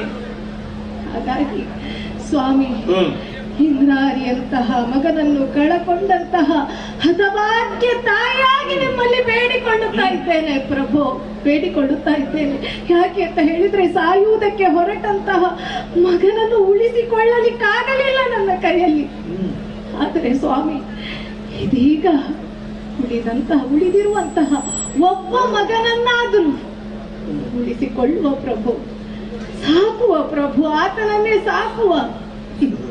ಸಾಕೋರುವ ಮಗ ವಿರೂಪಾಕ್ಷ, ಅವನನ್ನು ಸಾಕಿದರೆ, ಉಳಿಸಿಕೊಂಡ್ರೆ, ರಾಮನಿಗೆ ಬಲಿ ಕೊಡದಿದ್ರೆ ಮುಂದೆ ಏನು ಬಡಿಬಹುದು? ಸ್ವಾಮಿ ಸ್ವಾಮಿ, ಯಾಕೆ ನೀವು ಈ ತರನಾಗಿ ಆಲೋಚನೆ ಮಾಡುತ್ತೀರಿ? ನಿಮಗೆ ತಿಳಿದಿಲ್ವೇ ಸ್ವಾಮಿ, ವಸಿಷ್ಠರಿರ್ಬಹುದು, ವಿಶ್ವಾಮಿತ್ರರಿರ್ಬೋದು, ಅತ್ರಿ, ಅಗಸ್ತ್ಯ, ಶರಭಂಗ ಮೊದಲಾದಂತಹ ಮನೀಷಿಗಳೇ ಈತನಿಗೆ ತತ್ಪರರಾಗಿ ತಮ್ಮ ಪರಾತ್ಪರ ಶಕ್ತಿ ಎನ್ನುವ ಹಾಗೆ ಒಪ್ಪಿದ್ದಾರೆ ಪ್ರಭು. ಮಾತ್ರವಲ್ಲ, ಅದನ್ನು ಕೂಡ ಸರ್ವರನ್ನು ಪೊರೆಯುವ ದೈವ ಎನ್ನುವ ಹಾಗೆ ಅದನ್ನು ಅಡಿಗಡಿಗೆ ನಿರೂಪಿಸಿದ್ದಾನೆ ಕೂಡ. ಹೌದು, ಲೋಕಕ್ಕೆ ನೆರಳು ಕೊಡುವ ಮರ. ನಾವು ಹತ್ತಿರ ಹೋಗುವಾಗ ಇಲ್ಲ ಸ್ವಾಮಿ. ಬಿಸಿ ಎಣ್ಣೆಯನ್ನೇ ಸುರಿಸ್ತದೆ ಅಂತಾದ್ರೆ ಗೊತ್ತಿಲ್ವ ನಿಮಗೆ ಸ್ವಾಮಿ? ಮಖದ ಸಂರಕ್ಷಣೆ ಆಗಿರ್ಬೋದು, ತಾಟಕಿ ಸಂಹಾರ ಆಗಿರ್ಬೋದು, ಅಹಲ್ಯ ಉದ್ಧರಣ ಆಗಿರ್ಬೋದು, ಶಿವಧನುರ್ಭಂಗ ಆಗಿರ್ಬೋದು, ಅಥವಾ ಪರಶುರಾಮರ ಕರ್ಮಬಹಾರ ಚರ್ಚೆ ಒಂದೇ ಎರಡೇ. ಎಲ್ಲ ಕಡೆಗಳಲ್ಲೂ ತಾನೋರ್ವ ಸರ್ವಾತ್ಮಕ ಶಕ್ತಿ ಎನ್ನುವುದನ್ನು ಆತ ತೋರಕೊಟ್ಟದ್ದು ಮಾತ್ರ ಅಲ್ಲ, ಎಲ್ಲವರಿಂದಲೂ ಮಾನಿಸಲ್ಪಟ್ಟವ. ಹೆಚ್ಚಕ್ಕೆ ತಿಳಿದವರೆಲ್ಲವರು ಆತನ ಕುರಿತಾಗಿ ಆಡಿದ್ದಾರೆ. ಅಂತಿರುವಾಗ ಅವರೆಲ್ಲರ ಹಾಡಿದಂತಹ ಮಾತುಗಳನ್ನು ಮತ್ತು ನೀವು ಧಿಕ್ಕರಿಸಿ ಮುಂದುವರಿತೀರಿ ಅಂತಾದರೆ ಪ್ರಾಣಕಾಂತ ಕೊನೆಯವರೆಗೂ ನಮಗೆ ಈ ಚಿಂತೆಯೇ ಒದಗುವುದು ಪ್ರಭು, ಚಿಂತೆಯೇ ಒದಗುವುದು. ಆದ ಕಾರಣ ನಿಮ್ಮಲ್ಲಿ ಮತ್ತೊಮ್ಮೆ ಸೆರಗೊಟ್ಟಿ ಬೇಡಿಕೊಳ್ಳುತ್ತಾ ಇದ್ದೇನೆ ಪ್ರಭು. ಇರುವ ಒಬ್ಬ ಮಗ ಸಾಕು ಪ್ರಭು, ಇರುವ ಒಬ್ಬ ಮಗ ಸಾಕು, ಅವನನ್ನೇ ಉಳಿಸಿಕೊಳ್ಳುವ, ಅವನನ್ನೇ ಸಾಕುವ ಪ್ರಭು. ಈ ಛಲವನ್ನು ಬಿಟ್ಟು ಬಿಡಿ.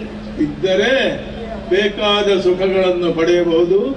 ಸುರಕ್ಷಿತನಾದ ರಾವಣ ಬದುಕಿಗಾಗಿ ರಾಮನಲ್ಲಿ ಸಮಸ್ಯೆ ಬಂದಿರುವುದೇ ಇದು ಮಂಡೋದರಿ. ಅವನೇನೆಲ್ಲ ಮಾಡಿದ ಮಾತ್ಕಾರ್ಯಗಳನ್ನು ಹೇಳಿದಿ.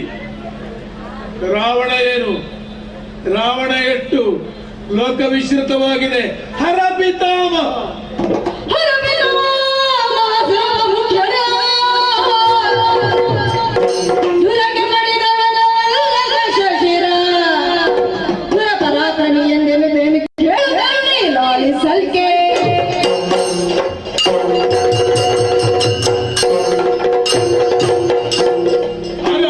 ಪಿತಾಮಹ ಸುರಪ ಮುಖ್ಯರು ರಾವಣ ಏನು ಅಂತ ಒಪ್ಪಿದ್ದಾರೆ.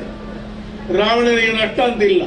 ಯಾಕೆ? ಸೊನ್ನೆಯಿಂದ ಆರಂಭ ರಾವಣನ ವ್ಯವಹಾರ, ಉಳಿದದ್ದೆಲ್ಲ ಲಾಭವೇ. ನನ್ನನ್ನು ಮಗುವಾಗಿ ಪಡೆದ ತಾಯಿ ಮರದ ಬೇರಿಗೆ ಹರಕು ಸೀರೆಯಿಂದ ತೊಟ್ಟಲು ತೂಗಿದವಳು. ಸೊಂಟದ ಉಡಿದಾರಕ್ಕೆ ಗತಿ ಇಲ್ಲದ ರಾವಣನ ರಾಜ್ಯದಲ್ಲಿ ಇವತ್ತು ನಿನ್ನ ಮಕ್ಕಳು ಮೊಮ್ಮಕ್ಕಳು ಬಂಗಾರದ ಬಟ್ಲಲ್ಲಿ ಮುತ್ತಿನ ಅನ್ನವನ್ನು ಊಟ ಮಾಡುತ್ತಾರೆ. ಒಂದು ಕಡೆ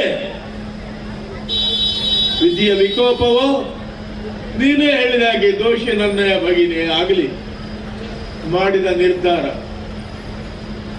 ಹಿಂದೆ ಸರಿಯುವುದಿಲ್ಲ. ಪಡೆದೇನು, ಮಾಡಿಯೇನು, ಹೋರಾಡಿಯೇನು, ಯಾಕೆ ಏನು ಹೇಳುವುದಿಲ್ಲ.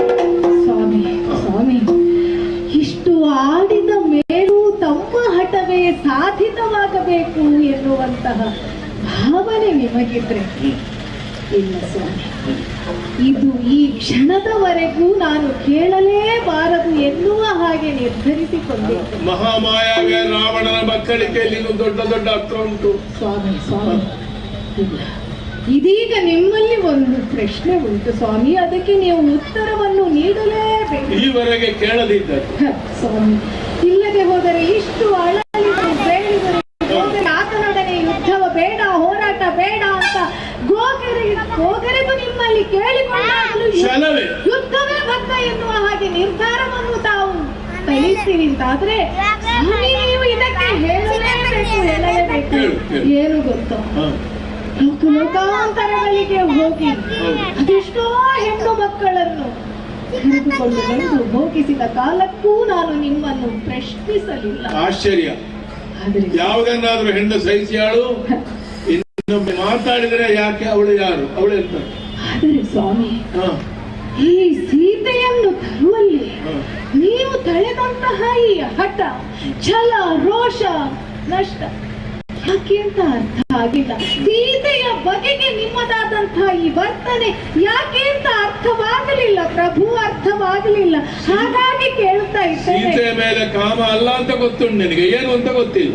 ಹೌದು ಸ್ವಾಮಿ, ಹಾಗಾಗಿ ನಿಮ್ಮಲ್ಲಿ ಕೇಳುತ್ತಾ ಇದ್ದೇನೆ, ಆ ಸೀತೆ ಯಾರು ಮಾತ್ರವಲ್ಲ, ಈ ಮಂಡೋದರಿ ನಿಮ್ಮ ಪಾಲಿಗೆ ಏನು ಸ್ವಾಮಿ, ಏನು? ಸೀತೆ ಯಾರು, ಮಂಡೋದರಿ ಏನು? ಸೀತೆ ನಿಮ್ಗೆ ಏನಾಗಬೇಕು ಅಂತ ಕೇಳಿಲ್ಲ ನೀವು. ಅವಳು ಯಾರು, ಅಷ್ಟು ಸೆಳೆತ ಏನು ಅಲ್ವಾ? ವಶಪಡಿಸುವ ಪ್ರಯತ್ನ ನಾನು ಮಾಡಿದೆ, ಅಶೋಕವನದಲ್ಲಿ ಇಟ್ಟಿದ್ದೇನೆ. ಅರ್ಥ ಮಾಡಿ. ಮಾತಾಡ್ಲಿಕ್ಕೆ ಹೋಗುವಾಗ ಹೆಂಡತಿಯನ್ನು ತಪ್ಪಿಸಿಯೇ ಹೋಗುದು ಎಲ್ಲರೂ. ನಿಮ್ಮನ್ನು ಕರ್ಕೊಂಡೇ ಹೋಗಿದೆ 2-3 ಘಟನೆಗಳಲ್ಲಿ. ಇದರಲ್ಲಿ ಗೊತ್ತಾಗುವುದಿಲ್ಲ ನಿಮಗೆ. ನಿನಗೆ ತಿಳ್ಕೊಳ್ಳೇಬೇಕು ಅಂತ ಉಂಟು. ಇದು ಸಕಾಲ. ಇವರಿಗೆ ನನಗೂ 10 ತಿಂಗಳು ಸೀತೆಯನ್ನಿಟ್ಟದಲ್ಲ, ನನಗೆ ಗರ್ಭಸ್ಥವಾಗಿದ್ದದನ್ನು ಹೊರಗೆ ಹಾಕುವ ಸಂದರ್ಭ ಯಾರೆಲ್ಲೂ ಹೇಳಿಲ್ಲ. ಅತಿಕಾಯನಿಗೆ ಹೇಳಿದ್ದಾರೆ, ಅತಿಕಾಯನೆ ನೀ ಕೇಳು, ರಿಪು ಮಥನಕ್ಕೆ ಪಡೆಬೇಡು, ಪಡೆ ರಾಮಗೆ. ಯಾಕೆ ಅಂತ ಹೇಳುದಿಲ್ಲ, ಕೇಳುವವರು ಕೇಳುವಾಗ ಹೇಳಿ. ಈಗ ಹೇಳದಿದ್ರೆ ತುಂಬಾ ತಡಾದಿತ್ತು, ಕೇಳಲೇಬೇಕು. ಮಂಡೋದರಿ, ನೀನು ನನ್ನ ಹೆಂಡತಿ ಮಾತ್ರ ಅಲ್ಲ, ಲೋಕದಲ್ಲಿ ಮಹಾಶಿಲ್ಪಿಯಾಗಿ ಪರಮ ಮಯಾಸುರನ ಮಗಳು. ಆದರೆ ಮಯ ಮತ್ತೆಷ್ಟು ಶಿಲ್ಪಗಳನ್ನು, ಸಭಾಭವನಗಳನ್ನು, ಮಂದಿರಗಳನ್ನು ನಿರ್ಮಿಸಲಿ, ಅವನ ಅತ್ಯುತ್ತಮವಾದ ಶಿಲ್ಪ ನನ್ನ ದೃಷ್ಟಿಯಿಂದ ಅದು ಇಲ್ಲೇ ಉಂಟು. ಇಷ್ಟು ಒಳ್ಳೆಯ ಶಿಲ್ಪ ಮಯನಿಗೆ ಇನ್ನೊಂದು ಸಾಧ್ಯ ಇಲ್ಲ ಮಾಡ್ಲಿಕ್ಕೆ. ಯಾಕೆ? ಅದು ದಾಂಪತ್ಯದ ಫಲ. ಅಂತಹ ಮಯತನುಜಿಯಾಗಿ ಕೇಳು, ನನ್ನ ಅಂತರಂಗವನ್ನು ಹೇಳ್ತೇನೆ.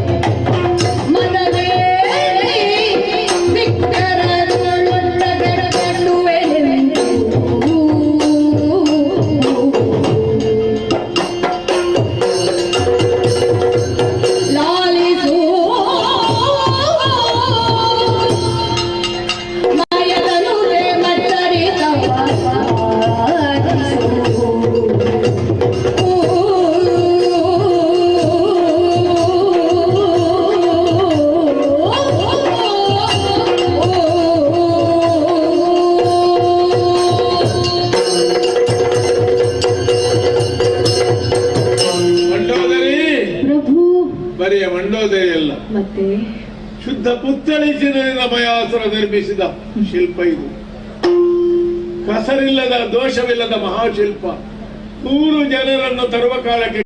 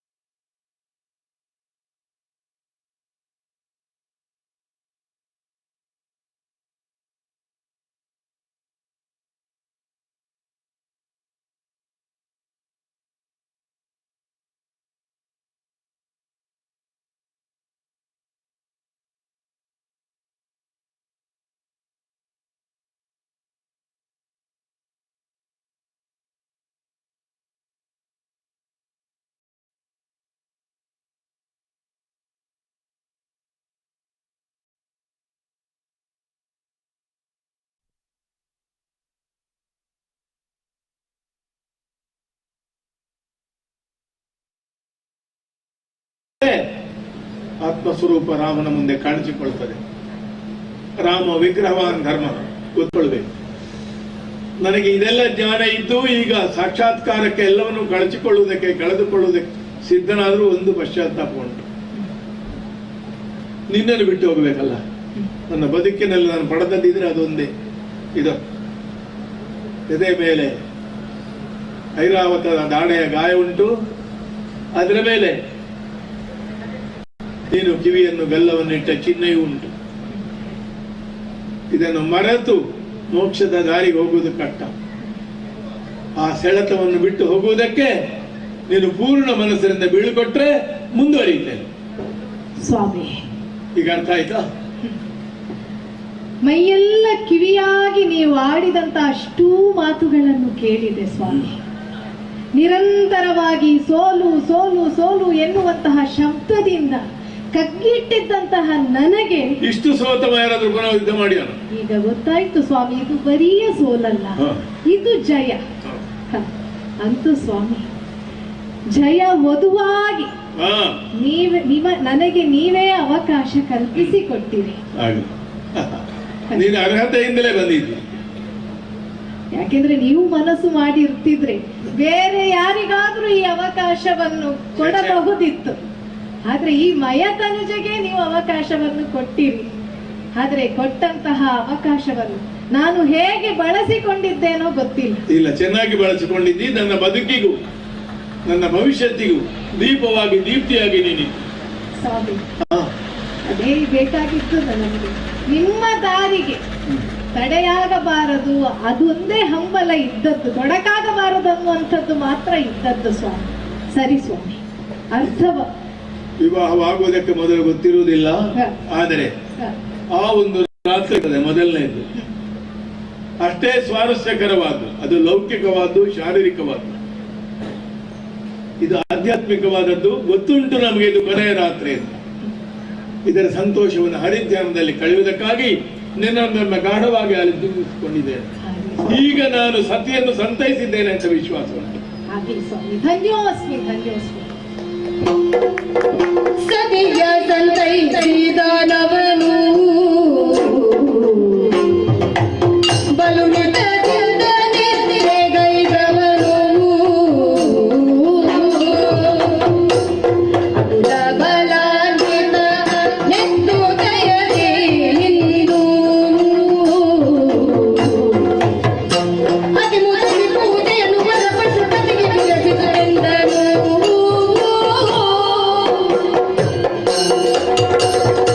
ಸತಿಯ ಸಂತೈಸಿದನವನು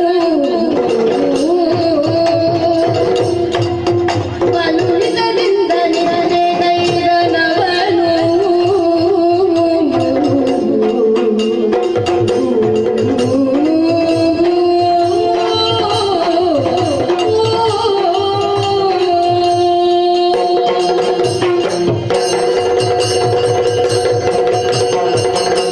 ಆವರಣವನ್ನು ಕಳಿಸಿಕೊಂಡೆ. ಎರಡೂ ಅರ್ಥದಲ್ಲಿ. ಹೆಂಡತಿಯನ್ನೊಬ್ಬ ಸಮಾಧಾನ ಮಾಡಿದನೋ ಅವಾಗ ಗೆದ್ದ ಅಂತ ಅರ್ಥ. ಸುಲಭ ಅಲ್ಲ ಅದು.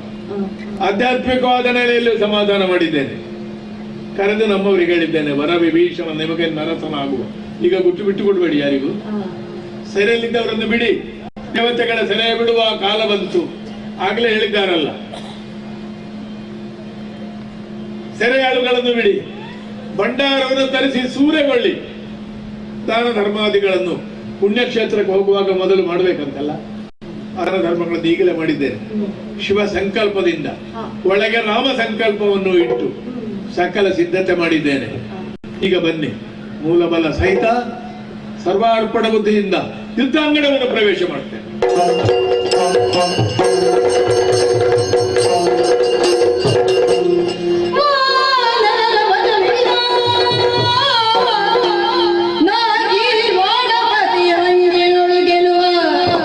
ವಿಧಾನವ ತಪ್ಪಿದೇನು ತರಧವನೇ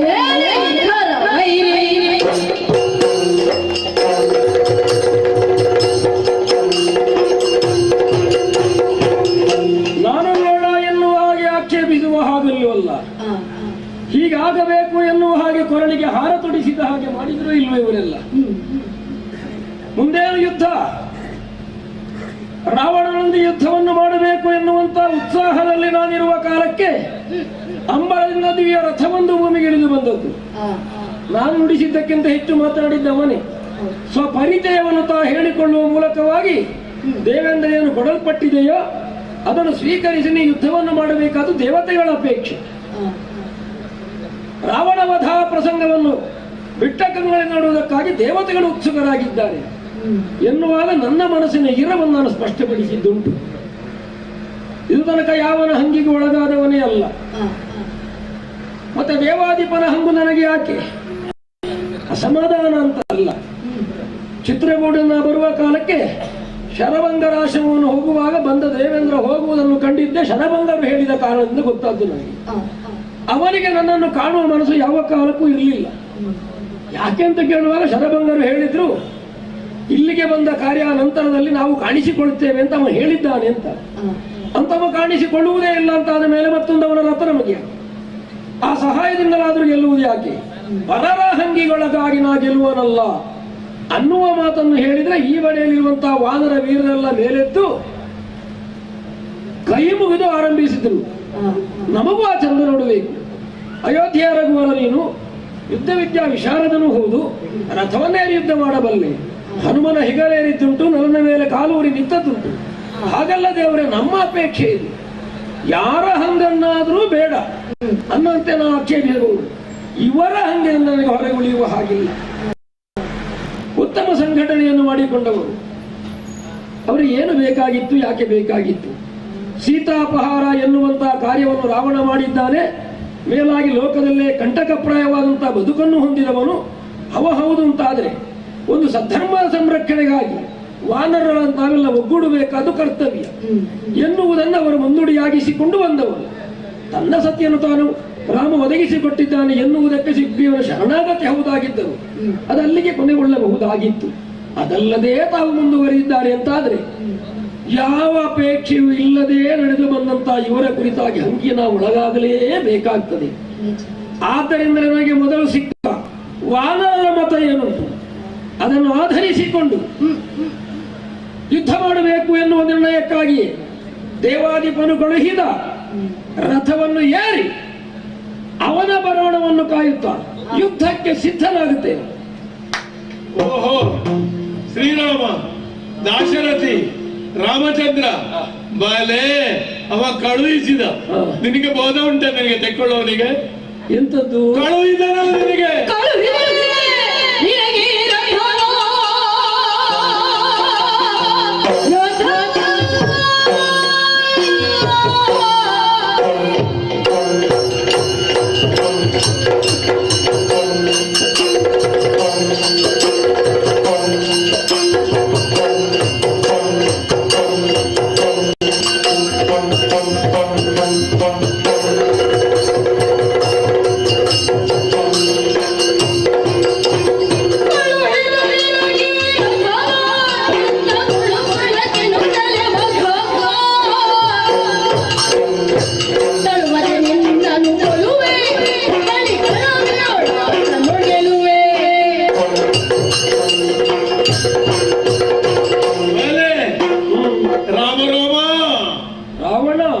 ನಾವು ಶಿವನನ್ನು ಹೇಳುವುದಾಗೆ ಆ ಹೆಸರನ್ನೇ ನಿನಗಿಟ್ಟದಂತೆ ರಾಮ ರಮಣೀಯ. ಹೌದು, ತೆಕ್ಕೊಂಡಿ ಎಲ್ಲ ರಥ ಹೆಸರನ್ನು ತೆಕ್ಕೊಂಡಿದ್ದೇನೆ, ರಥವನ್ನು ಸ್ವೀಕರಿಸಿದ್ದೇನೆ.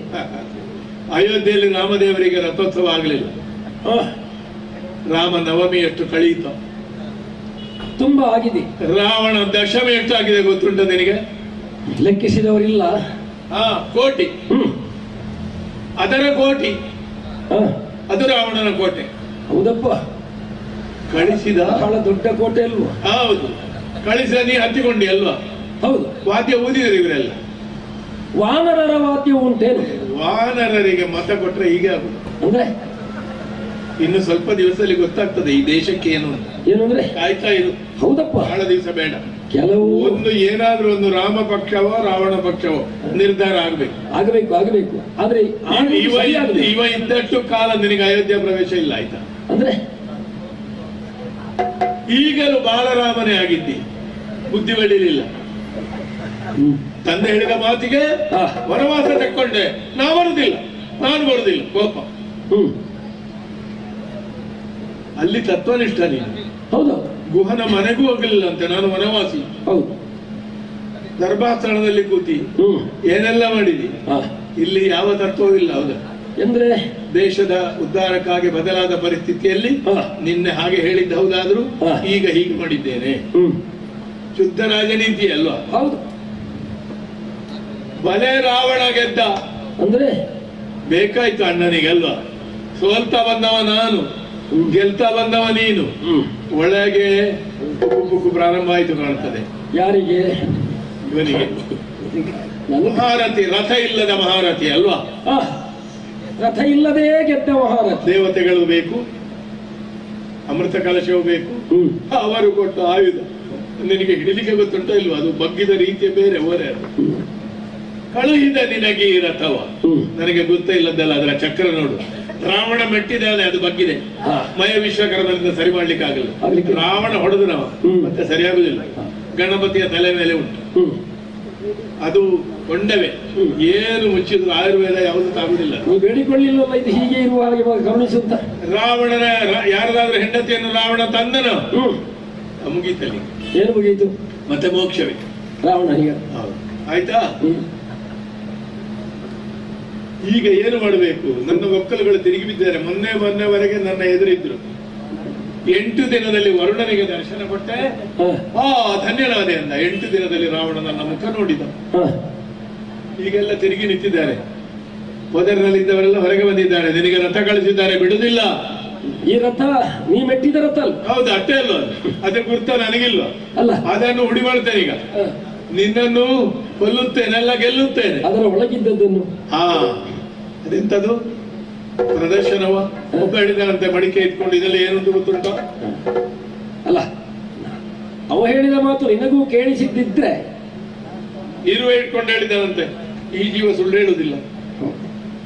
ಮುಷ್ಟಿಯೊಳಗಿರುವುದು ಇರುವೆ, ಅದು ಒಳಗೆ ಇರುವುದು ಇರುವೆ. ಈಗ ಅವ ಹೇಳಿದ್ರೆ ಅಷ್ಟು ಉಂಟೋ ಇಲ್ವೋ ಅಂತ ನಿನಗೊಂದು ಅದು ಅಮೃತವಲ್ಲ, ಎಂತ ಕರ್ಮವಲ್ಲ. ನಿನ್ನನ್ನು ಮೊದಲು ಹೊಡೆಯುತ್ತೇನೆ, ಬಿಡುವುದಿಲ್ಲ. ಆಮೇಲೆ ನನಗೆ ಎದುರಿದ್ದ ಆ ಪ್ರಬುದ್ರೋಹಿ ಇದ್ದಾನಲ್ಲ, ಅವನಿಗೂ ಕೊಡ್ತೇನೆ. ಇದು ಇಬ್ಬರನ್ನು, ನಮ್ಮಿಬ್ಬರನ್ನು.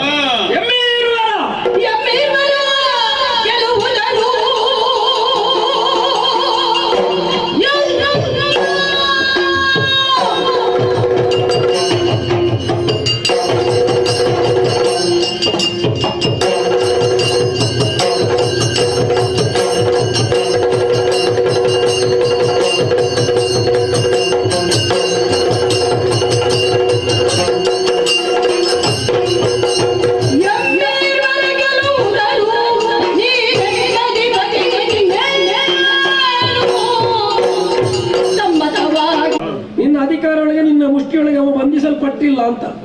ಯಾವುದೋ ಕಾಲಕ್ಕೆ ನೀನು ಅವನನ್ನು ಸೋಲಿಸಿದ್ದಿರಬಹುದು. ಇನ್ನು 10 ವರ್ಷದ ಗೇಣಿ ಒಟ್ಟಿಗೆ ಆಗ್ತೇನೆ ಅವನಿಗೆ. ಆದೀತಪ್ಪ, ನೀವು ನನಗೊಂದು ಸುದ್ದಿ ಬಂದಿದೆ. ದೇವೇಂದ್ರಾದಿಗಳು ಯುದ್ಧವನ್ನು ಮಾಡುತ್ತಿರುವಂತಹ ವೇಳೆ ದೇವಸೇನೆಯ ಮಧ್ಯದಲ್ಲೇ ನೀ ಸಿಲುಕಿ ಹೋದಂತಹ ಸಂದರ್ಭ, ನಿನ್ನ ಮಗನಂತಹ ಮೇಘನಾದ ಯಾವುದೋ ಮಾಯೆಯನ್ನು ಬೀಸುವ ಮೂಲಕವಾಗಿ ಅಲ್ಲಿಂದ ನಿನ್ನನ್ನು ಎತ್ತಿಕೊಂಡು ಅವನನ್ನು ಕಟ್ಟಿಕೊಂಡು ಮತ್ತೆ ಲಂಕೆಗೆ ಬಂದಿದ್ದ ಅಂತ ಸುದ್ದಿ ಉಂಟು. ಅದು ಗುಟ್ಟು ನಿನಗೊತ್ತಿಲ್ಲ. ತನ್ನ ಮಗಳನ್ನೇ ಹಾಡುವಾಗ ತಾನೇ ಮತ್ತು ಅಣ್ಣನ ತಂದೆಯು ಸೇರಿ ವಾದ್ಯ ಬಾರಿಸಿದಾಗ ಅದು ಮಕ್ಕಳನ್ನು ಮುಂದೆ ತರಲಿಕ್ಕೆ, ಅಯ್ಯೋ ನಾನು ಸೋತೆ ಮಗನೇ ಏನು ಮಾಡುವ ಅಂತ ಹೇಳಿದ್ದು. ಅಥವಾ ಇಂದ್ರಜಿತ್ತು ಬಂದ, ಸೋತ ಹಾಗೆ ನನ್ನ ಮಗನೇ. ಆಯ್ತಾ? ಒಳ್ಳೇದಪ್ಪ, ಒಳ್ಳೆಯದು ಒಳ್ಳೆಯದು. ಯಾವುದೋ ಒಂದು ಕಾಲಕ್ಕೆ ದಿಗ್ವಿಜಯನ್ನು ಮುಗಿಸಿ ಬಂದು ಯಾಗ ಯಜನಾದಿಗಳನ್ನು ಮಾಡುವಾಗ ಇದು ನಮಗೆ ಅಲ್ಲ ಮಗನೇ ಅಂತ ಹೇಳಿದ ಅಪ್ಪನು ಇವನೇ ಅಲ್ಲೂ. ಈ ಕಾಲಕ್ಕೆ ಮಗನನ್ನು ಬೆಳಕಿಗೆ ತರಬೇಕು ಎನ್ನುವುದಕ್ಕಾಗಿ ನಾ ಸೋತಂತೆ ಮಾಡಿದ್ದು ಎನ್ನುವ ನಿನ್ನ ಸಮರ್ಥನೆ ಅದೇ ಇರಲಿ. ನನಗೇನು ಅದರಲ್ಲಿ ಆಕ್ಷೇಪವಿಲ್ಲ, ಅಭಿಲಾಷೆಯು ಖಂಡಿತವಾಗಿ ಇಲ್ಲ. ದೇವೇಂದ್ರಾದಿಗಳು ಕೊಟ್ಟಿದ್ದಾರೆ ಎನ್ನುವುದಕ್ಕೆ ನಿನ್ನ ಪ್ರಭುತ್ವದಿಂದ ಅವರು ಹೊರಗಿದ್ದಾರೆ ಎಂಬ ಸತ್ಯವನ್ನು ಮನಗಾಣಬೇಕಾಗ್ತದೆ. ಆಮೇಲೆ ಅಯೋಧ್ಯೆಗೆ ಸಲ್ಲದ ಬಾಲರಾಮನಾಗಿಂತ ಆಕ್ಷೇಪಿಸಿದೆ. ನೀ ಯೋಚನೆ ಮಾಡು, ಬಾಲನಾಗಿರುವ ಕಾಲಕ್ಕೆ ಪಿತೃವಾಕ್ಯ ಪರಿಪಾಲ ಎನ್ನುವುದೇ ಪ್ರಧಾನ ಎನ್ನುವುದನ್ನು ಭಾವಿಸಿ. ಆದ್ರೆ ಪ್ರೌಢನಾಗಬೇಡ, ದೊಡ್ಡವನಾಗಬೇಡ, ಮಗುವಿನಾಗೆ ಮೂರ್ತಿ ಮಾಡಿಕೊಂಡಿರುವುದ ಯಾರು ನೀನು? ಅಲ್ಲ, ಪ್ರೌಢನಾಗುವ ಕಾಲಕ್ಕಲ್ವ ಅಯೋಧ್ಯೆಯ ಸಕಲ ಪ್ರಜರ ಹೃದಯದಲ್ಲಿ ಆಸೀನನಾಗೋಣ ಅಂತ ನಾವು ಭಾವಿಸಿದ್ದೆ. ಈಗ ನಾವು ಶಾಶ್ವತವಾಗಿ ಬರುವುದಿಲ್ಲ ಅಂತ ಆಡಿದ್ದೇವೆ. ಅಪ್ಪ ಹೇಳಿದ ಅವಧಿ 14 ವರ್ಷ. ನಾನು ಮಾಡಿದ ತಪ್ಪು, ಸಿದ್ಧಾಶ್ರಮದ ಹತ್ರ ಹೋಗುವಾಗ ಒಳಗೆ ಹೋಗಿ ತೆಗೆದು ಬಿಡಬೇಕಿತ್ತು ಅಯೋಧ್ಯೆಯನ್ನು. ನಿನಗೆ ಸಿಂಹಾಸನವಿಲ್ಲ, ಪ್ರವೇಶಕ್ಕೆ ಅರಮನೆ ಇಲ್ಲ ಅಂತ ಮಾಡ್ತೀನಿ. ಹೌದೌದು, ನಿನಗೆ ಲಕ್ಷ್ಯ ಬರುದು ಬೇರೆ ಕಡೆಗಲ್ವ, ಈ ಕಡೆಗೆ ಹೋಯ್ತು ಲಕ್ಷ್ಯ, ಆ ಕಡೆಗೆ ನೀವು ಹೋದದ್ದಿಲ್ಲ.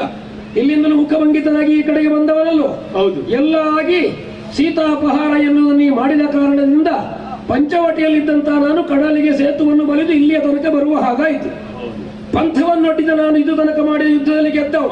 ರಾಮನಂತಹ ರಾಮನಿಗೂ ಹೆಂಡತಿಯನ್ನು ರಕ್ಷಿಸಲಿಕ್ಕಾಗಲ್ಲ. ಅಸಂಭವಂ ಹೇಮಮರಿಗೆ ಅತ್ಯ ಜನ್ಮ ತಥಾಪಿ ರಾಮೋ ಲುಲುಭೆ ಮೃಗಾಯ ಪ್ರಾಯ ಸಮಾಪನ್ನ ವಿಪತ್ತಿ ಕಾಲೇ ದಿಯೋಪಿ ಪುಂಸಾನ್ ಮರಣಿ ಭವಂತಿ ಅಲ್ಲ ಸ್ವಯಂ ನ ಭವತಿ. ಹೌದಪ್ಪ, ಒಂದು ಹೊಸ ಬದಲಾವಣೆ ಅದು. ಹೌದು, ಮನುಷ್ಯನಾದವನು ಒಂದು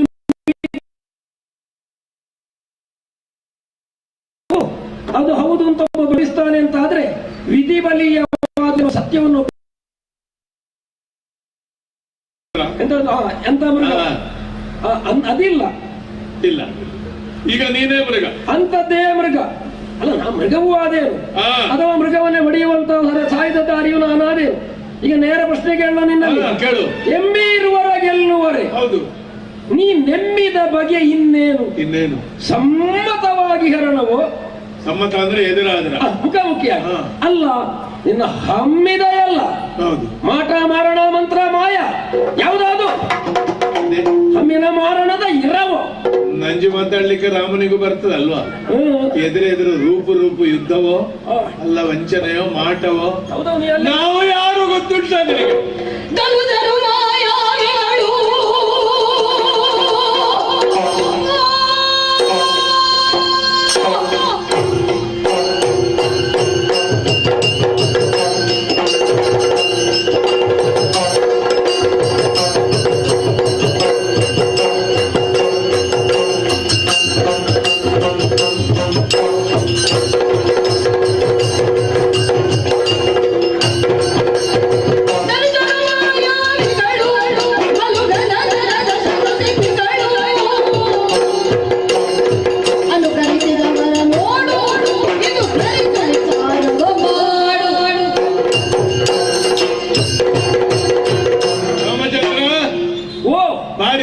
ನಿನ್ನದು ಹರಿರಾಮಲ್ಲ, ರಮಣೀಯತ್ವವ ನಿನಗೆ. ಶುದ್ಧ ಎದುರೆದುರು ಯುದ್ಧ ಅದು ಮಾಡ್ತೀಯ ಅಂತಲ್ಲ. ಮುಖಾಮುಖಿ ಅಂತ ನಿನ್ನನ್ನು ಅಶ್ವತ್ಥದ ಮರದ ಬುಡದಲ್ಲಿ ಎಲ್ಲಾದ್ರೂ ಮಂದಿರ ಕಟ್ಟಿ ಕೂತ್ಕೊಳಿಸ್ಬೇಕು. ಅಶ್ವತ್ಥಪುರ ಇದು ಈ ಬ್ರಹ್ಮರಾಕ್ಷಸ ಇರುವುದೇ ಗೋಳಿ ಮರದಲ್ಲಿ. ಹಳೆ ಮರ ಆಗ್ಲಿಕ್ಕಿಲ್ಲ. ಧನುಜರು ಮಾಯಾವಿಗಳು. ಹುಲಿ ಹತ್ರ ಕೇಳ್ತೀಯ, ಅದನ್ನು ಉಗುರಿನಲ್ಲಿ ಬರ್ತೀಯ, ಕಚ್ಚುತ್ತೀಯ, ಹೊಡಿತೀಯ, ಕೇಳಲಿಕ್ಕಿಲ್ಲ.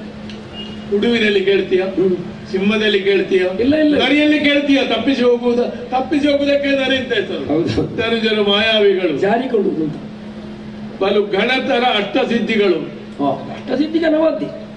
ಈಶಿತ್ವ, ವಶಿತ್ವ, ಮಾರಣ ಕೊಟ್ರೆ ನಮ್ಮ ಹತ್ರ ಉಂಟು. ನಾವು ಒಂದೊಂದು ಹೊಗೆ ಹಾಕಿದರೆ ಎಲ್ಲಿಗೆ ಮುಟ್ಟುತ್ತದೆ ಗೊತ್ತುಂಟ? ಅನುಕರಿಸುವರದ ನೋಡು, ನೀನು ಸಿದ್ಧನಾಗಿ ಬರಬೇಕು. ಅದು ನೀವು ಹಾಗೆ ಮಾಡಬಾರ್ದು, ನೀವು ಹೀಗೆ ಮಾಡಬಾರ್ದು ಅಂತಿಲ್ಲ. ನಾವು ಇರುದೇ ಹಾಗೆ. ನಾನು ರಾಕ್ಷಸ, ದೊಡ್ಡದು. ನಾವು ಮಾತಾಡುದೇ ದೊಡ್ಡದು. ಹೌದು ಹೌದು, ಧನುಜರು ಹೌದು. ದೊಡ್ಡ ಕಿರೀಟ ಯಾಕೆ ಇಡ್ತಿ ಅಂತ ಕೇಳಲಿಕ್ಕುಂಟ? ನಮ್ಮದು ಇರುದೇ ಹಾಗೆ. ಅಲ್ಲ, ತಲೆಯ ದೊಡ್ಡದು, ಆದರೆ ಅದಕ್ಕೆ ತಲೆಗೆ ಅನುಗುಣವಾದಂತಹ ಕಿರೀಟ. ಹೌದು. ಧನುಜರು ಮಾಯಾವಿಗಳು, ದಿಟ ಮಾಯಾವಿಗಳು ಎರಡು ಹೌದಲ್ಲ? ಈ ಧನುಜತ್ತು ಒಪ್ಪಿಕೊಂಡದ್ದಲ್ವ ನೀವು? ಹೌದು, ಮಾಡಿದ್ದೇನೆ ಕೂಡ ಅಲ್ವಾ? ಧನುಜರನ್ನಾಗಿ ನಿಮ್ಮನ್ನು ಮಾಡಿದ್ದು ಈಗ ಹುಟ್ಟಿಯಿಂದಲೇ ಹಾಗೇನು ಅಲ್ವಲ್ಲ. ಅಂತೂ ನಮ್ಮಿಬ್ಬರನ್ನು ಕೊಲ್ಲುವಂತಹದನ್ನ ಛಲ ಇನ್ನೂ ಮುಂದುವರಿಯುತ್ತದೆ. ಇದು ಎರಡೂ ದಾರಿಯಲ್ಲಿ ಮಾಡಿ ಹೇಗೂ ಆದೀತು ಅಂತ ಈ ರೀತಿಯ ಯುದ್ಧ. ಹೌದು, ಈ ರೀತಿಯ ಮಿತ್ರಗಳು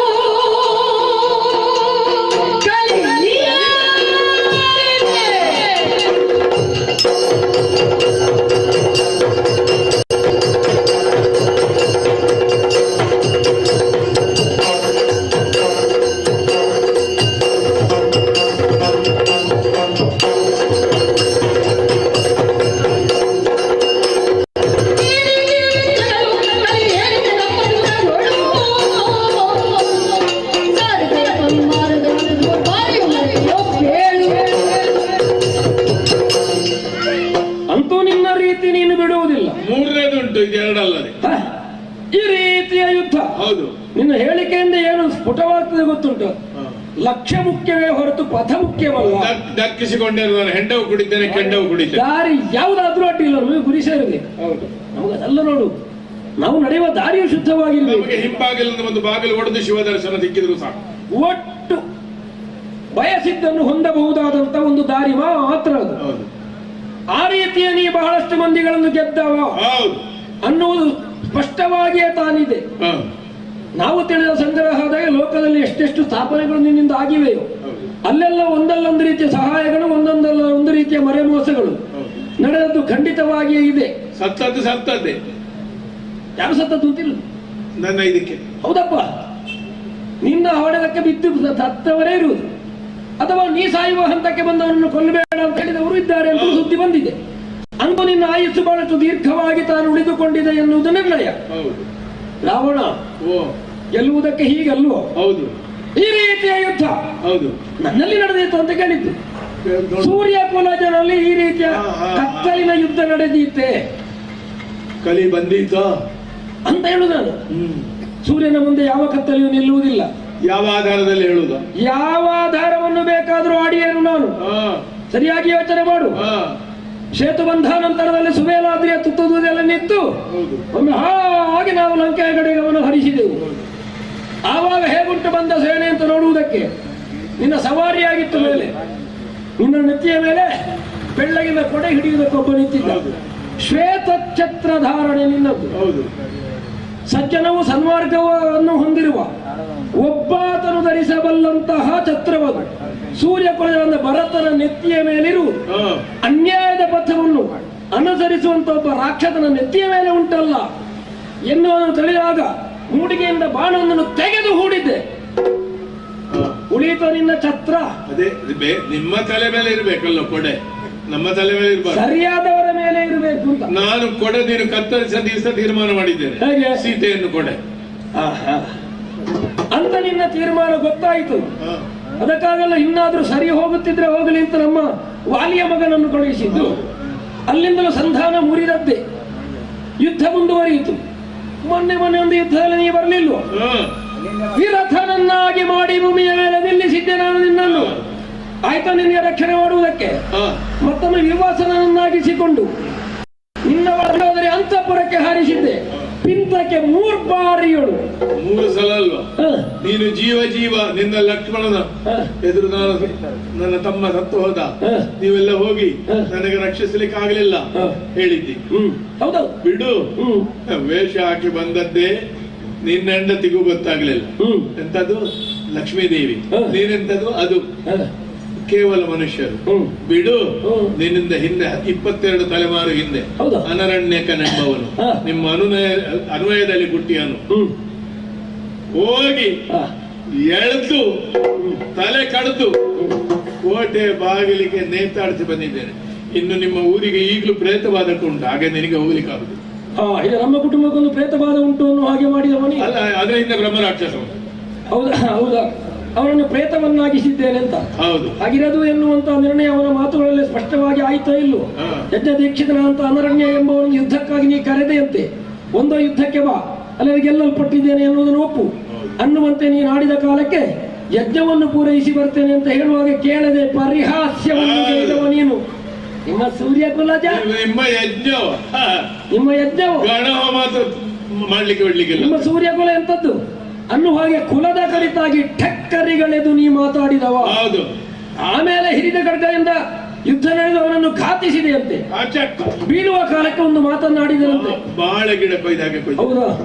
ಆದರೂ ನಿನ್ನ ಕತ್ತಿಯ ಏಟಿಗೆ ಅವ ಸತ್ತು ಬೀಳಲಿಲ್ಲ ನೋಡು.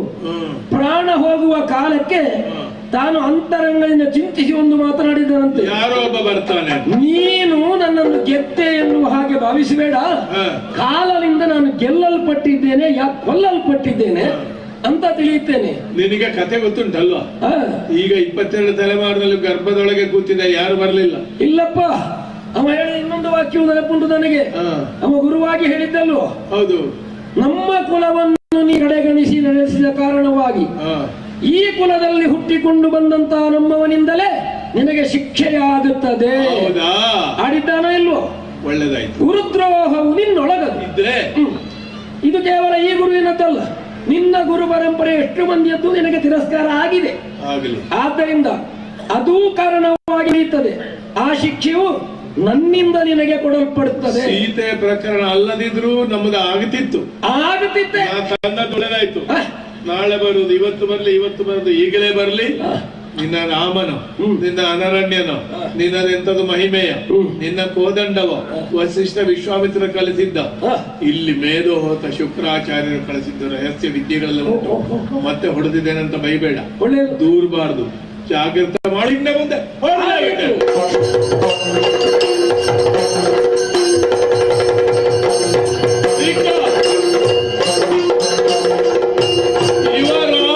ಇವ ರಾವಣ ಗೊತ್ತುಂಟ ನಿನಗೆ? ಎಷ್ಟು ಗಡಿಯಲ್ಲಪ್ಪ, ಎಷ್ಟು ಗಡಿಗಂಡ ಮತ್ತಷ್ಟೇ ಕೊಟ್ಟುವ ಬಲಿ ಕುಡಿಸುವ ನಿಟ್ಟಿಸಿದ ಬಿಟ್ಟಡನೆ ರಥದಿಂದ ಗೆಟ್ಟೋದನು ದರ ಬಿಟ್ಟು ಕುಳಿತ ತನು ಅದರೊಡನೆ ಮಾತಲಿ ನುಡಿದನು.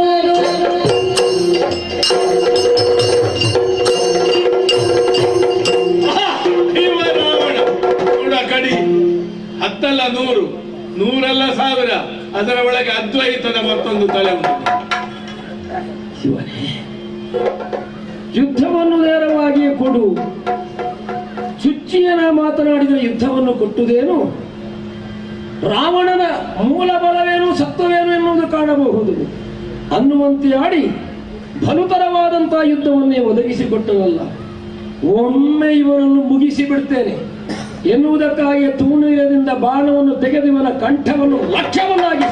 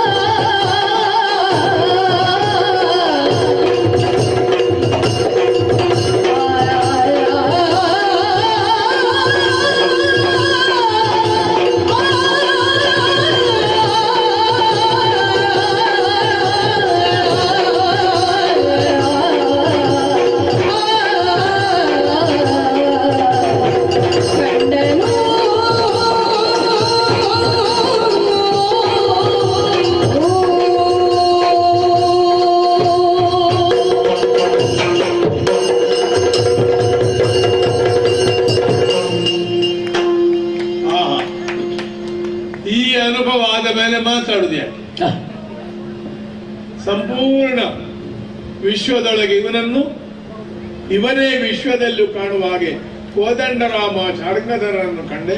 3 ಮೂರ್ತಿಯ ರೂಪರನ್ನು ತೋರಿ ಅಡಗುವ ಎಲ್ಲ ಸ್ವರೂಪನೂ ಆಗಿ ಸಕಲ ಜಗತ್ತನ್ನು ಸೇರಿ ಮೀರಿರುವ ಅತ್ಯಧಿಷ್ಠ ದಶಾಂಗುಲನಾದ ಇವನನ್ನು ಅವ ತೋರಿಸಿದ್ದಕ್ಕಿಂತ ನಾನು ಕಂಡೆ 10 ಮುಖ ಕಡಿಮೆ ಆಯಿತು. ದಶವದನ ಅಲ್ಲ, ಸಹಸ್ರ ಕೋಟಿ ವದನ ಆಗಬೇಕಿತ್ತು. ಈ ಅನುಭವವನ್ನು ಸ್ವಲ್ಪ ಹೊತ್ತು ಹೀಗೆ ತುಂಬಿಸಿಕೊಂಡು ಏನೂ ಪ್ರತಿಕ್ರಿಯೆ ತೋರಿಸಿದೆ. ಈ ಅನುಭವವನ್ನು ಆಧ್ಯಾತ್ಮಿಕ ಅನುಸಂಧಾನ ಮಾಡುತ್ತಾ ಹೀಗೆ ಇದ್ದು ಬಿಡ್ತೇನೆ.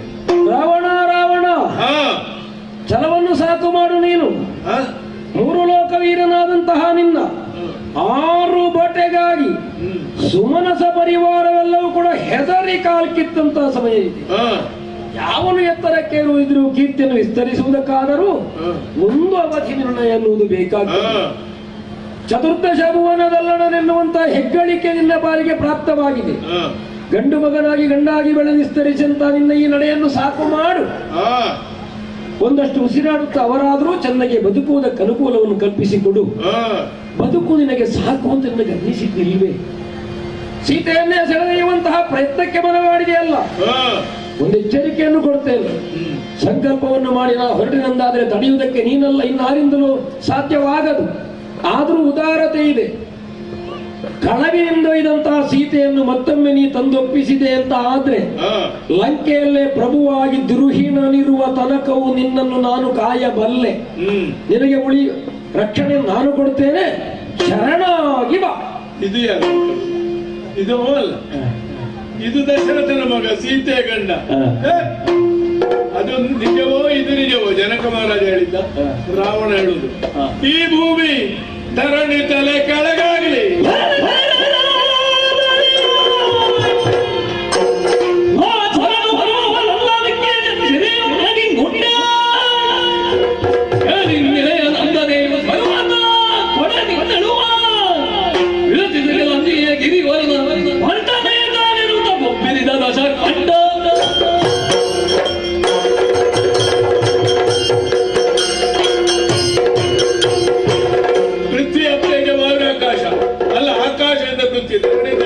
ಆಗಲಿ, ಸಾಗರಗಳ ಮೇಲೆ ಒರೆಯಲಿ, ಲೋಕದ ತತ್ವಗಳೇ ಉದ್ವತ್ತವಾಗಲಿ.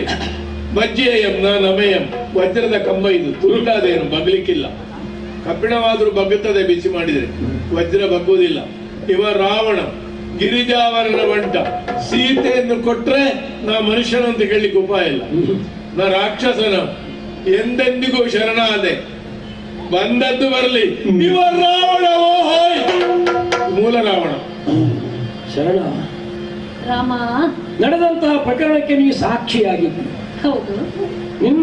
ನನ್ನ ಹಾಗೂ ರಾವಣನ ಸಂಭಾಷಣೆಯನ್ನು ಕೇಳಿದ್ದಿ. ಹೌದು. ಅವನಿಗೆ ಬಹು ರೀತಿಯ ಎಚ್ಚರಿಕೆಯನ್ನು ಕೊಡುವ ಮೂಲಕವೇ ಕಟ್ಟ ಕಡೆಗಿನ ಸಂದೇಶವನ್ನು ಒದಗಿಸಿಕೊಟ್ರೆ ಏನಪ್ಪ ಹೇಳಿದ್ದರು ಕೇಳದೆ ನಡೆಯುವ ಮೂಢ ಅಂತ ಹೇಳಬೇಕು, ಮೂರ್ಖ ಅಂತ ಹೇಳಬೇಕು ಅಂತ ಗೊತ್ತಾಗುವುದಿಲ್ಲ.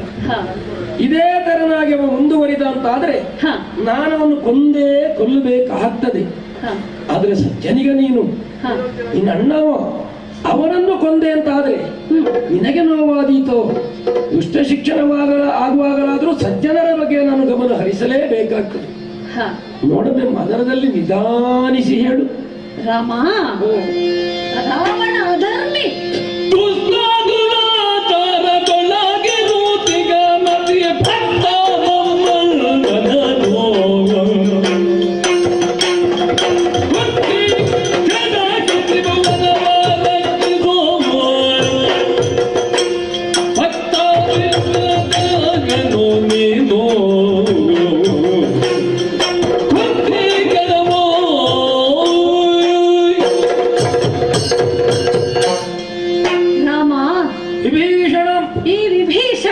ವಿಭೀಷಕ ಅಲ್ಲ. ವಿಭೀಷಕ ಅಂದ್ರೆ ಬೆದರು ಬೊಂಬೆ ಅಲ್ಲ. ಬ್ರಹ್ಮನಿಂದ ಹೊರ ಪಡೆದದ್ದು ಏನು ನಾನು ಅಂತ ಕೇಳಿದ್ರೆ ಪರಮಾತ್ಮ ಗತನ್ಯಾಸಿ ಧರ್ಮೇ ಮಮ, ಯಾವಾಗಲೂ ನನ್ನ ಮತಿ ಯಾವಾಗಲೂ ಧರ್ಮದಲ್ಲಿಯೇ ಇರಲಿ ಎಂಬುದಾಗಿ ನಾನು ಭಗವಂತನಲ್ಲಿ ಪ್ರಾರ್ಥಿಸಿದೋ. ನನ್ನ ಚರಣ ಕಮಲಗಳು ಯಾವಾಗಲೂ ಸದಾ ರಾಮಧ್ಯಾನದಲ್ಲಿಯೇ ಭಗವಂತನ ಧ್ಯಾನದಲ್ಲಿಯೇ ರಮಾರಮಣವಾಗಲಿ ಎಂದು ನಾನು ಭಾವಿಸಿ ಆ ವರವನ್ನ ಪಡೆದು ಅದರಂತೆ ನಡೆದವ ಈ ವಿಭೀಷಣ. ಹಾಗಾಗಿ ಶೂರ್ಪಣಕ್ಕೆ ಹೇಳ್ತಾಳಲ್ವಾ, ನಮ್ಮ ಕುಲದಲ್ಲಿ ಧರ್ಮಾತ್ಮ ಯಾರು ಅಂತ ಹೇಳಿದ್ರೆ ವಿಭೀಷಣ. ನತು ರಾಕ್ಷಸ ಚೇಷ್ಟಿತ, ರಾಕ್ಷಸ ಕೊಂಚವೂ ರಾಕ್ಷಸರ ಗುಣ ಇವನಲ್ಲಿ ಇಲ್ಲ ಅಂತ.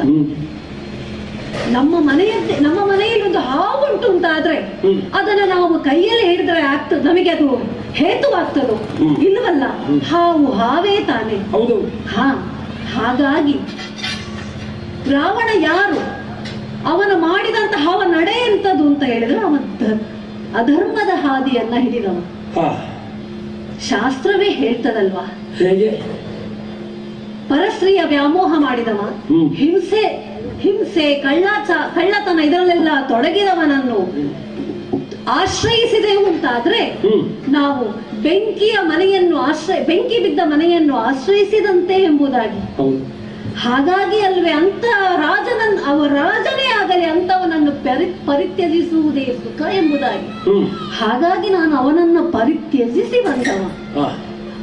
ಶಾಸ್ತ್ರವಚನ ಇದೆ, ಆತ್ಮಾರ್ಥಂ ಪೃಥ್ವೀಂ ತ್ಯಜೇತ್. ಆತ್ಮದ ಕ್ಷೇಮದ ಪ್ರಶ್ನೆ ಬಂದಾಗ ಅದು ಯಾವ ರಾಜ್ಯವೇ ಆಗಲಿ, ಅದು ಯಾವುದೇ ಭೂಮಂಡಲವಾಗಲಿ, ಅದನ್ನ ತೊರೆಯಬೇಕಾದ್ದೇ ಹಿತ, ತೊರೆಯುವುದರಲ್ಲಿಯೇ ಹಿತ ಇರುವುದು ಎಂಬುದಾಗಿ. ಅಮ್ಮ ಹೇಳಿದ ರಾವಣನಿಗೆ, ಅಮ್ಮ ಹೇಳಿದ ಮಾತನ್ನು ಅವ ಕೇಳಲಿಲ್ಲ. ಅಮ್ಮ ಹೇಳುವ ಕಾಲದಲ್ಲಿ ಅರಮನೆಯಲ್ಲಿ ಗೂಬೆ ಕೂತಿತ್ತು, ಆಕಾಶದಲ್ಲಿ ಹದ್ದು ಹಾರಾಡ್ತಿತ್ತು, ಅಪಶಕುನದ ಛಾಯೆ ಗೋಚರವಾಗಿತ್ತು. ಆದ್ರೂ ಅವ ಸುಮ್ಮಗಿದ್ದ, ಮಾತನಾಡ್ಲಿಲ್ಲ. ಆಮೇಲೆ ನಾನು ಹೇಳಿದೆ, ಬಿಡು ನಿನ್ನ ಛಲವನ್ನ ಬಿಡು, ಏನಾಯ್ತು ನೋಡು ಎಂಬುದಾಗಿ. ಆದ್ರೆ ಅದನ್ನೂ ಅವನು ಕೇಳಲಿಲ್ಲ. ಎಲ್ಲವನ್ನ ಕೇಳಿ ಅವನಿನ್ನು ಬದಲಾಗುವುದಿಲ್ಲ ಎಂಬ ತೀರ್ಮಾನಕ್ಕೆ ಒಳಗಾಗಿಯೇ ನಾನು ನಿನ್ನ ಅವನನ್ನ ಬಿಟ್ಟು ನಿನ್ನ ಪದತಲಕ್ಕೆ ಬಂದವನು ನಾನು. ನೀನಾದ್ರೂ ಅಷ್ಟೇ. ಈಗ ಸಮಾಧಾನ ಬೇಗ, ಆಮೇಲೆ ದಂಡ. ನೀನು ಮಾಡಿದ್ದು ಅದೇ, ಸಮಾಧಾನ ಭೇದ ಆಯ್ತು. ಈಗ ದಂಡ ಮಾಡ್ಲಿಕ್ಕೆ ದಾಕ್ಷಿಣ್ಯವೇ ಇಲ್ಲ, ನಿರ್ವಾಹವೇ ಇಲ್ಲ. ಅವ ನನ್ನ ಅಣ್ಣ ಅಂತ ನನಗೆ ಪ್ರೀತಿ ಇರ್ಬಹುದು, ಹಾಗಂತ ಅವನು ಅಧರ್ಮಿ. ನಾನು ನಿನ್ನನ್ನೇ ಆಶ್ರಯಿಸಿದವ, ನೀನು ಧರ್ಮ ಮಾರ್ಗದಲ್ಲಿ ನಡೆಯುವವ, ನಾನು ಅದನ್ನೇ ಅನುಸರಿಸಿ ಬರುವ. ನನಗೆ ತಂದೆ ತಾಯಿ ಬಂಧು ಬಳಗ ಎಲ್ಲ ಯಾರು ಕೇಳಿದ್ರೆ ಅದು ನೀನೆ. ತ್ವಮೇವ ಮಾತಾ ಚ ಪಿತಾ ತ್ವಮೇವ, ತ್ವಮೇವ ಬಂಧುಶ್ಚ ಸಖಾ ತ್ವಮೇವ, ತ್ವಮೇವ ವಿದ್ಯಾ ದ್ರವಿಣಂ ತ್ವಮೇವ, ತ್ವಮೇವ ಸರ್ವಂ ಮಮ ದೇವ ಎಂಬುದಾಗಿ ನಿನ್ನ ಪಾದ ಕಮಲದಲ್ಲಿ ನಾನು ಶರಣಾಗತನಾಗಿ ಬಂದವನು. ನೀನು ಯಾರು ಏನು ಎಂಬುದನ್ನು ಅರಿತೇ ನಾನು ಬಂದವನು. 3 ಮೂರ್ತಿಗಳನ್ನು ಆಹ್ವಾನ ಮಾಡಿಕೊಂಡಿದ್ದೀನಿ ನಿನ್ನಲ್ಲಿ ಎಂಬುದನ್ನು ನಾವು ಬಲ್ಲೆ. ಇದು ಯಾವಾಗ ನಿರ್ಧರಿತವಾಗಿದೆ ಅಂದ್ರೆ ನೀನು ಹುಟ್ಟಿದ ಕಾಲಕ್ಕೆ, ನೀನು ಹುಟ್ಟಿದಂತಹ ಘಳಿಗೆ ಅಂತಹದ್ದು. ಪುನರ್ವಸು ನಕ್ಷತ್ರದಲ್ಲಿ, ಕರ್ಕಾಟಕ ಲಗ್ನದಲ್ಲಿ 5 ಗ್ರಹಗಳು ಉಚ್ಚ ಸ್ಥಿತಿಯಲ್ಲಿರುವಾಗ, ಅಷ್ಟು ಮಾತ್ರ ಅಲ್ಲ, ಚಂದ್ರ ಮತ್ತು ಬೃಹಸ್ಪತಿಯು ವಿಜೃಂಭಿಸುತ್ತಿರುವಾಗ ಹುಟ್ಟಿದವನು ನೀನು ಅಲ್ಲ, ಲೋಕಮುಖಕ್ಕೆ ಪ್ರಕಟವಾದವನು ನೀನು. ಅದು ಯಾವುದು? ಪುನರ್ವಸು ನಕ್ಷತ್ರ, ಅದಿತಿ ದೇವತಾಕವಾದ ಪುನರ್ವಸು ನಕ್ಷತ್ರ ಅಂದ್ರೆ ಅದಿತಿ ದೇವತೆಗಳನ್ನು ಹಡೆದಂತಹ ಸಂದರ್ಭದ ಗಳಿಗೆಯಲ್ಲಿಯೇ ನೀನು ಹುಟ್ಟಿದವ. ಚಂದ್ರ ಬೃಹಸ್ಪತಿಗಳು ಒಟ್ಟಿಗೆ ಇದ್ದಾರೆ ಅಂತಾದ್ರೆ ಅದು ಸಾಮಾನ್ಯರೇ ಅಲ್ವಲ್ಲ. ದೇವತಾ ಪುರುಷರು ಮಹಾತ್ಮರು ಹುಟ್ಟುವಂತಹ ಗಳಿಗೆ. ಚೈತ್ರ ಶುದ್ಧ ನವಮಿ, ಶುದ್ಧ ಪರಿಶುದ್ಧ, ನೀನು ಅಷ್ಟೇ ಪರಿಶುದ್ಧವಾದವನು. ನಾವು ಅದನ್ನು ಇವತ್ತೇ ಅಂತ ತಿಳಿದುಕೊಳ್ಳುವ. ಯಾಕೆ? ಮರಣವೇ ಮಹಾನವಮಿ ಎಂದು ಬಂದವನು ಇವನು ರಾವಣ. ಅವನಿಗೆ ಬೇಕಾದ್ದನ್ನು ಒದಗಿಸಿ ಕೊಡುವ ಕಾಲಕ್ಕೆ ನಾವು ನಿನ್ನ ಇವತ್ತೇ ಅಂತ ಭಾವಿಸಿದ್ರು ತಪ್ಪಾಗ್ಲಿಕ್ಕಿಲ್ಲ. ಈಗ ನಿನ್ನ ಅಸ್ತ್ರಗಳಲ್ಲಿಯೋ ಅಥವಾ ನಿನ್ನ ಪರಾಕ್ರಮತೆಯಲ್ಲಿಯೋ ಯಾವುದೇ ಸಂಶಯ ಇಲ್ಲ. ನಿನಗೆ ವಿಶ್ವಾಮಿತ್ರರಿಂದ ದತ್ತವಾದ ಮಂತ್ರಾಸ್ತ್ರಗಳಿರಬಹುದು, ಸಜೀವಾಸ್ತ್ರಗಳಿರಬಹುದು, ಅದರಿಂದೆಲ್ಲ ನೀನು ಸಮರ್ಥನೆಯಾಗಿದ್ದಿ. ಆದ್ರೆ ಅವನಿಗೆ ಅವನೊಡನೆ ಒಡನಾಡಿಯಾಗಿ ಇದ್ದವನು ನಾನು. ಹಾಗಾಗಿ ನನಗೆ ಅವನ ಸೂಕ್ಷ್ಮತೆಗಳನ್ನು, ಅವನು ಕೆಲವು ಏನನ್ನು ಆರ್ಜಿಸಿಕೊಂಡಿದ್ದಾನೋ ಅದೆಲ್ಲ ಗೊತ್ತುಂಟು. ಹಾಗಾಗಿ ನಾನೀಗ ಸರಿಯಾಗಿ ಹೇಳ್ತೇನೆ, ಕೇಳು. ಕೇಳಿ ನೀನು ಕಾರ್ಯಪ್ರವೃತ್ತನಾಗಬೇಕು. ನಿನ್ನ ಇಚ್ಛಾಶಕ್ತಿಗೆ ಪೂರಕವಾದ ಬಾಣ, ಆ ಬಾಣದಿಂದ ಕಳೆಯಬೇಕು ಅವನ ತ್ರಾಣ, ಅದರಿಂದ ಜಾರಬೇಕು ಅವನ ಪ್ರಾಣ. ಹಾಗಾಗಿ ನೀನೀಗ ಬಾಣವನ್ನು ತೆಗೆದು ಹೂಡಬೇಕು ಅವನ ಎದೆಗೆ ಯಾಕೆ ಹೊಡಿಬೇಕು? ಎದೆಗೆ ಯಾಕೆ ಹೊಡೆಯಬೇಕು? ಇಲ್ಲಿಯೇ ಇರುವುದು. ಈಗ ಪ್ರಪಂಚ ಮುಖದಲ್ಲಿ ಹೃದಯ ಪಲ್ಲಟ ಆಗುವುದಿಲ್ಲ ಅಂತ ಏನಿಲ್ಲ.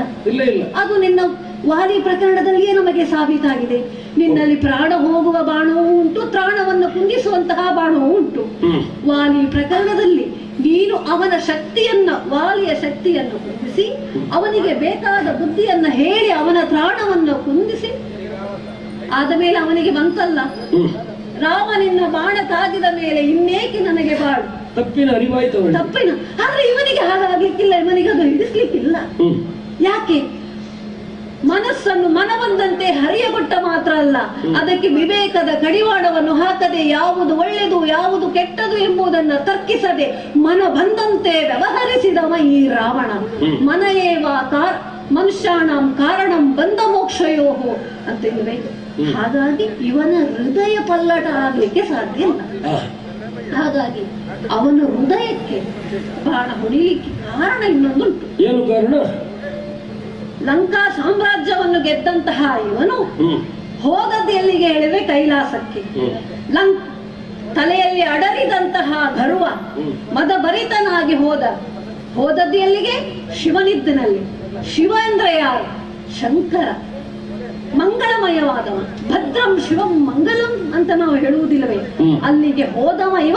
ಶಿವಗಣಗಳಿಗೆಲ್ಲ ಮಾಡಬಾರದನ್ನೆಲ್ಲ ಮಾಡಿದ, ಹೇಳಬಾರದನ್ನೆಲ್ಲ ಹೇಳಿದ, ಅನ್ಯಾಯವನ್ನ ಮಾಡಿದ.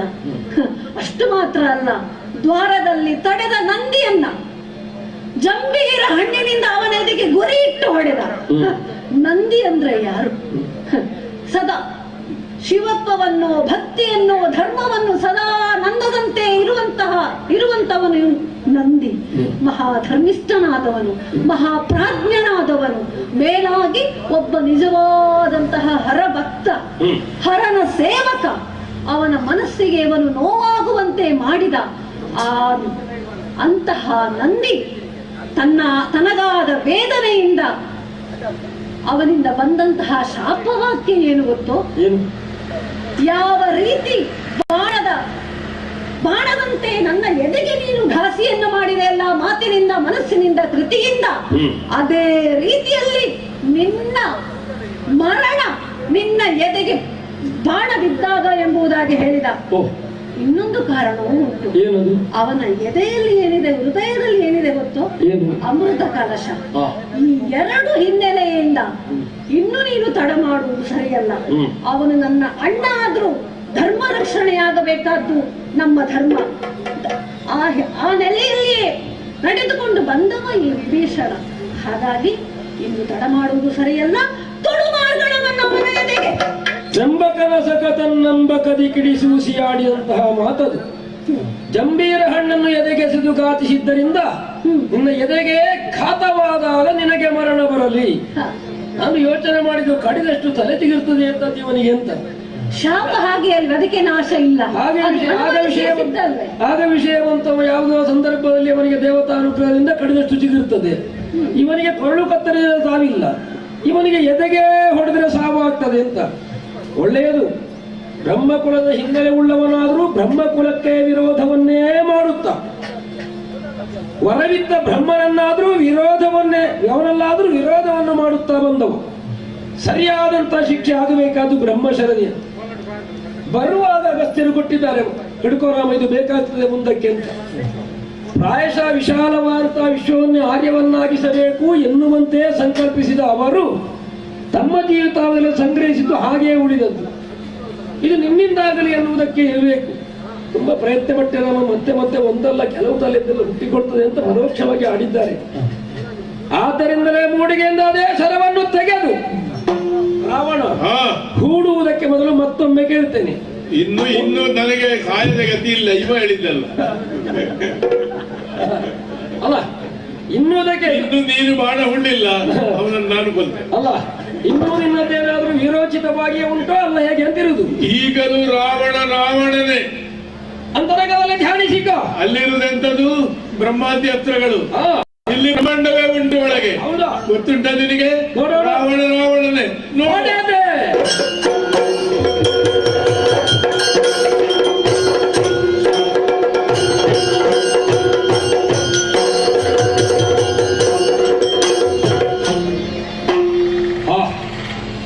ರಾವಣವಧ ಎನ್ನುವಂತಹ ಪ್ರಕರಣ ಕೊನೆಗೊಂಡಾಗ ಪಾಪ ವಿಭೀಷಣ ಕಣ್ಣೀರು ಹಾಕ್ತಾರೆ, ಅಸಹಜವಲ್ಲ.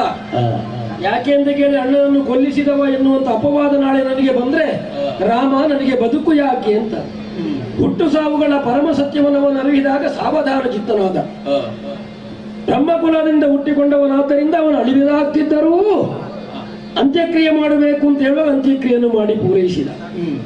ಅಣ್ಣನಿಂದ ಅಪಹರಿಸಲ್ಪಟ್ಟಂತಹ ಸೀತೆಯವಳು ಕೊಡಬೇಕಾದ ನನಗೆ ಎನ್ನುವಂತೆ ನನ್ನ ಆಜ್ಞೆಯನ್ನು ಒಪ್ಪಿಕೊಂಡು ಸೀತೆಯನ್ನು ಕರೆತರುವಾಗ ಅವನ ಅಭೀಷ್ಟ ಅಂತ ಕೆಲವೊಂದನ್ನು ಮಾಡಿದವ.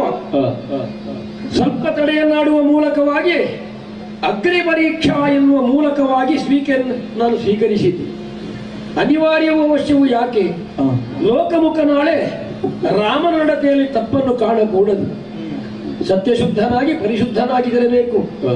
ದೇವೇಂದ್ರಾದಿ ದೇವತೆಗಳು ಬ್ರಹ್ಮಶಂಕರರು ಬಂದುದು ಮಾತ್ರವಲ್ಲ, ನನ್ನ ಅಪ್ಪಯ್ಯನಾದಂತಹ ದಶರಥ ಚಕ್ರವರ್ತಿಯು ಬಂದು ಮಗು ನೀ ಹೊರಡುವ ಕಾಲಕ್ಕೆ ಕಣ್ಣೀರು ಹಾಕಿದ್ದೆ, ಈಗ ಗೊತ್ತಾಗ್ತದೆ ಹೆಡ್ಡುತನ, ನೀ ಹೊರಟದ್ದು ಯಾಕೆ ಎನ್ನುವುದರ ತುದಿ ಹೊತ್ತಾದ್ದು ಈಗ ನೋಡಿ ನಮಗೆ.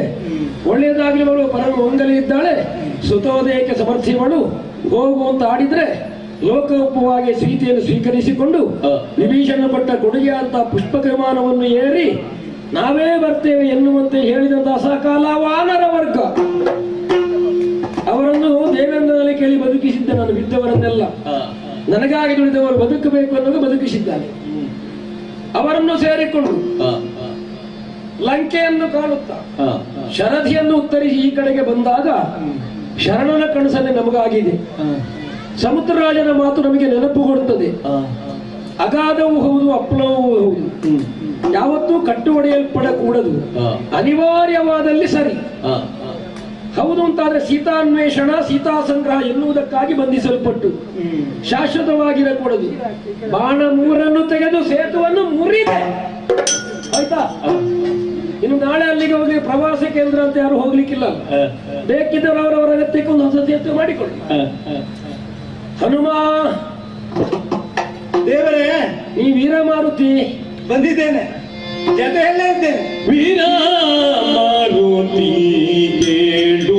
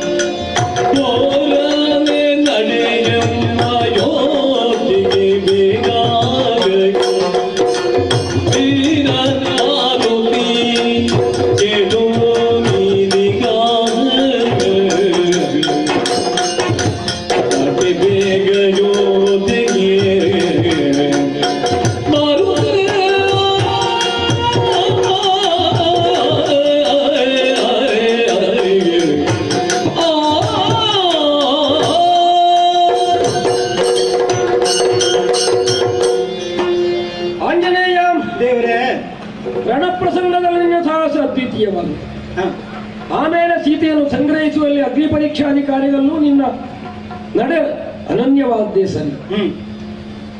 ಹೊರಟು ಈ ಕಡೆಗೆ ಅವರಲ್ಲಿ ಸರ್ವ ವಾನರು ಬರ್ತೇವೆ ಎನ್ನುವಂತೆ ಹೇಳುವಲ್ಲಿ ನೀ ಮುಖ್ಯಸ್ಥನಾಗಿದ್ದವು. ಹೌದು, ಈ ಕಡೆಗೆ ಬಂದಾಯ್ತಲ್ಲ. ಬಂದಾಯ್ತು. ನಾವು ಹೊರಡುವಾಗಲೂ ಸೂಚ್ಯವಾಗಿ ಆಡಿದ್ದೆ. ಈಗ ಮತ್ತೊಮ್ಮೆ ಹೇಳಬೇಕಾಗ್ತದೆ. ನಾನು ಪಿತೃವಾಕ್ಯಕ್ಕಾಗಿಯೇ ವನವಾಸಕ್ಕೆ ಬಂದ ನಂತರದಲ್ಲಿ ಬಂದ ಭರತ ಕುಮಾರ ಚಿತ್ರಕೂಟದಲ್ಲಿರುವಾಗ ಹೇಳಿದ್ದಾನೆ ನೀನೇ ಬರಬೇಕು. ಆಗುವುದಿಲ್ಲ ಅಂತ 14 ವರ್ಷ ಕಳೆದು 9 ಗಳಿಗೆ ತನಕ ಕಾಯ್ತೇನೆ, ಬಾರದೆ ಇದ್ರೆ ಬೆಂಕಿಗೆ ಹಾರಿ ಸಾಯ್ತೇನೆ ಅಂತ ಹೇಳಿದ್ದಾನೆ. ಸ್ವಲ್ಪ ತಡ ಆದ ಹಾಗೆ ಕಾಣ್ತದೆ. ಹೌದು ಹೌದು, ಇರುವುದು ಸ್ವಲ್ಪ ಸಮಯ. ಇನ್ನು ಒಂದಕ್ಕೊಂದು ಅಚಾತುರ್ಯ ಮಾಡಬಾರದಲ್ಲ ಹುಡುಗ. ಹೌದು ಹೌದು, ಒಮ್ಮೆ ನೀನು ಅಲ್ಲಿಯ ತನಕ ಹೋಗಿ ಏನು ಆಗಲ್ಲ ತಡೆದು ನಾ ಬರುತ್ತಿರುವ ವಿಷಯವನ್ನು ಹೇಳಬೇಕು. ನನಗೆ ಬರುವಾಗ ಅವರು ಹೇಳಿದಂತೆ ಮಾಡಬೇಕಾಗ್ತದೆ. ನಾನು ಹೊರಡುವಾಗ ಭರದ್ವಾಜಾಶ್ರಮದಲ್ಲಿ ಒಂದದ್ದು, ಅವ ಹಿಂತಿರುಗಿ ಬರುವಾಗಲೂ ನೀವು ಬರಬೇಕು ಅಂತ ಅವರು ಹೇಳಿದ್ದಾರೆ. ನಾನು ಭರದ್ವಾಜರನ್ನು ಮಾತಾಡಿಸಿಕೊಂಡು ಬರ್ತೇನೆ. ನೀನು ಹೋಗಿ ಆ ಕಡೆ ಗಮನಿಸಿ. ಹಾಗೆ ಖಂಡಿತ ಹೊರಟೆ ಈಗಲೇ. ಒಳ್ಳೆಯದು.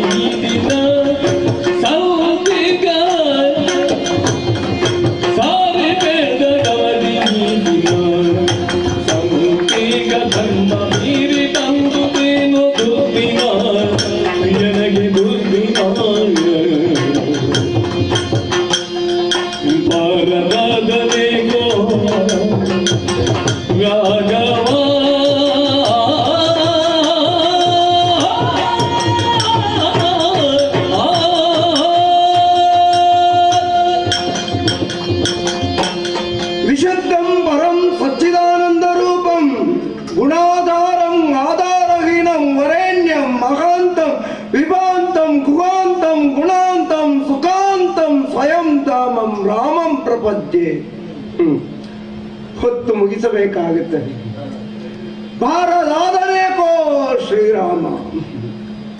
ಅಯೋಧ್ಯೆಯಲ್ಲಿ ಹರಿವಿಷ್ಟರದಲ್ಲಿ ಶ್ರೀರಾಮಚಂದ್ರಮನ ಪಾದುಕೆಯನ್ನಿರಿಸಿ ನೀನು ಹೇಗೆ ವನವಾಸಿಯಾಗಿ ಕಾಲವನ್ನು ಕಳೆಯುತ್ತೀಯೋ ಅದೇ ರೀತಿಯಾಗಿ ನಾನು ಕೂಡ ವನವಾಸಿಯಾಗಿ ಕಾಲವನ್ನು ಕಳೆಯುತ್ತೇನೆ. ನೀನು ನೀಡಿದಂತಹ ಪಾದುಕೆಯನ್ನು ನನ್ನ ನೆತ್ತಿಯ ಮೇಲೇರಿಸಿಕೊಂಡು ರಾಮ ಸೇವೆಗೆ ಕಟಿಬದ್ಧನಾಗಿ ಸಾಗುತ್ತೇನೆ. 14 ವರ್ಷಗಳ ತನಕ ಕಾಯುತ್ತೇನೆ. ಗಳಿಗೆ ಮೀರಿದರೆ ಈ ಭರತ ಉಳಿಯುವವನಲ್ಲ. ಶ್ರೀರಾಮಚಂದ್ರಮನ ಪಾದಕ್ಕೆ ಒಪ್ಪಿಸಿದಂತಹ ಕಂಡ ಈ ಆರ್ಯಾವರ್ತವನ್ನು ಆಳುವಂತಹ ಅಯೋಧ್ಯೆಯ ಸೌಭಾಗ್ಯವನ್ನು ಮರಳಿ ನನಗೆ ಪ್ರಸಾದ ರೂಪದಲ್ಲಿ ನೀಡಿದರೂ ಕೂಡ ಅದು ರಾಮ ಸೇವೆ ಎಂದು ಭಾವಿಸಿದವನು. ಇಷ್ಟರ ತನಕ ರಾಮ ರಾಮ ರಾಮ ಆ ಧ್ಯಾನವನ್ನೇ ಮಾಡುತ್ತಾ ಕಾಯುತ್ತಾ ಕುಳಿತ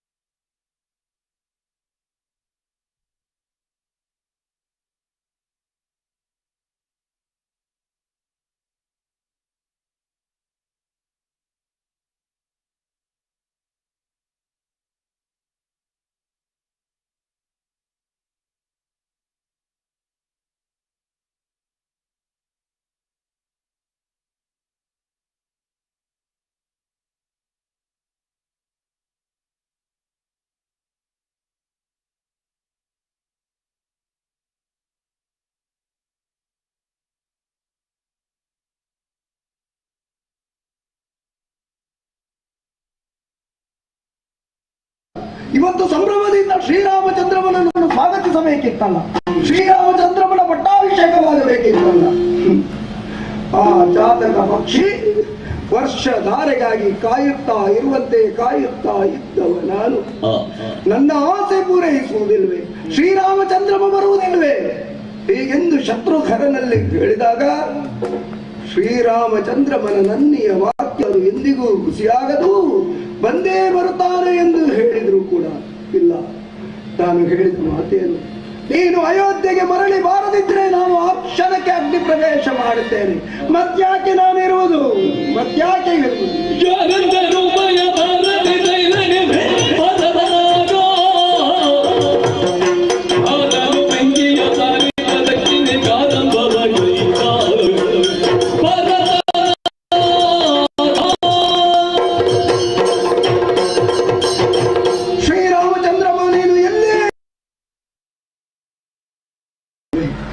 ನಿಜವಾಗಿ ನೀನು ಕೊಟ್ಟಿರುವಂತಹ ಮಾತನ್ನು ಉಳಿಸುವುದಾದರೆ ನೀನು ಈ ಕ್ಷಣಕ್ಕೆ ಬರಬೇಕು.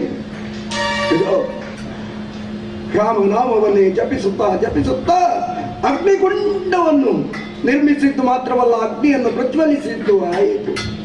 3 ಸುತ್ತು ಬಲವಂದು ಈ ಕ್ಷಣದಲ್ಲೇ ಅಗ್ನಿಗೆ ನನ್ನ ದೇಹವನ್ನು ಸಮರ್ಪಿಸಿ ನಿಲ್ಲು ನಿಲ್ಲು ನಿಲ್ಲು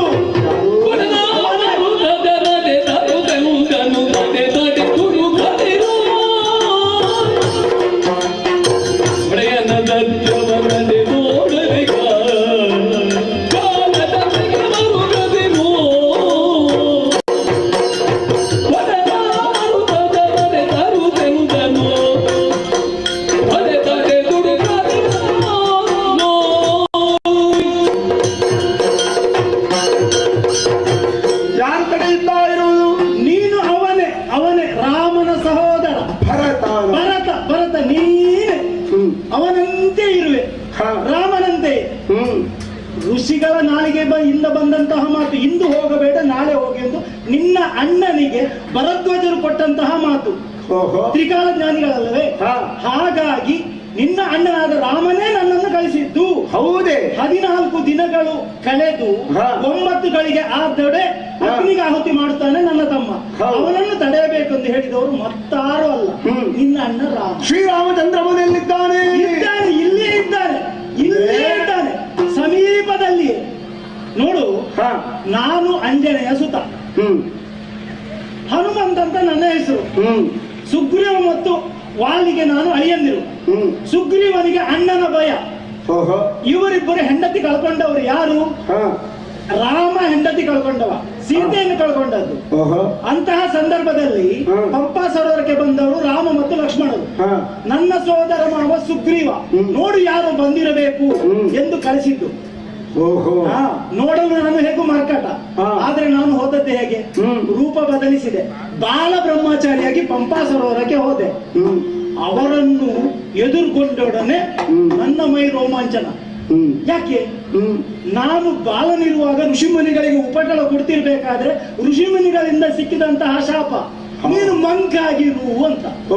ಅಂತಹ ಸಂದರ್ಭದಲ್ಲಿ ತಾಯಿ ನನ್ನ ಸೊಂಟಕ್ಕೆ ಕಟ್ಟಿದಂತಹ ಉಡುಗಾರ ಹಾಗೂ ಹೀಗೆ ಹಾಕಿದಂತಹ ಕುಂಡಲ, ಏಕಕುಂಡಲಿನಿ. ಇದನ್ನು ಯಾರು ಗುರುತಿಸುತ್ತಾರೋ ಅವರ ದಾಸನಾಗಬೇಕು ಎಂಬಂತಹ ತಾಯಿಯ ಆದೇಶ ನನಗೆ. ಹೀಗೆ ನಾನು ನನ್ನ ಸೋದರ ಮಾವನಾದಂತಹ ಸುಗ್ರೀವನೊಂದಿಗೆ ಇರಬೇಕಾದರೆ ಅದಕ್ಕೊಂದು ಕತೆ ಉಂಟು. ಸುಗ್ರೀಮಾವ ಇದ್ದದ್ದು ಋಷ್ಯಮುಖದಲ್ಲಿ, ಅದಕ್ಕೂ ಒಂದು ಕತೆ ಉಂಟು. ಅದ್ರೆ ಹೆಂಡಂದಿರ ಕತೆ, ಅದು ಬಹಳ ದೀರ್ಘ ಉಂಟು, ಅಪ್ರಸ್ತುತವೂ ತಾನೆ. ಹೌದು. ಹೀಗಿರಬೇಕಾದ್ರೆ ರಾಮನು ನನ್ನನ್ನು ನೋಡಿದೊಡನೆ ಒಂದು ರೀತಿಯ ಜ್ಞಾನೋದಯವಾದಂತಾಯ್ತು ನನಗೆ. ಹೌದೇ, ತಾಯಿ ಹೇಳಿದ್ಲಲ್ಲ ರಾಮನ ದಾಸನಾಗಬೇಕೆಂದು. ಅಲ್ಲಿಂದ ನಂತರ ರಾಮನ ದಾಸನಾಗಿ ರಾಮಕಿಂಕರನಾಗಿ ದುಷ್ಟರನ್ನು ಸಂಹಾರ ಮಾಡುತ್ತಾ ವಾಲಿಯನ್ನು ನಿಗ್ರಹ ಮಾಡಿದ್ದಾನೆ. ಹೊರಸತ್ಯನ್ನು ಇಟ್ಟುಕೊಂಡದ್ದಕ್ಕೆ ವಾಲಿಯನ್ನು ನಿಗ್ರಹಿಸಿ ಶ್ರೀರಾಮ ಅತಿಕಾಯಿ ಇಂದ್ರಜಿತ್ರನ್ನು ದುಷ್ಟರನ್ನು ನಿಗ್ರಹಿಸಿದ್ದಾನೆ. ಓಹೋ, ಲಂಕೆಯ ದಾನವರನ್ನೆಲ್ಲ ಶ್ರೀರಾಮಚಂದ್ರಮ ಅವನನ್ನು ನಿಗ್ರಹಿಸಿ ಇಗೋ ಈಗ ತಾನೇ ಬರುತ್ತಾನೆ. ಇಲ್ಲೇ ಇದ್ದಾನೆ. ಎಲ್ಲಿದ್ದಾನೆ? ಭಜಪ ಅಂದ್ರೆ ಭರದ್ವಾಜರು ಜಪ ಮಾಡುವಂತಹ ಸ್ಥಳ, ಭರದ್ವಾಜಾಶ್ರಮದಲ್ಲಿ ರಾಮನಿದ್ದಾನೆ. ಕೆಲವೇ ಕ್ಷಣಗಳಲ್ಲಿ ಬರುತ್ತಾನೆ. ಹಾಗಾಗಿ ಹಾರಬೇಡ, ನಿಲ್ಲು. ನಾನು ನಿಂತಿದ್ದೇನೆ. ಶ್ರೀರಾಮಚಂದ್ರಮ ಬರುತ್ತಾ ಇದ್ದ. ಯಾವ ರೀತಿಯಲ್ಲಿ ಬರುತ್ತಾ ಇರುವುದು? ವಿಮಾನದಲ್ಲಿ.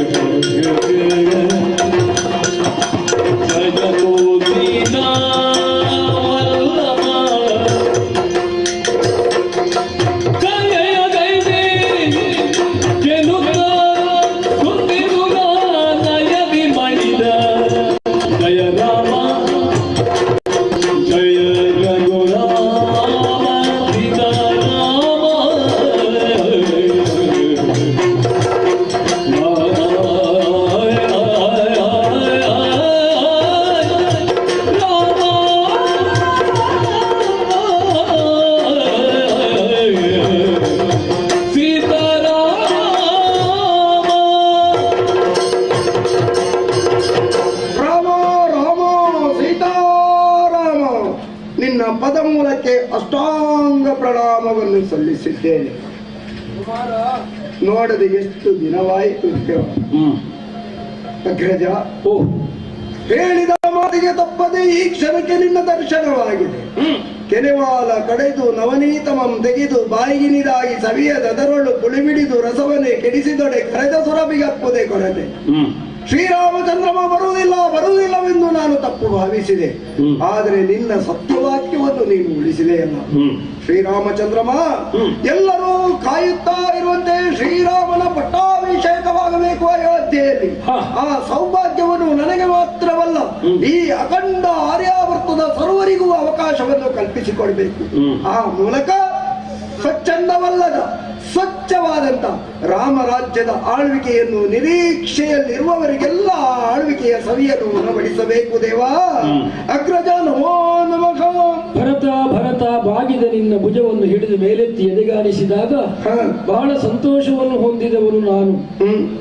ಚಿತ್ರಕೂಟಕ್ಕೆ ಬರುವಾಗ ಲಕ್ಷ್ಮಣ ಉಪ್ಪೇರಿ ಮಾತಾಡಿದ್ದ. ಆವಾಗಲೇ ಹೇಳಿದ್ದೆ, ಗುಣದಲ್ಲಿ ಹೆಮ್ಮೆಗಾರನಲ್ಲ, ನನಗೆ ಸರಿಯಾದ ತಮ್ಮ ಅವನೇ ಎನ್ನುವ ಹಾಗೆ. ಸುದೀರ್ಘ ಕಾಲ ಅಯೋಧ್ಯೆಯಲ್ಲಿ ಎಂದಿದ್ದು ನನ್ನಂತೆ ನೀನಾಗಿ ಅಯೋಧ್ಯೆಯ ಸಿಂಹಾಸನವನ್ನು ನೇರದೆ ಆಳಿದ್ದಿ ಅಂತಾದ್ರೆ ನಿನ್ನ ಚತುರಮತಿ, ನಿನ್ನ ನಿಷ್ಠೆ ಎಷ್ಟು ಅಂತ ನಮಗೆ ಅರ್ಥವಾಗ್ತದೆ ಮಗು. ನಿಜವಾಗಿ ಹೇಳಬೇಕು, ನಿನ್ನನ್ನು ಪಡೆದಂತ ಕೈಕಾ ಮಾತೆಯೇ ಧನ್ಯ. ಸುಗರ್ಭೆಯವಳಾದ ಕಾರಣವಾಗಿ ಅಂತ ಮಗ ನೀನಾದು. ಸಾಮಾನ್ಯ ಒಬ್ಬಳ ಹೊಟ್ಟೆಯಲ್ಲಿ ಹುಟ್ಟುತ್ತಿದ್ರೆ ಹಾಗಾಗುವುದಕ್ಕೆ ಸಾಧ್ಯವಾಗುತ್ತಿರಲಿಲ್ಲ. ಯೋಗ ವಿಶೇಷವಿದು. ಪುಣ್ಯಗರ್ಭೆಯ ಮಗನಾದಂತೆ ನನಗೆ ತಮ್ಮನು ನೀನು ಹೆಮ್ಮೆ ನನಗುಂಟು. ಈಗ ನಾನು ಪಟ್ಟ ಏರಬೇಕು ಅಂತ ನೀನು ಹೇಳುವ ಎಲ್ಲರ ಅಪೇಕ್ಷೆ ಇದು. ಈಗ ಹೇಗೂ ಜಡೆ ಮುಡಿಯೆಲ್ಲ ಉಂಟಲ್ಲ ತಲೆಯಲ್ಲಿ, ಆದರೂ ದಿವ್ಯಾಭರಣ ಭೂಷಿತನಾಗಿ ಎಲ್ಲಾ ಸಿದ್ಧತೆಯಲ್ಲಿ ನೀನು ಕಾಣಬೇಕು. ಈಗ ಬೇಡ ಅಂತ ಹೇಳಲಿಕ್ಕೆ ಅಲ್ಲಿಂದ ಹೊರಡುವಾಗ ಮಂಗಗಳು ಹೇಳುವುದು ಅದನ್ನು, ಇಲ್ಲಿ ಅದು ಸಾಧ್ಯವಿಲ್ಲ. ಸುಗ್ರೀವಾದಿಗಳು ಹೇಳುವುದು ನೀವು ರಾಮರಾಜ್ಯ ನೋಡಬೇಕು. ಈಗ ನೀನು ತುದಿಗಾಗಲಿಕ್ಕೆ ಕಾಯ್ತಿ. ಯಾವಾಗ ಅಣ್ಣ ಬರ್ತಾನೆ, ಯಾವಾಗ ಪೀಠ ಇರ್ತಾನೆ, ಅಲ್ಲೆಲ್ಲರೂ ಪ್ರಸನ್ನವಾದ ನಿಗಳಾಗಿ ನೀನು ನೋಡಬೇಕಾದ್ರೆ ಶತ್ರುಘ್ನ ಹೋಗಿ ಒಬ್ಬೊಬ್ಬರಿಗೆ ಒಂದೊಂದು ಮಾತು ಹೇಳಲಿಕ್ಕೆ ಆ ಶೃಂಗಾರ ಆಗ್ಲಿ ಕಟ್ಲಿ ಎಲ್ಲ ಸಿದ್ಧತೆ ಆದದ್ದೆಲ್ಲೋ ಎಲ್ಲ ಕೇಸರಿಮಯವಾಗಿದೆ. ಗುರುಗಳು ಬಂತು. ಗುರುಗಳೇ ಗುರುಗಳೇ ಗುರುಗಳೇ ಪಾದಾಭಿವಂದನೆ. ಶ್ರೀರಾಮಚಂದ್ರಮ್ಮ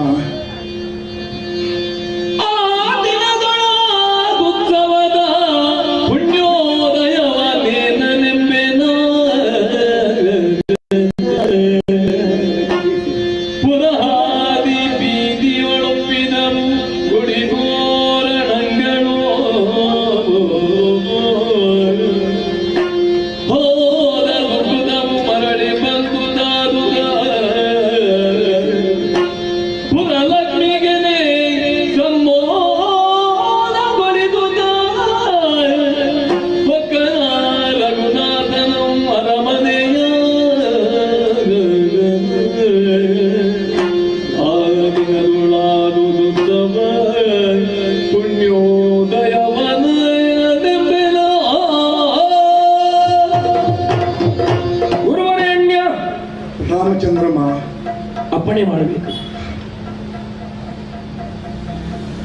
ಇನ್ನೇನು ಭರತ ಅಗ್ನಿಗೆ ಹಾರಬೇಕು. ಆ ಸಂದರ್ಭಕ್ಕಾಗಿ ಕೇಳಿ ಬಂದಂತಹ ವಾಣಿ ರಾಮ ಬಂದ. ಮತ್ತೆ ಅವನನ್ನು ಕರೆದು ದರ್ಭಾಸನದಲ್ಲಿ ಕೂಡಿಸಿದ್ದು ಭರತ. ಆಗ ಅವ ತೊಡಗಿದ್ದು ಪೂರ್ವಂ ರಾಮ ತಪೋವನಾಭಿಯನಂ ಗಮನಂ, ಅಲ್ಲಿಂದ ತೊಡಗಿಕೊಂಡು ರಾವಣ ಕುಂಭಕರ್ಣಾದಿ ಹನನಂ ಎಂಬಲ್ಲಿಯವರೆಗೆ ನಡೆದಂತಹ ಎಲ್ಲ ವಾರ್ತೆಯನ್ನು ಹನುಮ ಹೇಳಿ ನಮಗೆ ಗೊತ್ತಾದ್ವಿ ಏನೇನು ನಡೆದಿತ್ತು ಎಂಬುದು. ರಾಮ ಬರ್ತಾನೆ ಎಂಬ ವಾರ್ತೆಯನ್ನು ತಿಳಿದೊಡನೆ ಭರತನ ಮೂಲಕವಾಗಿ ನಾವು ಆಜ್ಞೆ ಮಾಡಿದ್ದು ಪುರಜನರಿಗೆ ಶೃಂಗರಿಸಬೇಕು ಪುರವನ್ನು ಅಂತೇಳಿ. ವಿಶೇಷವಾಗಿ ನಂದಿ ಗ್ರಾಮದಿಂದ ಅಯೋಧ್ಯೆಗೆ ಇರುವಂತಹ 1 ಕ್ರೋಶದಷ್ಟು ದಾರಿಯನ್ನು ವಿಶೇಷವಾಗಿ ಸಮತಟ್ಟುಗೊಳಿಸಿ ಸಿಂಗಾರ ಮಾಡಬೇಕು. ಇದು ರಾಮನ ಸ್ವಾಗತಕ್ಕೆ ನಾವು ಮಾಡುವಂತಹ ತಯಾರಿ ಎಂಬುದಾಗಿ ಕೇವಲ ನಾವು ಮಾತ್ರವಲ್ಲ, ಇಡೀ ಪುರಜನರೆಲ್ಲ ಹೇಳ್ತಾ ಇದ್ದಾರೆ. ಏನು ಸ್ವಾಗತಂತೆ ಮಹಾಭಾವೋ ಕೌಸಲ್ಯಾನಂದವರ್ಧನ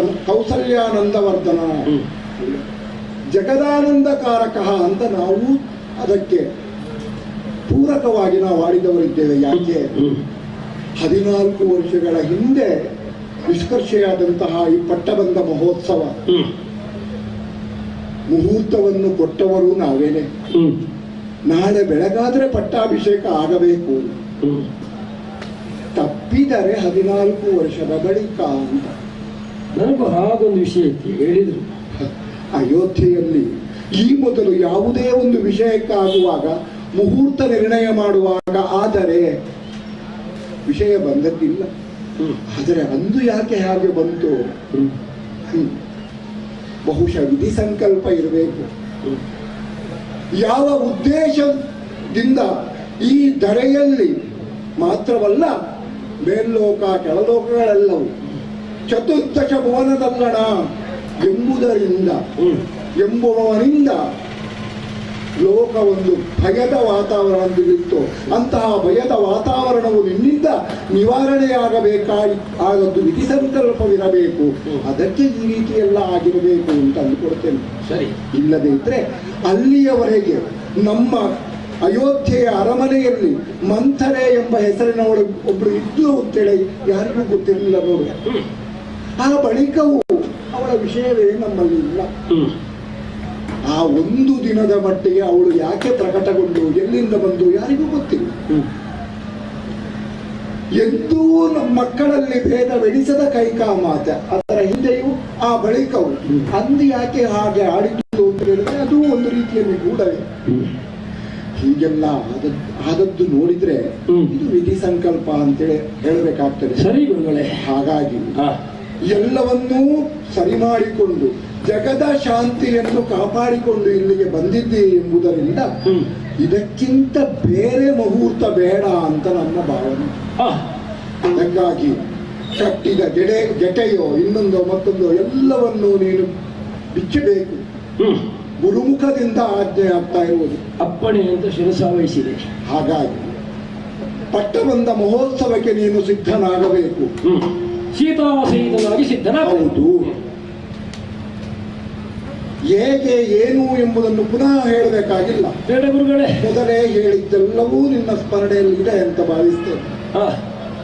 ಸಿದ್ಧತೆ ಆಯ್ತಲ್ಲ? ಆಗಿದೆ ಗುರುಗಳೇ.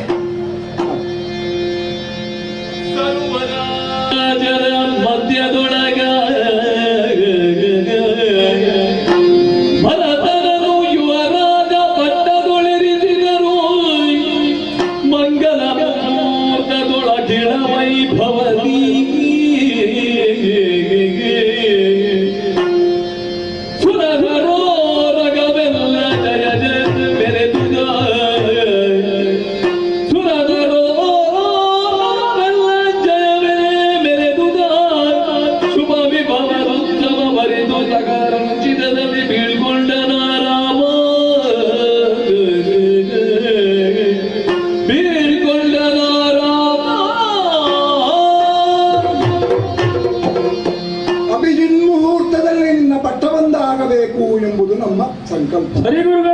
ಹಾಗಿರುವಾಗ ಈ ಮಾತನ್ನು ನಾವು ಹೇಳಿದ ಒಡನೆ ನಿನ್ನನ್ನೇ ಹಿಂಬಾಲಿಸಿಕೊಂಡು ಬಂದಂತಹ ಕಪಿಸೇನೆ, ಅದರ ಒಡೆಯನಾದಂತಹ ಸುಗ್ರೀವ ಇತ್ಯಾದಿಯವರೆಲ್ಲ ಆಜ್ಞೆಯನ್ನು ಇಂದಲೇ ಹನುಮಂತನೋ ಸುಷೇಣನೋ ಗವಯನೋ ಗವಾಕ್ಷನೋ 4 ದಿಕ್ಕಿಗೆ ಹಾರಿ 4 ದಿಕ್ಕಿನ ಸಮುದ್ರಗಳ ತೀರ್ಥವನ್ನು ತಂದು ಸಿದ್ಧಪಡಿಸಿದ್ದಾರೆ ಅಲ್ವಾ?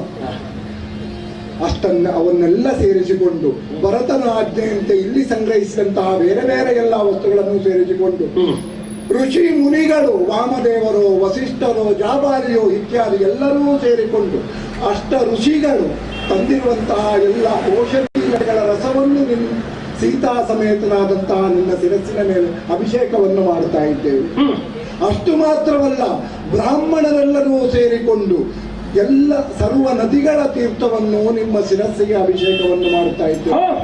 ಅಷ್ಟು ಮಾತ್ರವಲ್ಲ, ನಾಡಿನ ಜನರೆಲ್ಲರೂ ವೈಶ್ಯರು ಸೇರಿಕೊಂಡು ಎಲ್ಲರೂ ನಿಮ್ಮೀರುವರ ತಲೆಗೆ ಬೇರೆ ಬೇರೆ ರೀತಿಯಾದಂತಹ ಆ ಸುವಸ್ತುಗಳಿಂದ ಅಭಿಷೇಚನವನ್ನು ಮಾಡುವುದರ ಮೂಲಕ ನಿನ್ನ ರಾಜತ್ವವನ್ನು ಒಪ್ಪಿಕೊಂಡಂತಹ ಪ್ರಭುಗಳು ನಾವು ಎಂಬುದನ್ನು ಸಾರ್ತಾ ಇದ್ದಾರೆ. ಅಷ್ಟು ಸಾಕಾಗುವುದಿಲ್ಲ ಎಂಬ ಕಾರಣಕ್ಕಾಗಿ ಇಲ್ಲಿಯವರೆಗೆ ನೀನು ಏನನ್ನು ಚಿತ್ರಕೂಟದಲ್ಲಿ ನಿರ್ದೇಶನ ಇಟ್ಟಿದ್ದೀಯೋ ಅದಕ್ಕೆ ಚೂ ತಪ್ಪದಂತೆ ರಾಜ್ಯಭಾರವನ್ನು ಮಾಡಿದಂತಹ ಭರತನಿಗೆ ಯುವರಾಜ್ಯ ಪಟ್ಟಾಭಿಷೇಕ ನೀನೇ ಸೂಚನೆ ಕೊಟ್ಟಂತೆ ಆತನಿಗೂ ಯುವರಾಜ ಪಟ್ಟಾಭಿಷೇಕವನ್ನು ಮಾಡಿದ್ದಾಗಿದೆ. ಇನ್ನು ನಿನಗೆ ನೀತಿಯನ್ನು ಹೇಳಲಿಕ್ಕೆ ಏನು ಉಳಿಲಿಲ್ಲ. ಯಾಕೆ? ಭರತನಿಗೆ ಬೇಕಾದಂತಹ ರೀತಿಯಲ್ಲಿಯೇ ರಾಜ್ಯಭಾರ ಹೇಗೆ ಮಾಡಬೇಕು ಎಂಬುದನ್ನು ನೀನೇ ಹೇಳಿದವನಿದ್ದಿ. ಹಾಗಾಗಿ 14 ವರ್ಷದ ಹಿಂದೆ ಕಂಡಂತಹ ರಾಮರಾಜ್ಯದ ಕನಸು ಇಂದು ನೆನಸಾಗ್ತಾ ಇದೆ. ಮುಂದೆಲ್ಲ ನಾವು ರಾಮರಾಜ್ಯದಲ್ಲಿ ಮಿಂದು ಪುಳಕಿತರಾಗುವಂತಹ ಆ ಭಾಗ್ಯವನ್ನು ನಾವು ಪಡೆದುಕೊಂಡಿದ್ದೇವೆ ಎಂಬುದೇ ನಮ್ಮ ಸಂತೋಷ. ಗುರುಗಳೇ, ರಾಮಚಂದ್ರಮ ಮುಖದ ಭಾವದಿಂದ ಇವ ಬಾಲರಾಮ ಅಂತ ಆಡಿದ್ರು. ನನ್ನ ಹೃದಯದಿಂದ ಇವ ಪ್ರೌಢನಿದ್ದಾನೆ ಅಂತ ನೀವು ಸೂಚಿಸಿದ್ರಿ. ಮುಖಭಾವ ಯಾವುದು ಎನ್ನುವುದರಿಂದ ವ್ಯಕ್ತಿತ್ವದ ಅಳತೆ ಅಲ್ಲ. 16ರ ಹುಡುಗನಾದರೂ ಮಾಡುವ ಕರ್ಮ ಎಷ್ಟು ಯೋಗ್ಯವಾದದ್ದು ಎನ್ನುವುದೆನ್ನ ನಿರ್ಣಯ. ಇರ್ಲಿ, ನೀವು ಮಾತಿಗಾಗಿ ಬಾಲರಾಮ ಅಂತಲೇ ಆಡಿದ್ದು, ಅದೇ ನನಗೆ ಹಿತ. ಮುಂದೆ ನಾವು ಹೇಗೆ ಸಾಗಬೇಕು ಎನ್ನುವುದಕ್ಕೆ ನಿರ್ದೇಶಕರಾಗಿ ನೀವಿರಬೇಕು ಎನ್ನುವಂತೆ ನೀವಿದ್ದ ಕಿರೀಟವನ್ನು ಹೊಂದಿದ ತಲೆಯನ್ನು ನಿಮ್ಮ ಪಾದಂಗಳಿಗೆ ಬಾಗಿಸಿ ಪಟ್ಟಾಭಿಷೇಚನವು ಸುಸಂಪನ್ನವಾಗಲಿ ಎನ್ನುವಂತೆ ದೇವರುಗಳಲ್ಲಿ ಪ್ರಾರ್ಥಿಸ್ತೇನೆ.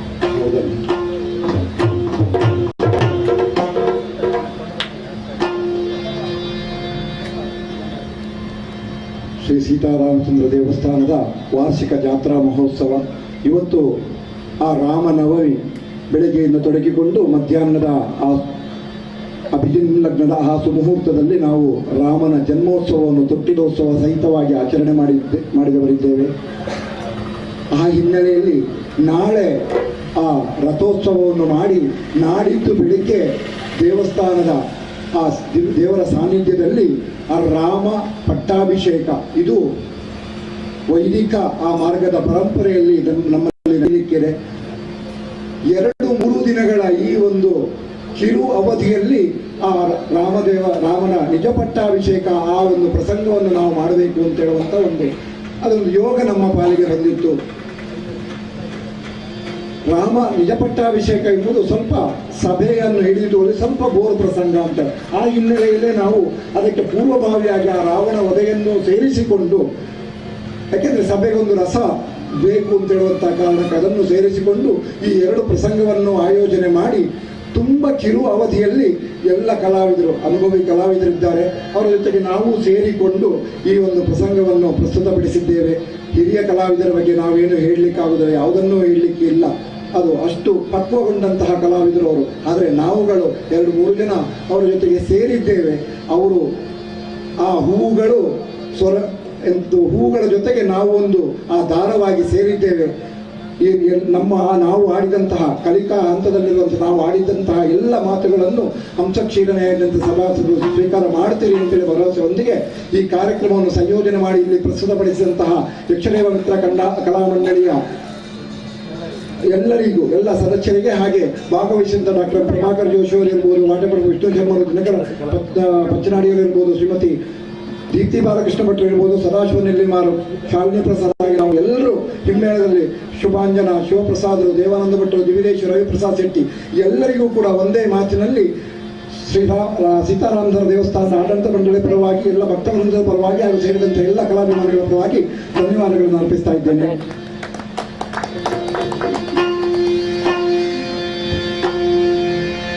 दशरथ नंदन राम राम राम, जनमुख मदन राम राम राम, जनमुख मदन राम राम राम, मधुमती नंदन राम राम राम, पाप विमोचन राम राम राम, राम राम राम राम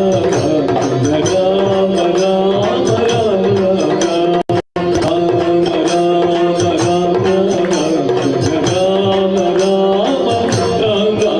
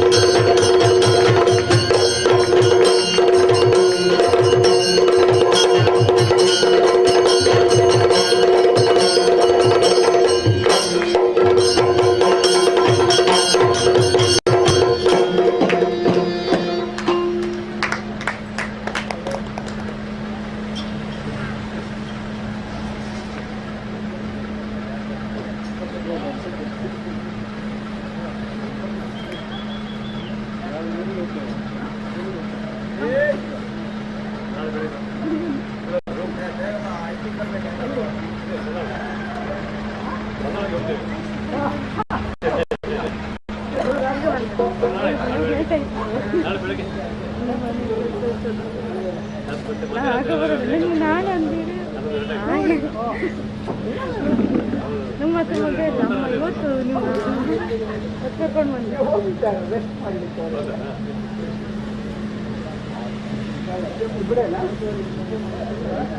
ಚೆನ್ನಾಗಿತ್ತು.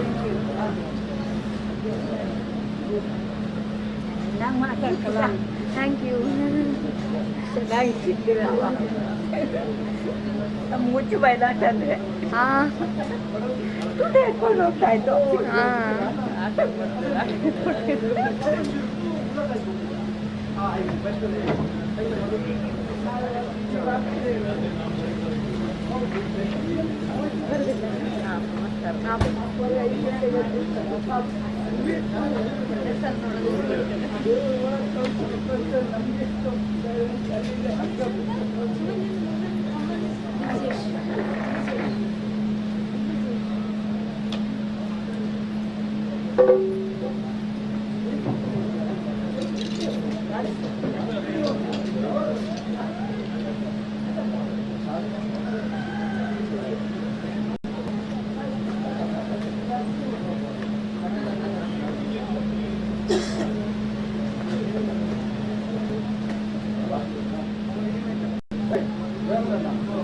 ಕಾಯ್ತಾರೆ ಅಂತ ಕವರ್ ಕಾಯ್ತಾ ಇದ್ದೀನಿ.